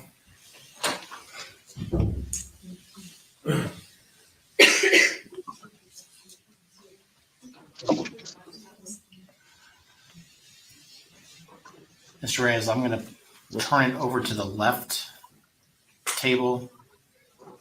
God, that's a lot of monitors Try the judge that. has. And Mr. Anderson, I'll give you a couple extra minutes. thank you, Your Honor. Too many monitors. Video card is choking. Yeah, it was working when Shapiro was playing his videos. Yeah, if not, just go with it. Just keep going. They've seen it already. They don't need to see it again.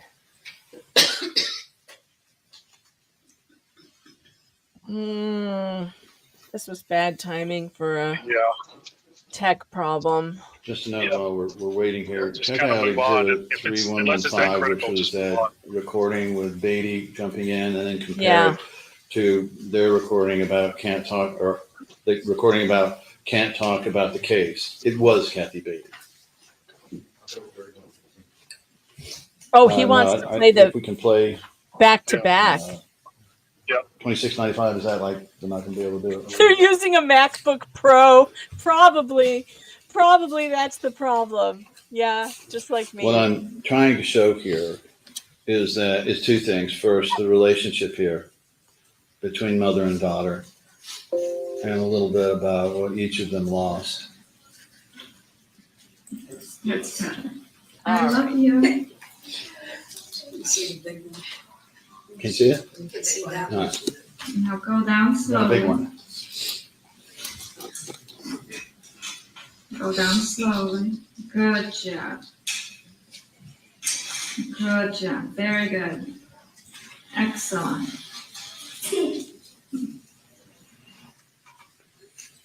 Is she supposed to still be faking there? I'm losing my timeline on whether or not they think Maya had CRPS or not.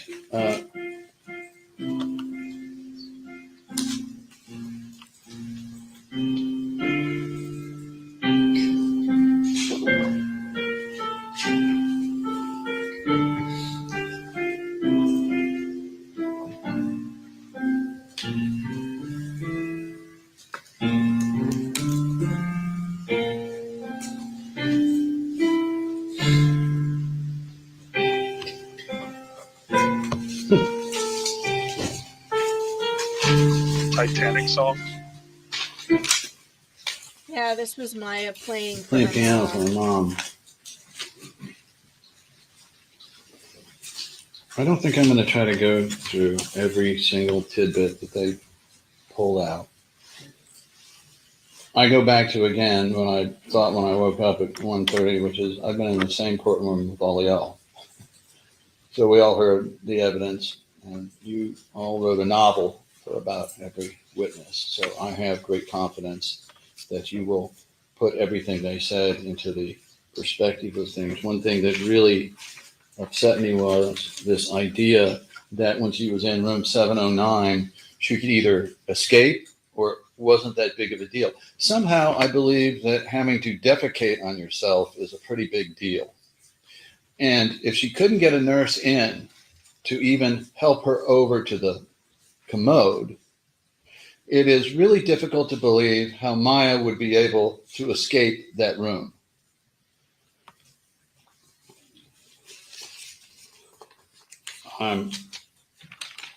That woman in the pink dress back there, you guys want to know who she is? I don't know. But her body language is odd. She appears to be laughing right now. To just pick at the edges of what was going on. I don't think they've rebutted anything that we've said. They've come in and tried to show you inconsistencies. But here's the thing about human beings and trying to recreate history. This long ago back. This family's been seeking justice for 5 years now, 7 years since this happened.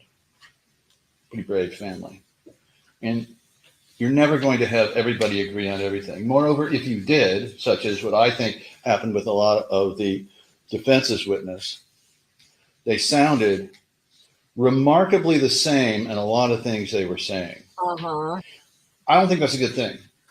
Remarkably. I think that as jurors, you're able to tell when another human being is being candid with you, frank with you, and really trying to tell you what's going on, or when they're telling you something they are trying to get you to believe and talk you into something. They all had the I brought in same as many story. live witnesses as I could because I believed each one of you would prefer to have the human being here in front of you so that you could judge for yourself all of their different reactions to things, so that you would be able to know when somebody was just not comfortable or not. And the nurses at the end, yeah, some of them were nice, but some of them just seemed like they were trying a little too hard. The shotguns thing drove me freaking nuts. And so I just don't think it was effective to have people come in with sort of a canned speech about this, because I kept saying to myself, if you cared so much for this child, where were you? She had to be trying to express some things. What Maya said, and it's pretty smart for a 10, 11-year-old. She thought, Thing drove me freaking nuts. maybe if I'm super nice, they'll let me I out wonder of if here. he's seen the memes yet. I wonder if That's he's why she seen was the going memes. through all these things. We're talking John about a child who's Shopkin. trying to survive in a very bad place. She's trying. I'm sorry, did the video monitors come back on? No. Now they're on. I apologize. It's okay, Judge. The John Shopkin things. Yeah, the Shopkins drove me frigging nuts too, Anderson. I hope he's seen the memes. God, I hope he's seen them. I think he would get a kick out of them. And in the end there, I thought Maybe someone putting didn't up email the him to him. photographs of Maya just trying to go out for an hour at her homecoming. I don't know what they're maybe he trying has a to Twitter. say there. Is that evidence she's somehow fine? Lawyers Maya waits to never the have end of the Twitter. day before picking a dress, not knowing if she could even go because of Oh, where unless her you're here pain in was in. Atlanta. And she didn't have her mom for this important rite of passage. No mom, daughter prom shopping, no pre-prom makeup, no nail sessions with mom, no mom for the excitement of pre-prom photographs. And after it's all over, she comes in here and sees that they found on somebody else's, a friend's social media, a picture of her.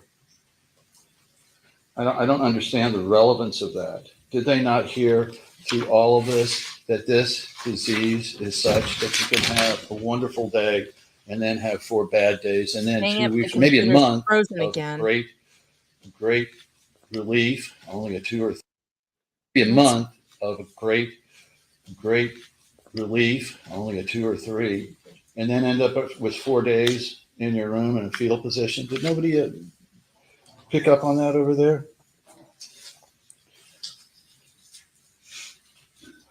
I'm hoping that you will see. Yes. I know you're ready to get back there and do your jobs. I know you are. I try to wrap up. It's a tough time for a jury because they're like, oh, get back there. Okay, you told me all this stuff. I'm ready. But please, when you go back there, think about how life really works. Think about what it took for them to get here. Think about how important these ideas that they were fighting for are. When you're considering damages, think about this. She looks a heck of a lot like her mom.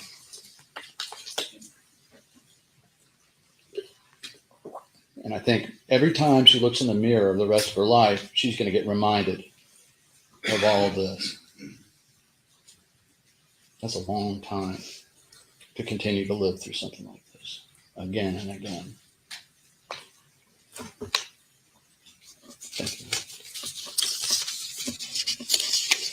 Members of the jury, we're not quite finished with jury instructions. So what Oh I'm my asking God. you to do They still Yeah, have he's to gonna skip still some have a couple more. left to give them before they go back. Oh God, more jury instructions. I forgot that he didn't finish them. And I know you all have your pens out. There's a couple of areas where my typing wasn't the best that we need to fix. So we're going to do that first.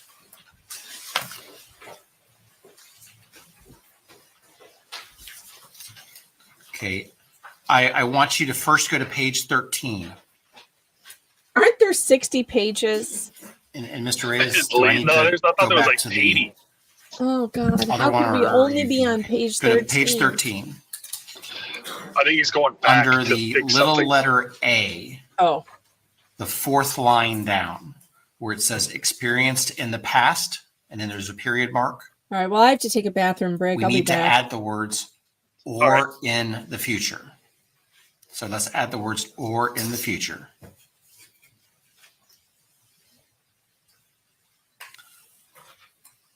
So it'll be or loss of capacity for the enjoyment of life experienced in the past or in the future. We all made that first change? Our next is to go to page 19.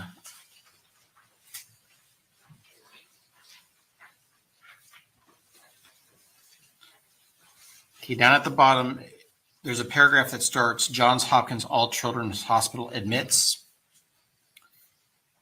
Immediately before that, we need to add the word or the sentence, Johns Hopkins All Children's Hospital denies these claims. And so if you were to go back and reread the prior two paragraphs, which talks about Maya Kowalski's claims with respect to battery, we then need to add the sentence that Johns Hopkins All Children's Hospital denies these claims.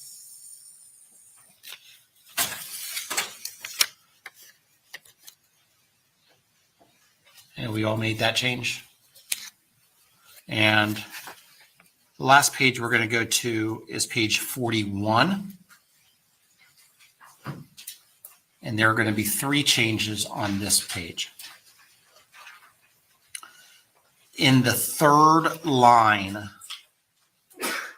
you see the sentence, but if you find for Mr. Kowalski, you should award them. Them should be him.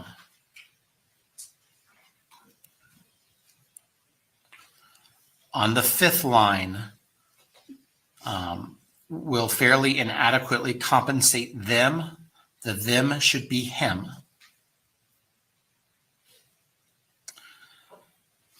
And in little letter A, where it says co-pays incurred by the plaintiffs is Mr. Kowalski, because this is Mr. Kowalski's individual claim. Did we all get that, or do you need me to go over that again? Okay.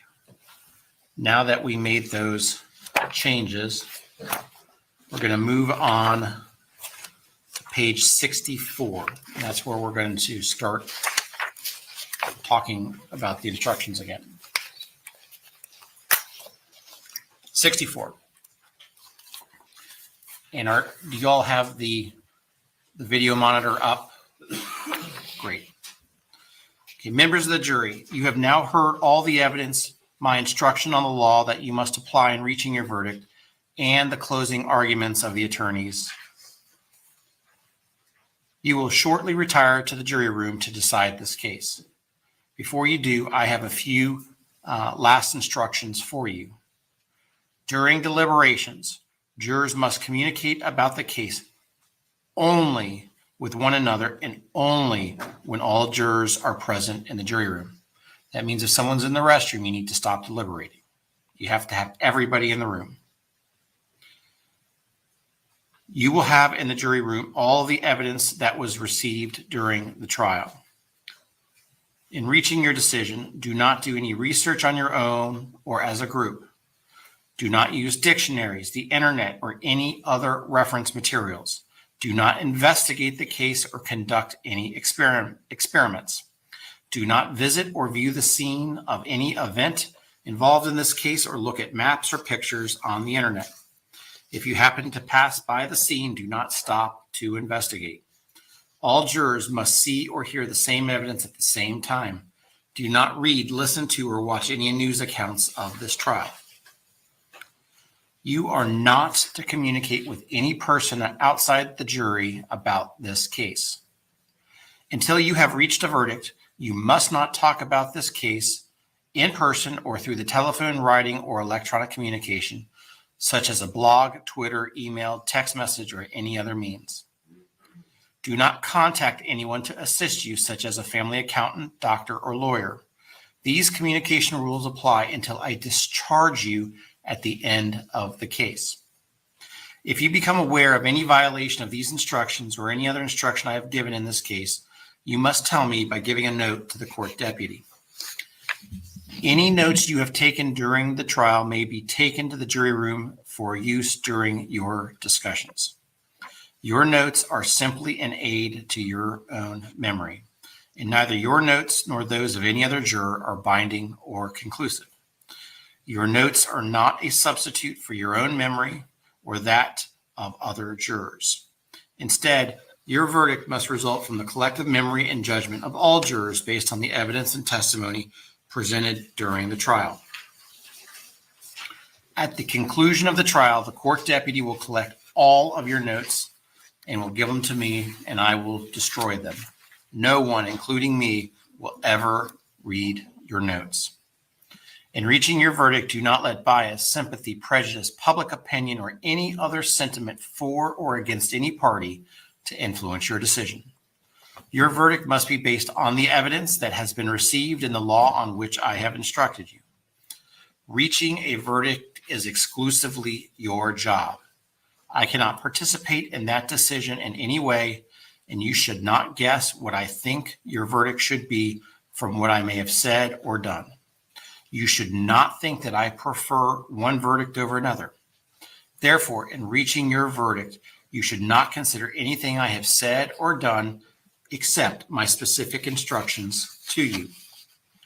Pay careful attention to all the instructions that I gave you, for that is the law that you must follow.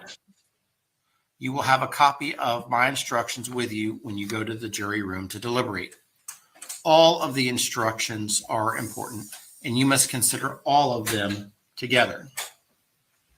There are no other laws that apply to this case, and even if you do not agree with these laws, you must use them in reaching your decision in this case.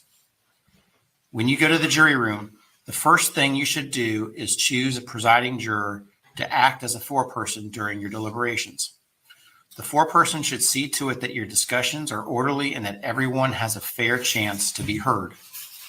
It is your duty to talk with one another in the jury room and to consider the views of all jurors. Each of you must decide the case for yourself, but only after you have considered the evidence with the other members of the jury.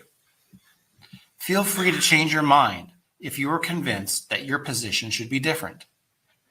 You should all try to agree, but do not give up your honest beliefs just because the others think differently.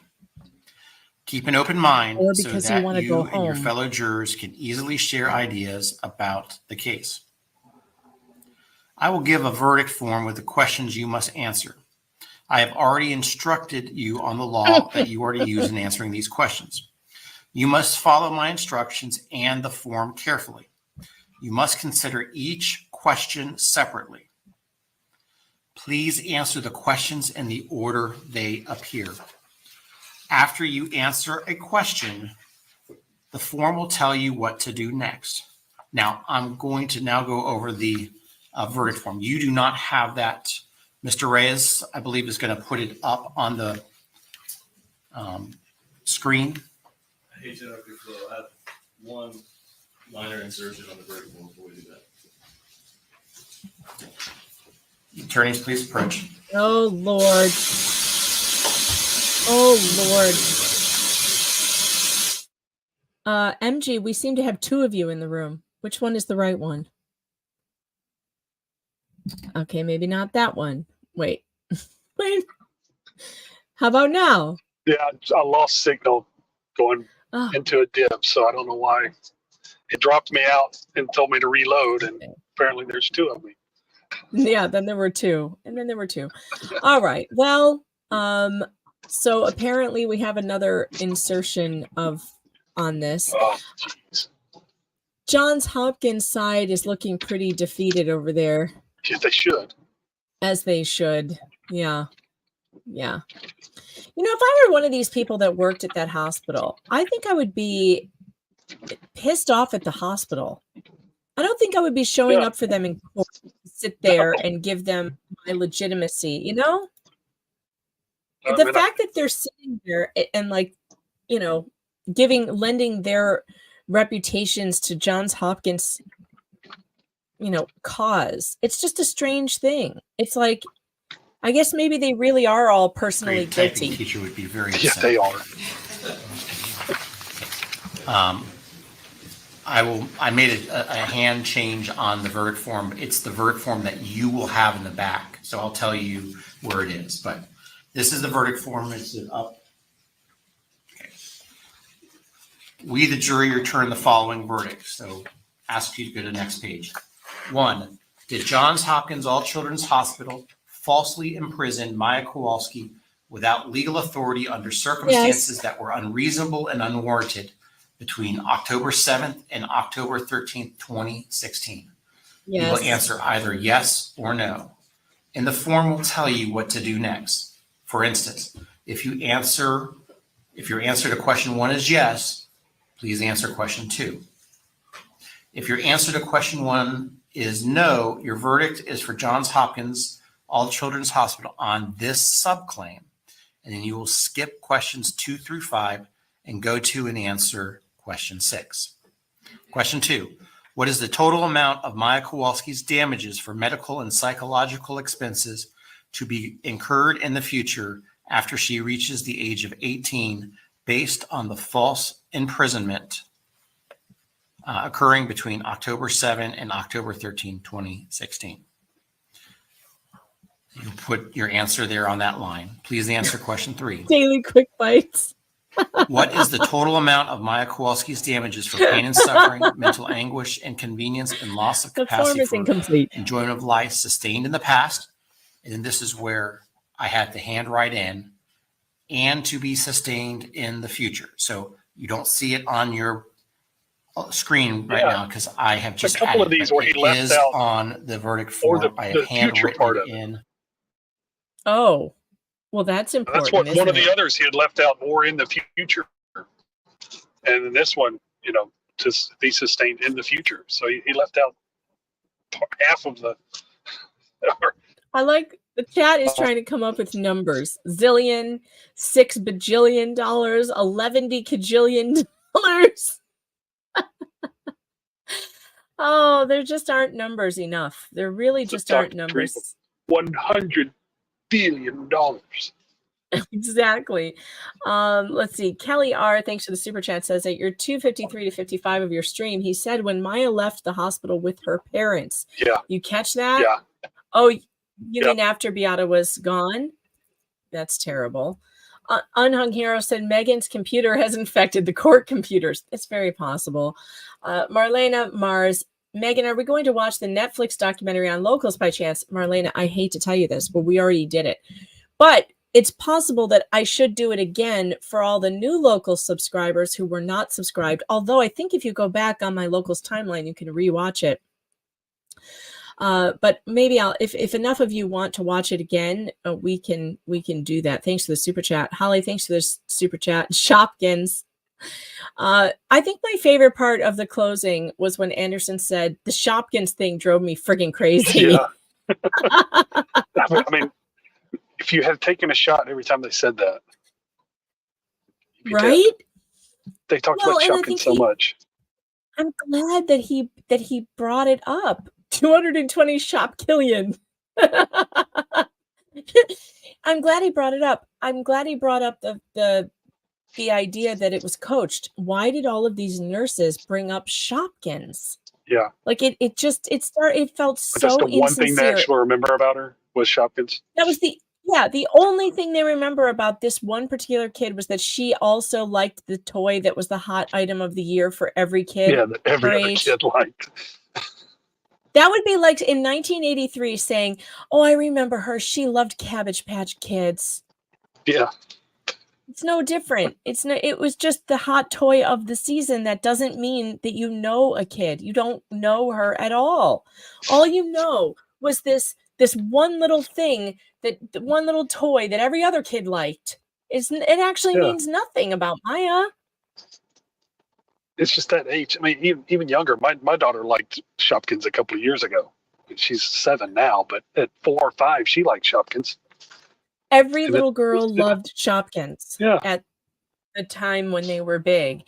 So this idea that oh we brought her Shopkins. Oh, we were so good. We loved the Shopkins. We played Shopkins with her. We brought her Shopkins. We had a room full of Shopkins. When I walked in and talked to her, it was all about Shopkins.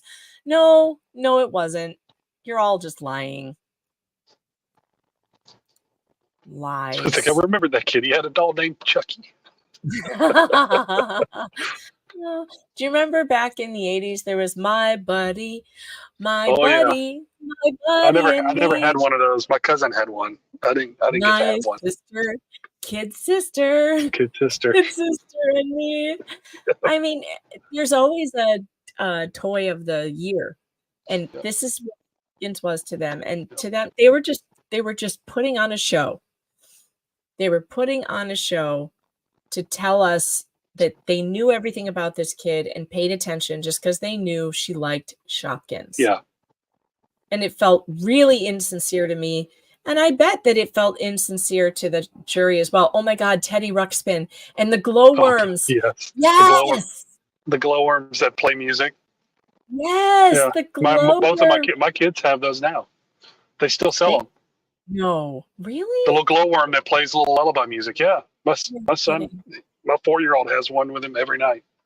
He doesn't, he just has it kind of as a comfort thing. He doesn't ever really play with it, but so they tickle me Elmo. Yeah.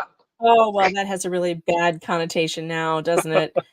Yeah. Polly Pockets were Furbies, Polly Pocket. Polly Pockets were the Furby. Shopkins of the 80s. The Shopkins of the 80s were Polly Pockets. It's basically like the same concept. Baby Alive, I remember that. Strawberry Shortcake. Strawberry Shortcake. My sister had those. one of those. Cabbage Patch Kids. Yeah. Yep, Cabbage Patch Kids. I mean, but it's a strange thing to try and pretend like I know everything about this kid and we loved her because we knew that she liked Shopkins. Like, no, you couldn't. If you told me a toy my kid liked, that doesn't mean you know my kid. And not one of them had anything to say about her other than Shopkins and swearing. Shopkins and swearing. Swearing. I don't blame her for swearing at them. Me either. I want to swear at him. Frankly. I mean, who wouldn't? And my kids would know all the words to say to yell at them. I know. So would mine. Jafar. I did see Jafar in the courtroom today, by the way. Did you guys see him back there? Dr. Malik, or Jafar as we like to call him. I did see him in the courtroom. Like all the Johns Hopkins people showed up today. So they're just going over the same jury instructions that we literally have read now like 8,000 times. I don't feel like going over it right now. And I don't think we're going to have a verdict today. Oh, no, it's going to take them the rest of the day because they got to eat lunch. And it will take them the rest of the day just to read through the instructions and get all because they have to wait till the evidence all gets brought in too. Right. So we might possibly have one tomorrow. My bet is it's not going to be till Thursday, and it'll be right when I have to leave to take my kids to an appointment. That's when I think it's going to happen. Thursday at 2:00 when I will not be here. That's when it's going to happen. So I probably won't be able to be here for the verdict, which I can't even believe because I've been here for every freaking day of this Yes, trial. I know. But I have a feeling it's going to happen right at the same time that I have an appointment that I can't miss with my daughter on Thursday. Always does. Every So time. jury, could you please I think what I might do though is if that's the case, I will just leave the stream running and try to pop in from my mobile if I can, if it happens. But it's brutal. I just have such a bad feeling I'm going to be out. Yeah. The chat thinks Thursday too. Probably Thursday at 2 p.m., right when I'm going to be gone. Yes. Oh, tomorrow though, I have Robert Barnes coming on around lunchtime, around 1 p.m. Awesome. Robert Barnes is going to come talk to me about my lawsuit that's settled with Wauwatosa School Board. They had to write me a public letter of apology, and we're going to read the public letter of apology that they had to write and go over the settlement, which is great. Just FYI, all of you good people who raised money for that lawsuit, it went to a good cause. And not only did it not cost Barnes the money he put in a lot of his own money, but they had to pay my attorney's fees too. Oh, good. Yeah, it was good. It's good. So Barnes is going to be on tomorrow to talk about that around 1 o'clock in the afternoon while we are waiting on this jury to give us a verdict. I'm praying for tomorrow, but I just don't see that happening with the number of instructions and pages they have to fill out. Yeah, it's just too many pages because you got to read through them all first. And then, yeah, and they don't have to, but generally they'll sit down and read through everything and then start over. And just say, okay. Well, and then they're going to have to talk. Yeah, then they're going to have to talk. Yeah. And like, there's always going to be one person who loves to be the contrary person. Yeah. You know, there's like one person who wants to be the one to be like, well, what about this and what about that? And we don't know. No, they're not in deliberation yet. The judge is still reading them the instructions, you guys, which you can read along with the closed captioning if you want. I'm tomorrow, 1 p.m. Eastern Standard Time. That's New York time for those of you asking what time zone. Anyway. So I do think that, you know, I hope there isn't going to be one person who's just like holding out just to be argumentative and be like, well, look at how smart I There will am. be. Always. I hope that we're all right about juror number 1. Because, you know, this whole time we've been like, juror number 1 is pro Maya. What if he's not? I mean, it's not a done deal. Well, no, he just was asking great questions. You know, I think that Anderson got nervous about it at the last second and was like, yeah, maybe I do want to go with that other guy. Yeah. Like, maybe he was worried about it too. His clients told him no. Yeah, Jack I guess I would go with what Jack is feeling. Jack's been in the courtroom. Jack knows who juror number 1 is. And if he thinks that juror number 1 is somebody he wants to go with, then, you know, I trust Jack.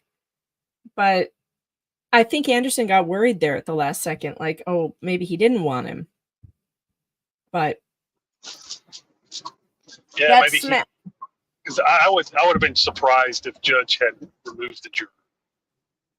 Just because he just kind of hinted as he was reading, you know, making some comments that it didn't seem like he felt there was any bias there. That it was because he said he's been asking probing questions on both sides, and he said, you know, and that was before he was going to. The Anderson was going to give up. Although, well, Judge is not going to remove him. He feels like he's being fair. So. Yeah, I thought it was a funny signal to Anderson. The judge said to him about 3 times, is that your final answer? Yeah, are you sure? Exactly. Is that your final answer? Because he was trying to signal to him, like, I'm not ruling with them. I'm ruling with you. So are you sure that that's what you want to do here? And then his smackdown of it was just was great. It was great. And he said everything that I pointed out. You don't remove a juror for anything less than actual What's the word I'm looking actual for? misconduct. Misconduct. Thank you. Yeah. And if Thank it comes out you. that he's have been, looking things up, yes, or talking to people, but simply asking questions, because you're gonna, it's a state that allows jurors to ask questions, and you don't want to Yeah. chill that. And as Yeah. Judge said, he may have written those questions down an hour or two before during testimony, and had to wait to the very end to ask the question. Yeah. Yeah, I can't believe this is still going on. What page know. are we on? If your answer to question 25 is yes, then Dr. Sally Smith is a healthcare provider for. So this is actually not just they're going through the instructions. actual verdict. They're going through the verdict form right now. This is the verdict form. How Yes. many pages is this? Well, they're question 25. So there's like, Oh my God. there's 30 something questions. I mean, At least. this is instructive, for if you ever have jury duty, that this is what it's like and everything. But after seeing it once, after seeing one page, you've seen them all, so I feel sad and sorry for this jury, because I feel bad for the alternates. Oh God, can you imagine sitting through Sit there for 9 weeks and then to be told, oh, you can go home. You can go now. I would be crying. And they don't always release the alternates to go home. Sometimes they make them stay. They just can't be in the deliberation room, but they have to stay there in case something happens. But a lot of these trials recently, they just send them home. They're discharging them. You're done. Wow. Yeah, I can't even imagine that, especially in a trial like this. Emotions have got to be really wrapped up in this. And I just imagine they're at the end. It's finally almost over. And how would you feel if you'd been sitting there all this time and you formed an opinion and you're ready to do your civic duty, and then it's like, okay, see you later. Bye. It's a complete waste of 9 weeks for what, $15, $20 a day as a juror, probably. Yeah. I don't know what they pay in Florida, but a lot of times it's like not much. $20 and maybe mileage and parking. Yeah, $20 a day. In some places it's $12 a day. Hello, kittens. Imagine if juror number 1 is an alternate. He's not. We know he's not, because he's not. Judge mentioned that. They were going to move him to alternate status. Yeah. The lawyers and the judge know all of the jurors who are the deliberators. They've known from the beginning. So they've chosen them, and I don't know how they choose them, probably picking names out of a hat or something. But they've known, and juror number 1 is a deliberator, and the judge did not allow him to be moved to an alternate. Yeah. Yeah. And a lot of times, we've seen with Johnny Depp trial and a couple of these others, where they actually draw the numbers out at the end of the trial to select the alternates. And I guess here they went ahead and picked them and designated them as alternates. Well, I guess what's going to happen after this is probably just go straight to deliberating, I would believe. They'll go to deliver. They'll probably have lunch brought into them. They'll start their deliberations. I have to wait for, however many thousands of pages of evidence to be brought in. So I have to wait on that to be brought in. Generally, they tell them, don't deliberate till you have everything in there. I wouldn't need to look at anything in this case. Oh, no. I wouldn't, not one bit of evidence. I don't need any evidence. I've already seen it all. And I wouldn't waste my time going through boxes of evidence, which are going to just serve to, confuse you.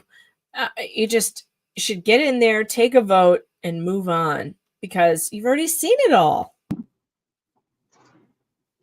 I wonder if they get to ask the judge questions when they're deliberating. You know how sometimes the jury has a question? They can do jury questions. Yeah, they can do that if they have a question about certain things. But usually, a lot of times, judge will, hey, you got to figure it out. I can't explain this to you. Really?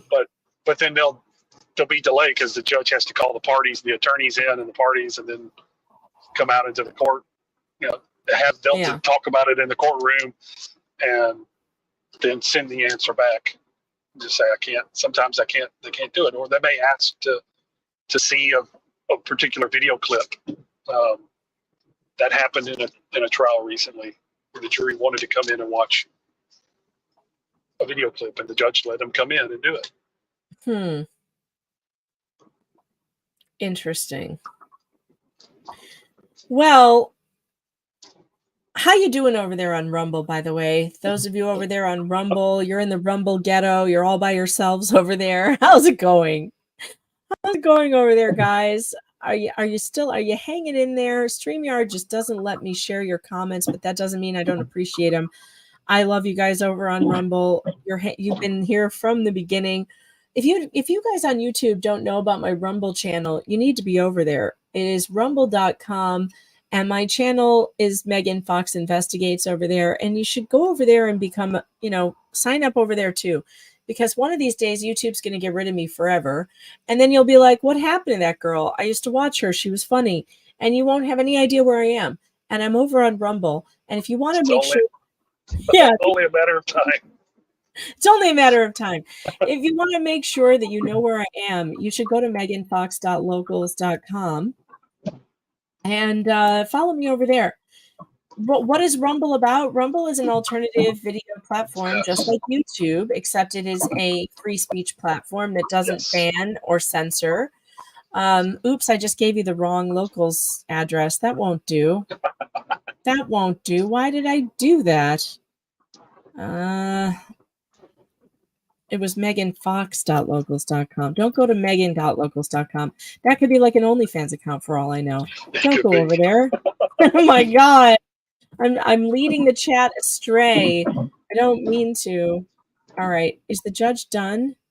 Hold on. Now the camera's on Maya. Of emotional distress, causing death. No. Nope, they're still talking. He's still reading.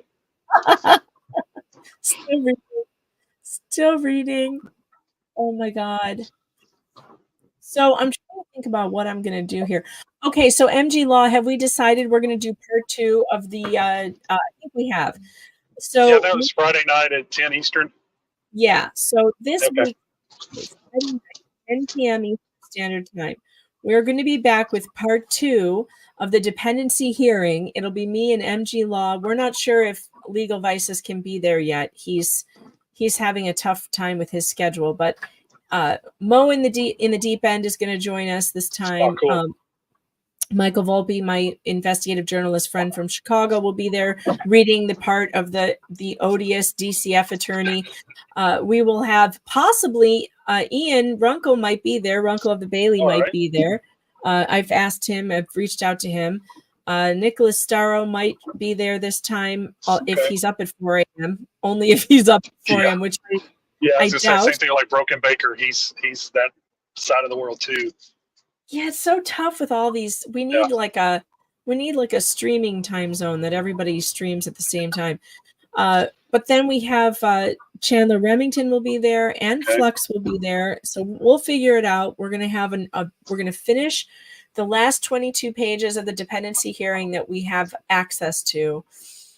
And then we may have to schedule another one because we now have a good chunk of the deposition that happened on Friday about the IJ, the immediate jeopardy. And it was spicy. I read some of it. Is that the one that's in the motion for sanctions too?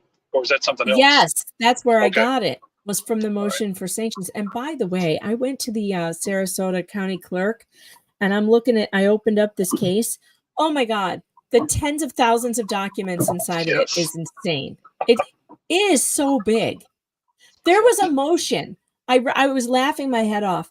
There was a motion that disallowed the plaintiff's lawyers from using the words hitman or bagman. For real. Describe. I don't know. It didn't even say what they were going to describe, what he was describing. They just didn't allow him to use the words hitman or bagman. It was just a one-page motion that the plaintiffs will not use the terms hitman or bagman. It has to be the one that came in and took over everything, Smith. Oh, maybe. But look at this portion of the transcript from the deposition. I love this part. Can you read the screen if I put this up? Can you read? No, I don't know that I can. Well, Here, a little bit. let me make it big. Ah, All right. Can you read that? I can. You can't. Yeah. You can't read it. Yeah, Okay. I can see it. Yeah, I can see it. All right. Well, you read Mr. Hunter and I'll read Mr. Whitney. It's just this short little part. All right. I'll start at the top. All right. We'll take a brief break for you to go grab your computer and continue. She's going to review them in here or there. Objection. No, we're not going for that. Well, We're not going to agree to have her review them outside of our presence. She's going to review them in here. I'm sorry. I'm telling you the way we're going to do it. Again, we object and we'll take it up with the court. We'll stay on the record. There may be some duplication in there. We're still on the record? Yes. And on the record will reflect that counsel and the deponent were out of the room for approximately 55 minutes, according to my timer. And we have received, 3 to 4 inches of paper, including emails between senior leadership, Ms. Green and Steve Pozemski. So this happened in the middle of the deposition they were taking on Friday. Yeah, they were in the middle of the deposition they were taking on Friday. It came out in the deposition that the deponent had not turned over emails related to this situation. And Whitney was like, wait a minute. You know that the judge said anything that had a scintilla of an odor about the IJ, you were to turn over. And she's all, well, I didn't know he meant emails. So, well, you're going to turn them over right now. And that's what happened. That's that exchange. Yeah. They asked her, how long will it take you? She said 10 minutes. How long were they out of the room? 55 minutes? Is it? 55 minutes. 55 Probably have a lot they had to go through. And how does Hunter get away with saying, I'm telling you the way we're going to do it? Yeah, sometimes when during a deposition, if there's some like squabble like that, you call up the judge. A lot of times here, the judge will be on call. You say, hey, we got these issues. Judge knew it was happening. I'm that shocked. The deposition was occurring. So, hey, call him up. He'll make a ruling now. I am shocked that they didn't do that. I'm shocked he let them walk out of that room and be alone in a room for 55 minutes going over emails. They knew damn well they were supposed to turn all of this stuff over and they still didn't do it. This should tell you they are hiding shit. They're still hiding stuff. Yeah. What are they hiding? And I would have almost demanded that the motion for sanctions be heard. Because I know. And it's hard to do that on an emergency basis to give them time to respond. But, because that's something that this is discovery sanctions. Default judgment could be entered against you. Happened to Alex Jones. You have discovery violations. You can have judgment entered against you as a sanction. He's not even hearing the contempt. The sanctions. The motion for sanctions is what this is from. It's over 300 pages. And when is he going to hear it? When's he going to hear that? He'll do it after. He'll do it later. Because it may be that a lot of times with these motions, you have to give them time to respond to it. So. I wonder if it will be televised. I doubt it. Once this is over, it's going to be over. All right. I think he's finished.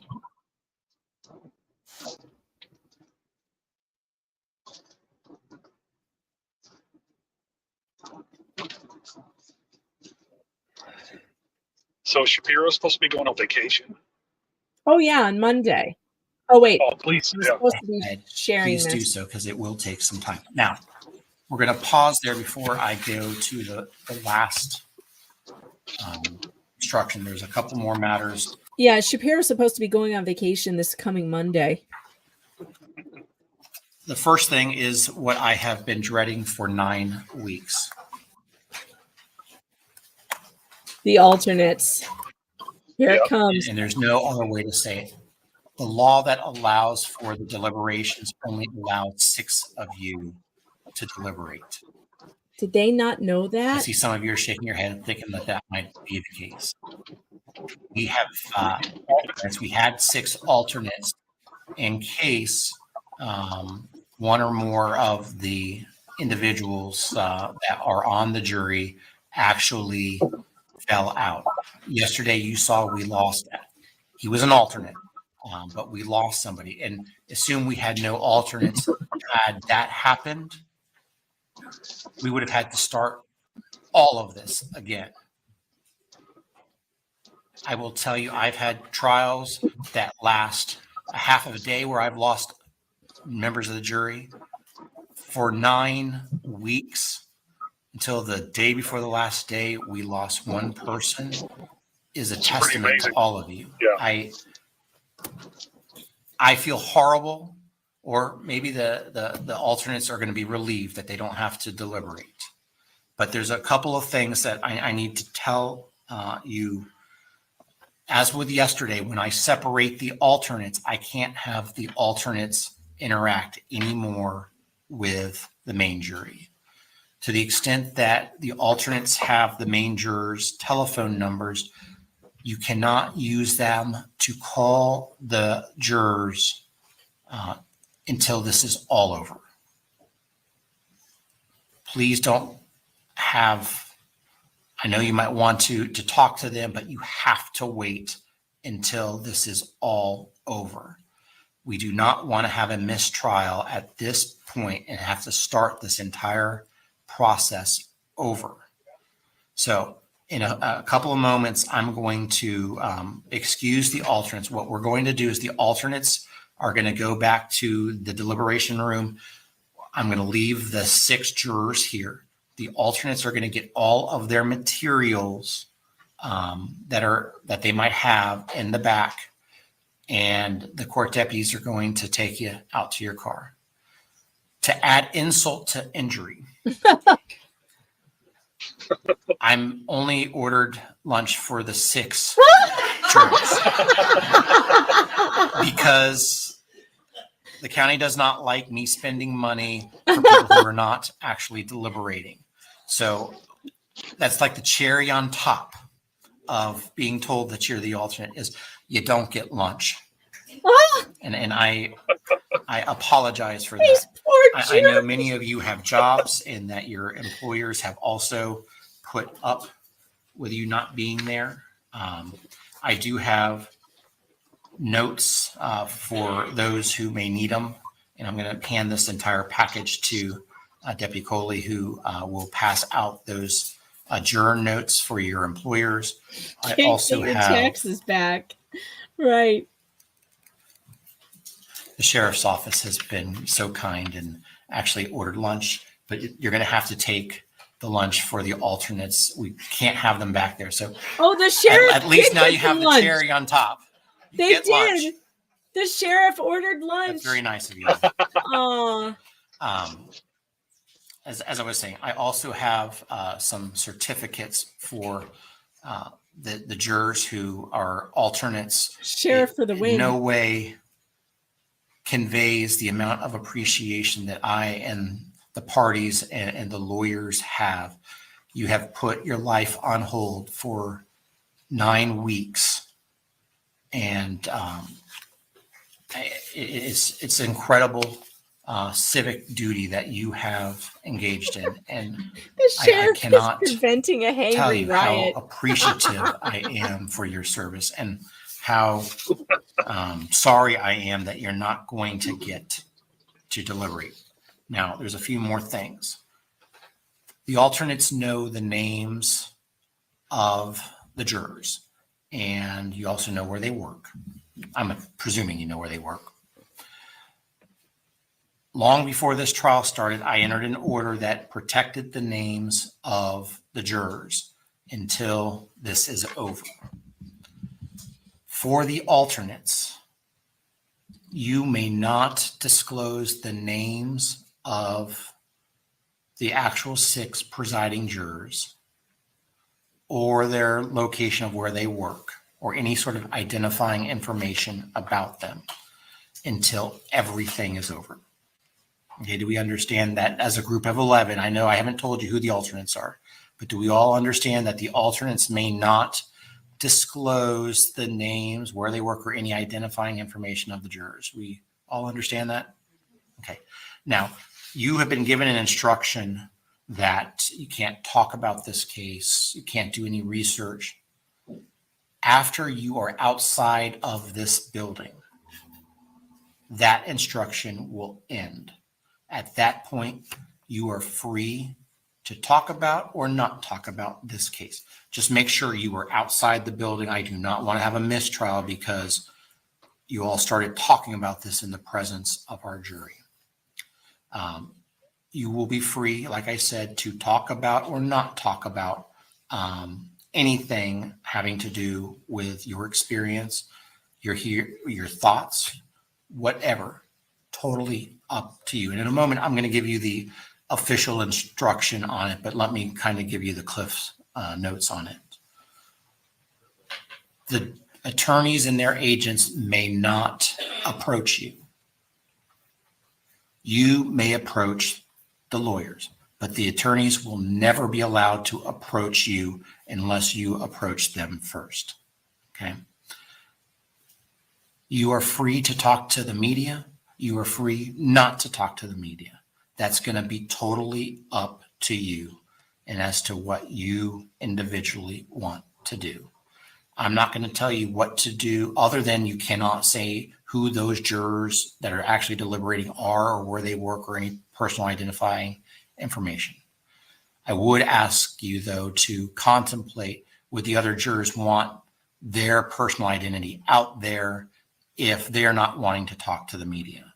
So I just ask you to consider that. If you want to leave your telephone number with Deputy Coley, he can give it to my judicial assistant, and when there is a verdict in this case, we can call you. You are actually free to come back, and when I say sit in the audience, we're actually going to close this courtroom so you won't physically be able to come in the courtroom unless and until the jury is actually in the room. But you're free to do that if you want. If you want to go home, that's fine too. And if you want to go to your favorite watering hole, that's also fine. Just no drinking and driving afterwards. Okay. So I'm going to give you the official discharge because as soon as I read you this, I've got to separate you out from the jury. And again, on behalf of all of the participants and the lawyers, the court staff, the sheriff's office, the clerk's office, thank you. Members of the jury, the alternates, on behalf of the parties, the attorneys, and the people of the state of Florida, I wish to thank you for your time and consideration of this case. I also wish to advise you of some very special privileges enjoyed by jurors, including the alternates. No juror can be required to talk about discussions that occurred in the jury room except by court order. Now, I know the alternates have not done any deliberations, but I'm just going to read you the instruction anyway. For many centuries, our society has relied upon juries for consideration of difficult cases. We have recognized for hundreds of years that a jury's deliberations, discussions, and votes should remain their private affair as long as they wish it. Therefore, the law gives you a unique privilege not to speak about the jury's work. The lawyers and their representatives are not permitted to initiate any communication with you about the trial. However, you may speak to the lawyers or anyone else about the trial, subject to what my instruction was not to disclose the information of the deliberating jurors until this is all over.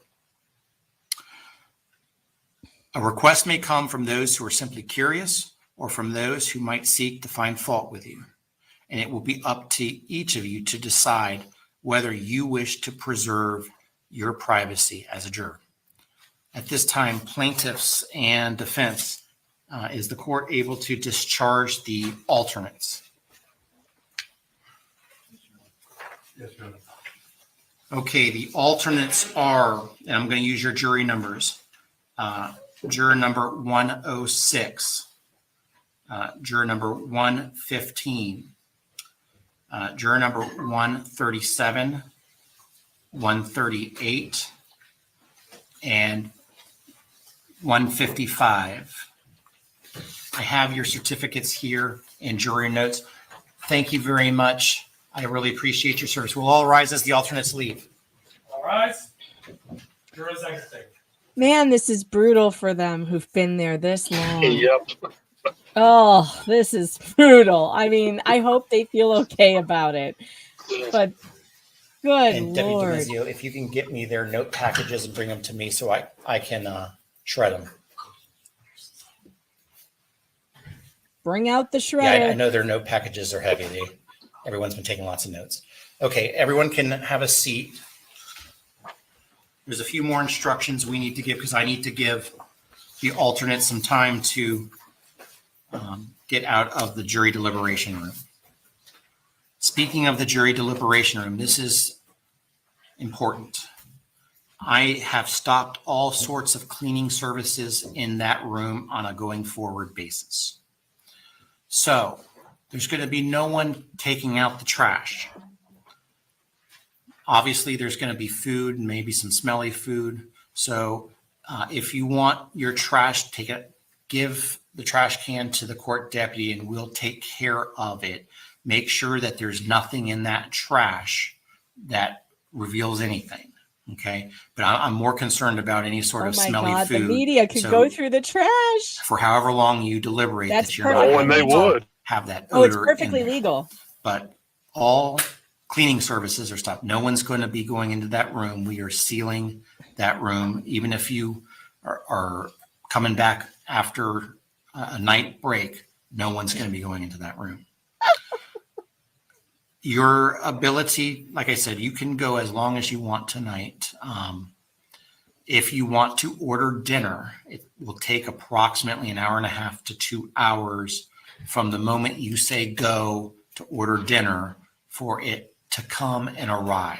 So keep that in mind as you're deliberating. If you're going to want dinner brought in, give court deputies an hour and a half to 2 hour lead time so that they can arrange for that for you. If at some point you want to keep going tonight or call it a day, give us a note and let us know what you were thinking about as far as timing perspective. And like I said, when you send us a note, it's going to take us a little bit of time to get back together. So give us a little bit of a lead time. Like if you say you wanted to end at exactly 6 o'clock and you send us a note at 5:55, I'm not going to be able to get everybody here by 6 o'clock. So give us a little bit of heads up as far as what you want to do.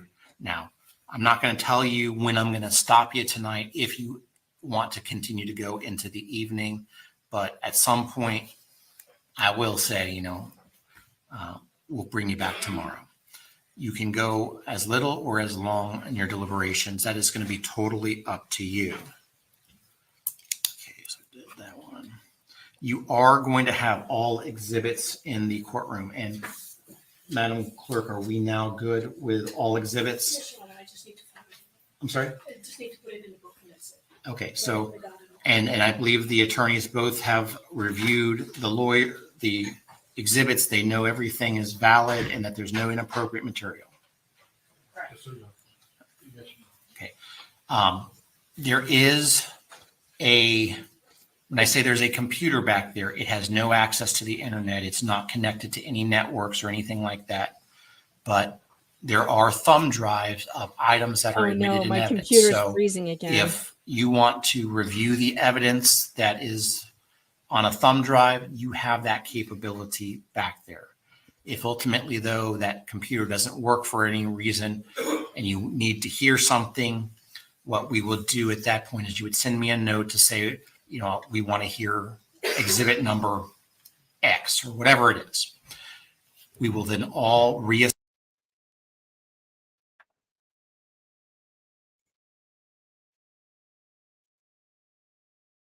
Whoops. All right. Sorry. It's no problem. It's my computer. I'm gonna share it back here again. There, if you want You to didn't miss anything. review an No. audio file, let's say, you can do that. We have He's just telling them about the computer. Yeah, the computer's there. It doesn't work. Don't try it. exhibit All it's for is table of exhibits. contents. And Alex, you have the. It's not connected. And we also have an electronic thumb internet. drive that has that table of contents electronically, so that if you wish to review a table of contents electronically versus in paper, you've got that ability as well. Whatever you want to do, if you want to do that at all. And the lawyers have checked that and made sure that that's the only thing that is on that thumb drive.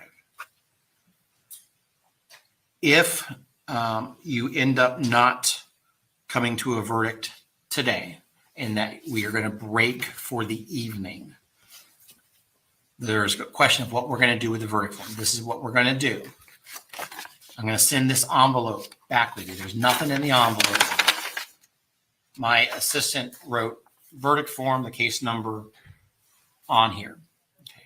What you're going to do is when all 6 of you are standing around, you're going to place the verdict form into this envelope. You're going to seal the envelope, and then you're going to write, I would say, your juror numbers as opposed to your initials. When we bring you into the room, into this courtroom to say goodnight to you, we will then take that verdict form from you. The clerk of court will then place tape over your verdict form, and so that you will be able to see that no one has gone into your verdict form or seen that it's been reviewed in any way, shape, or form. And in the morning, the court deputy will give it back to you with the tape left on it so that you will know for a fact that no one has reviewed that verdict form. Okay. No, they're not stuck in the room all night. They get to go home at night. I've talked about But it's they are going to take a gonna little bit go of time through for dinner. questions. I've talked about trash. Have the alternates Are they gone? vacated the building yet? I'm sorry? We're still waiting on the building. Okay, so it's going to be a couple more minutes because I can't, until they're out of the building, we're not going to do anything. All right. We're waiting for the alternates to leave. And then I imagine the 6 are going to go and start deliberations. Yep. So, okay, And then then. we'll just get probably a ceiling or a clock shot from the court feed. This has been a really long trial, and I feel like I don't know what to do with myself at this point. Like, when this is over, do I just go back to life? I don't know. This is As soon as the alternates clear the building, then I'll let you begin your deliberations. I for sure need to get a new and have computer. that lunch that's been sitting there. I for Well, it sure happened. need it. Mine froze up the other night twice in like 30 minutes. I had to completely reboot the computer Do you on a think there stream. was I was like, we're doing words on StreamYard? stream and something else, and it just completely froze up. I couldn't do I'm anything. starting to think that it's StreamYard, but they are not. They don't admit that, and they just blame it on you and your setup. I mean, and it's not. and I have They plenty have of RAM. no I have help. 16 gigs of RAM, so it's not a memory issue. Hmm. So And are you using StreamYard as well? yeah, I am. Have you talked to them at all? Have you tried to I ask haven't. them? I said I had the words on stream, so they're playing, like word games or whatever in the chat. And I was trying to. I had a couple other things This open. jury begin its And deliberations. just did too much. Okay, members of the jury, this time There they you go. will take your notes with you. Okay, take the court instructions with you. Give the court deputies your cell phones and any type of electronic device with you. And at this time, you may retire to begin your deliberations. We will bring in the evidence and the verdict form. All right. This is it. And I don't think that the judge is going to have anything to do with the lawyers after this. I don't think there's anything to do except dismiss Oh, no, everyone. he just tell them probably have them hang around, be within so many minutes time to get back in case there's a jury question or a verdict. Okay, the jury's out of our presence. If there's a verdict today, I will die, but I don't think that's possible. Madam Clerk, I'm filing the jury instructions as Oh yeah, there are read. the I sanctions. annotated that. Everyone can be seated for just a moment. Before you all leave, please make sure, when I say you all, the attorneys, make sure you leave with the clerk a telephone number that we can reach you. I would ask that before you disperse, kind of wait 15 minutes or so in case there's an immediate question from the jury. Try not to go more than 10 minutes, maybe 15, because I don't want to wait 30 minutes to reassemble. But, I understand we don't have the facilities for you all to hang out here. Couple of other things. If the jury is still deliberating, come back at 6 o'clock and we'll discuss what we're going to do at that point in time. So if you haven't heard us before, make sure you're back at 6 o'clock. Any other issues? Not that kind if you want to. Okay. And one other thing that, I observed the jurors during closing arguments, and I would say that all of the jurors were attentive to both sides. And I will specifically note that juror number 1, for both sides during their arguments, continued his practice of taking copious notes. And there was no change in his body language or demeanor between the plaintiff's arguments and the defense arguments. So with that, we will be in recess Your Honor, pending. just a question. Did you give a verdict form? Did you give them the physical verdict form? Yes, I gave it to the deputy who handed it to them. Just one. Just one. One and only one. And I did the version that I annotated. That was a question 3. So. I understand what you're talking about. Okay. So with that, we will be in recess pending the call of the jury. And I'm going to ask that everyone please depart the courtroom. We are in recess. All right, I put up a new poll. Jury deliberation will take 1 to 2 hours, 3 to 4 hours, 6 to 10 hours, more than 24 hours. So far, 36% of you think it will be between 6 and 10 hours, and it's split between 6 and 10 and more than 24. Very few of you think it will take 1 to 2 or 3 to 4. I agree with the chat. I think we're looking at more than 24. Even if they decide plaintiff right now and they're all in agreement, the They've got damage to come up with numbers. are going to take a long time. Yeah. Right? Yep. Yeah. It's a lot of zeros to write. Hopefully. Maya, I hope that Maya and Jack and Kyle at least feel relieved that this is finally over. You can see Jack hugging one of the attorneys, and Maya, and I think they just have to feel a lot of relief right now that they've finally gotten through it. They do not have to sit through this anymore. Only time they're going to have to be back in this courtroom now is for the verdict, which of course is nerve-wracking. It's always nerve-wracking. We think that this is going one way, but we could be totally wrong. Oh yeah, I mean they could come back for the hospital. Just never know. No, you don't know. You do not know. And I just hope that Maya can move on and her family can move on from this. The one thing that bothers me about it is that I do sometimes wish they had taken a settlement for their own good. I feel like not taking the settlement was for everybody else. They did it because they wanted us to know about this. They didn't settle because they wanted the public to see what Johns Hopkins did. And they took but a did really Johns Hopkins big really risk. come to the table to settle? Did they really make it? Well, supposedly they did. I don't know what the offer was, and I don't know if it was any good. But I know that in the documentary, Maya and he said, "I'm not settling. I can't. We can't let them get away with this because if you settle, it goes under the rug, and nobody finds out, and then you have to sign confidentiality agreements, and you can't talk about it, and you can't let the public know what happened." And so they took the risk that they would not see money from this case for years as it goes through appeals after appeal after appeal, all the way we know it's going to the Supreme Court. Eventually, This is because it's new case law. It's going to be new case law. Either we're going to make new precedent here in some way. Yeah.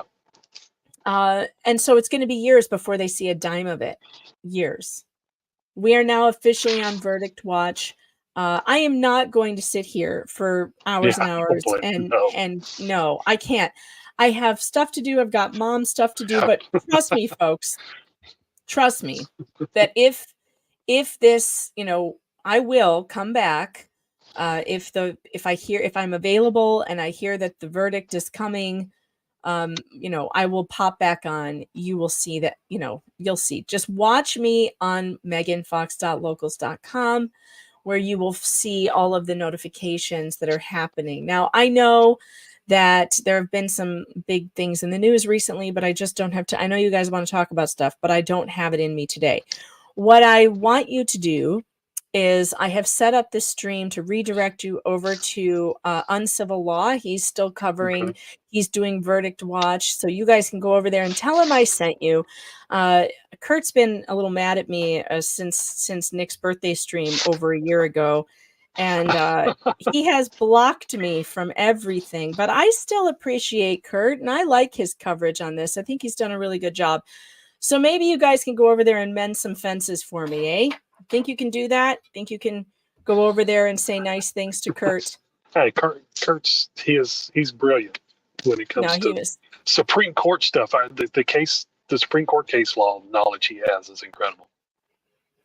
Oh, is he done already? He wasn't done when I said. Oh shoot! Well, then I have to redirect you. Who else is doing this? Is anybody doing it? Or probably? Yeah, he's gone already. I mean, Recovery Addict was done, but he's probably not going to. He's still on, but he probably won't. No, he quit too. All right, guys, I'm sorry. Apparently, there's nobody for me to send you to. Yeah, not for this. Is MLS Law Show and MO's still going on the Jodi Arias rewatch? Oh well, we can send you over there. Whose channel is she? Yeah, they on? do that on Tuesdays and Saturdays. What channel is that?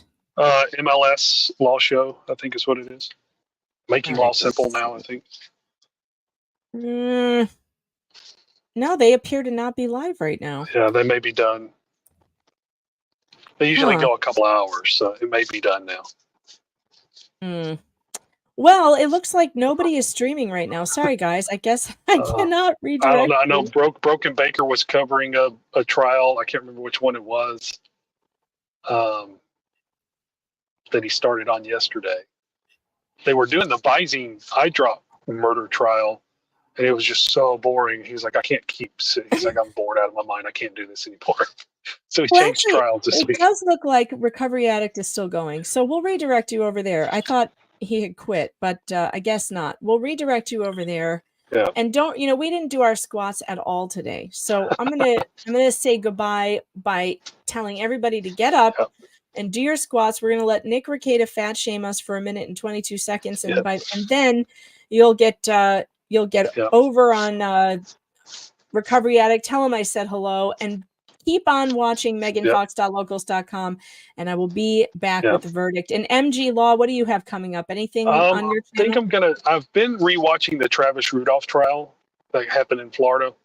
It was really self-defense. It was really good, but I think I'm going to start the Michael Mattioli trial, where he was an off-duty cop who's had a party at his house and put a chokehold on one of his friends for like 11 minutes, and the guy ended up passing away. He's been charged with reckless homicide, and that started. Jury selection was yesterday, so I can't cover him live, obviously, because I have a day job.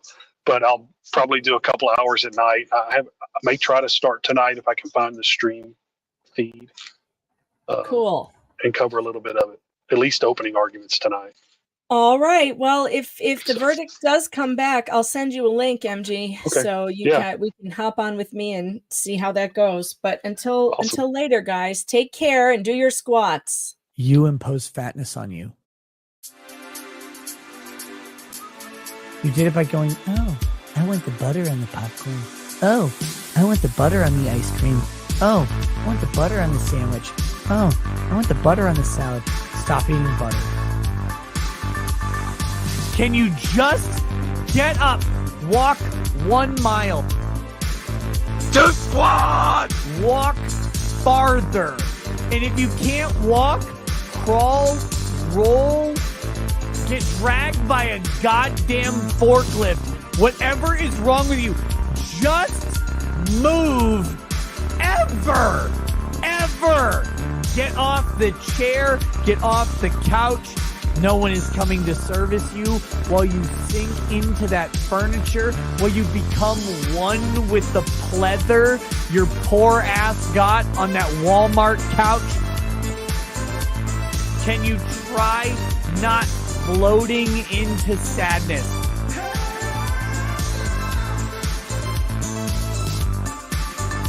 Stop eating, stop drinking, start walking, start doing anything that you haven't been doing, you fat piece of shit.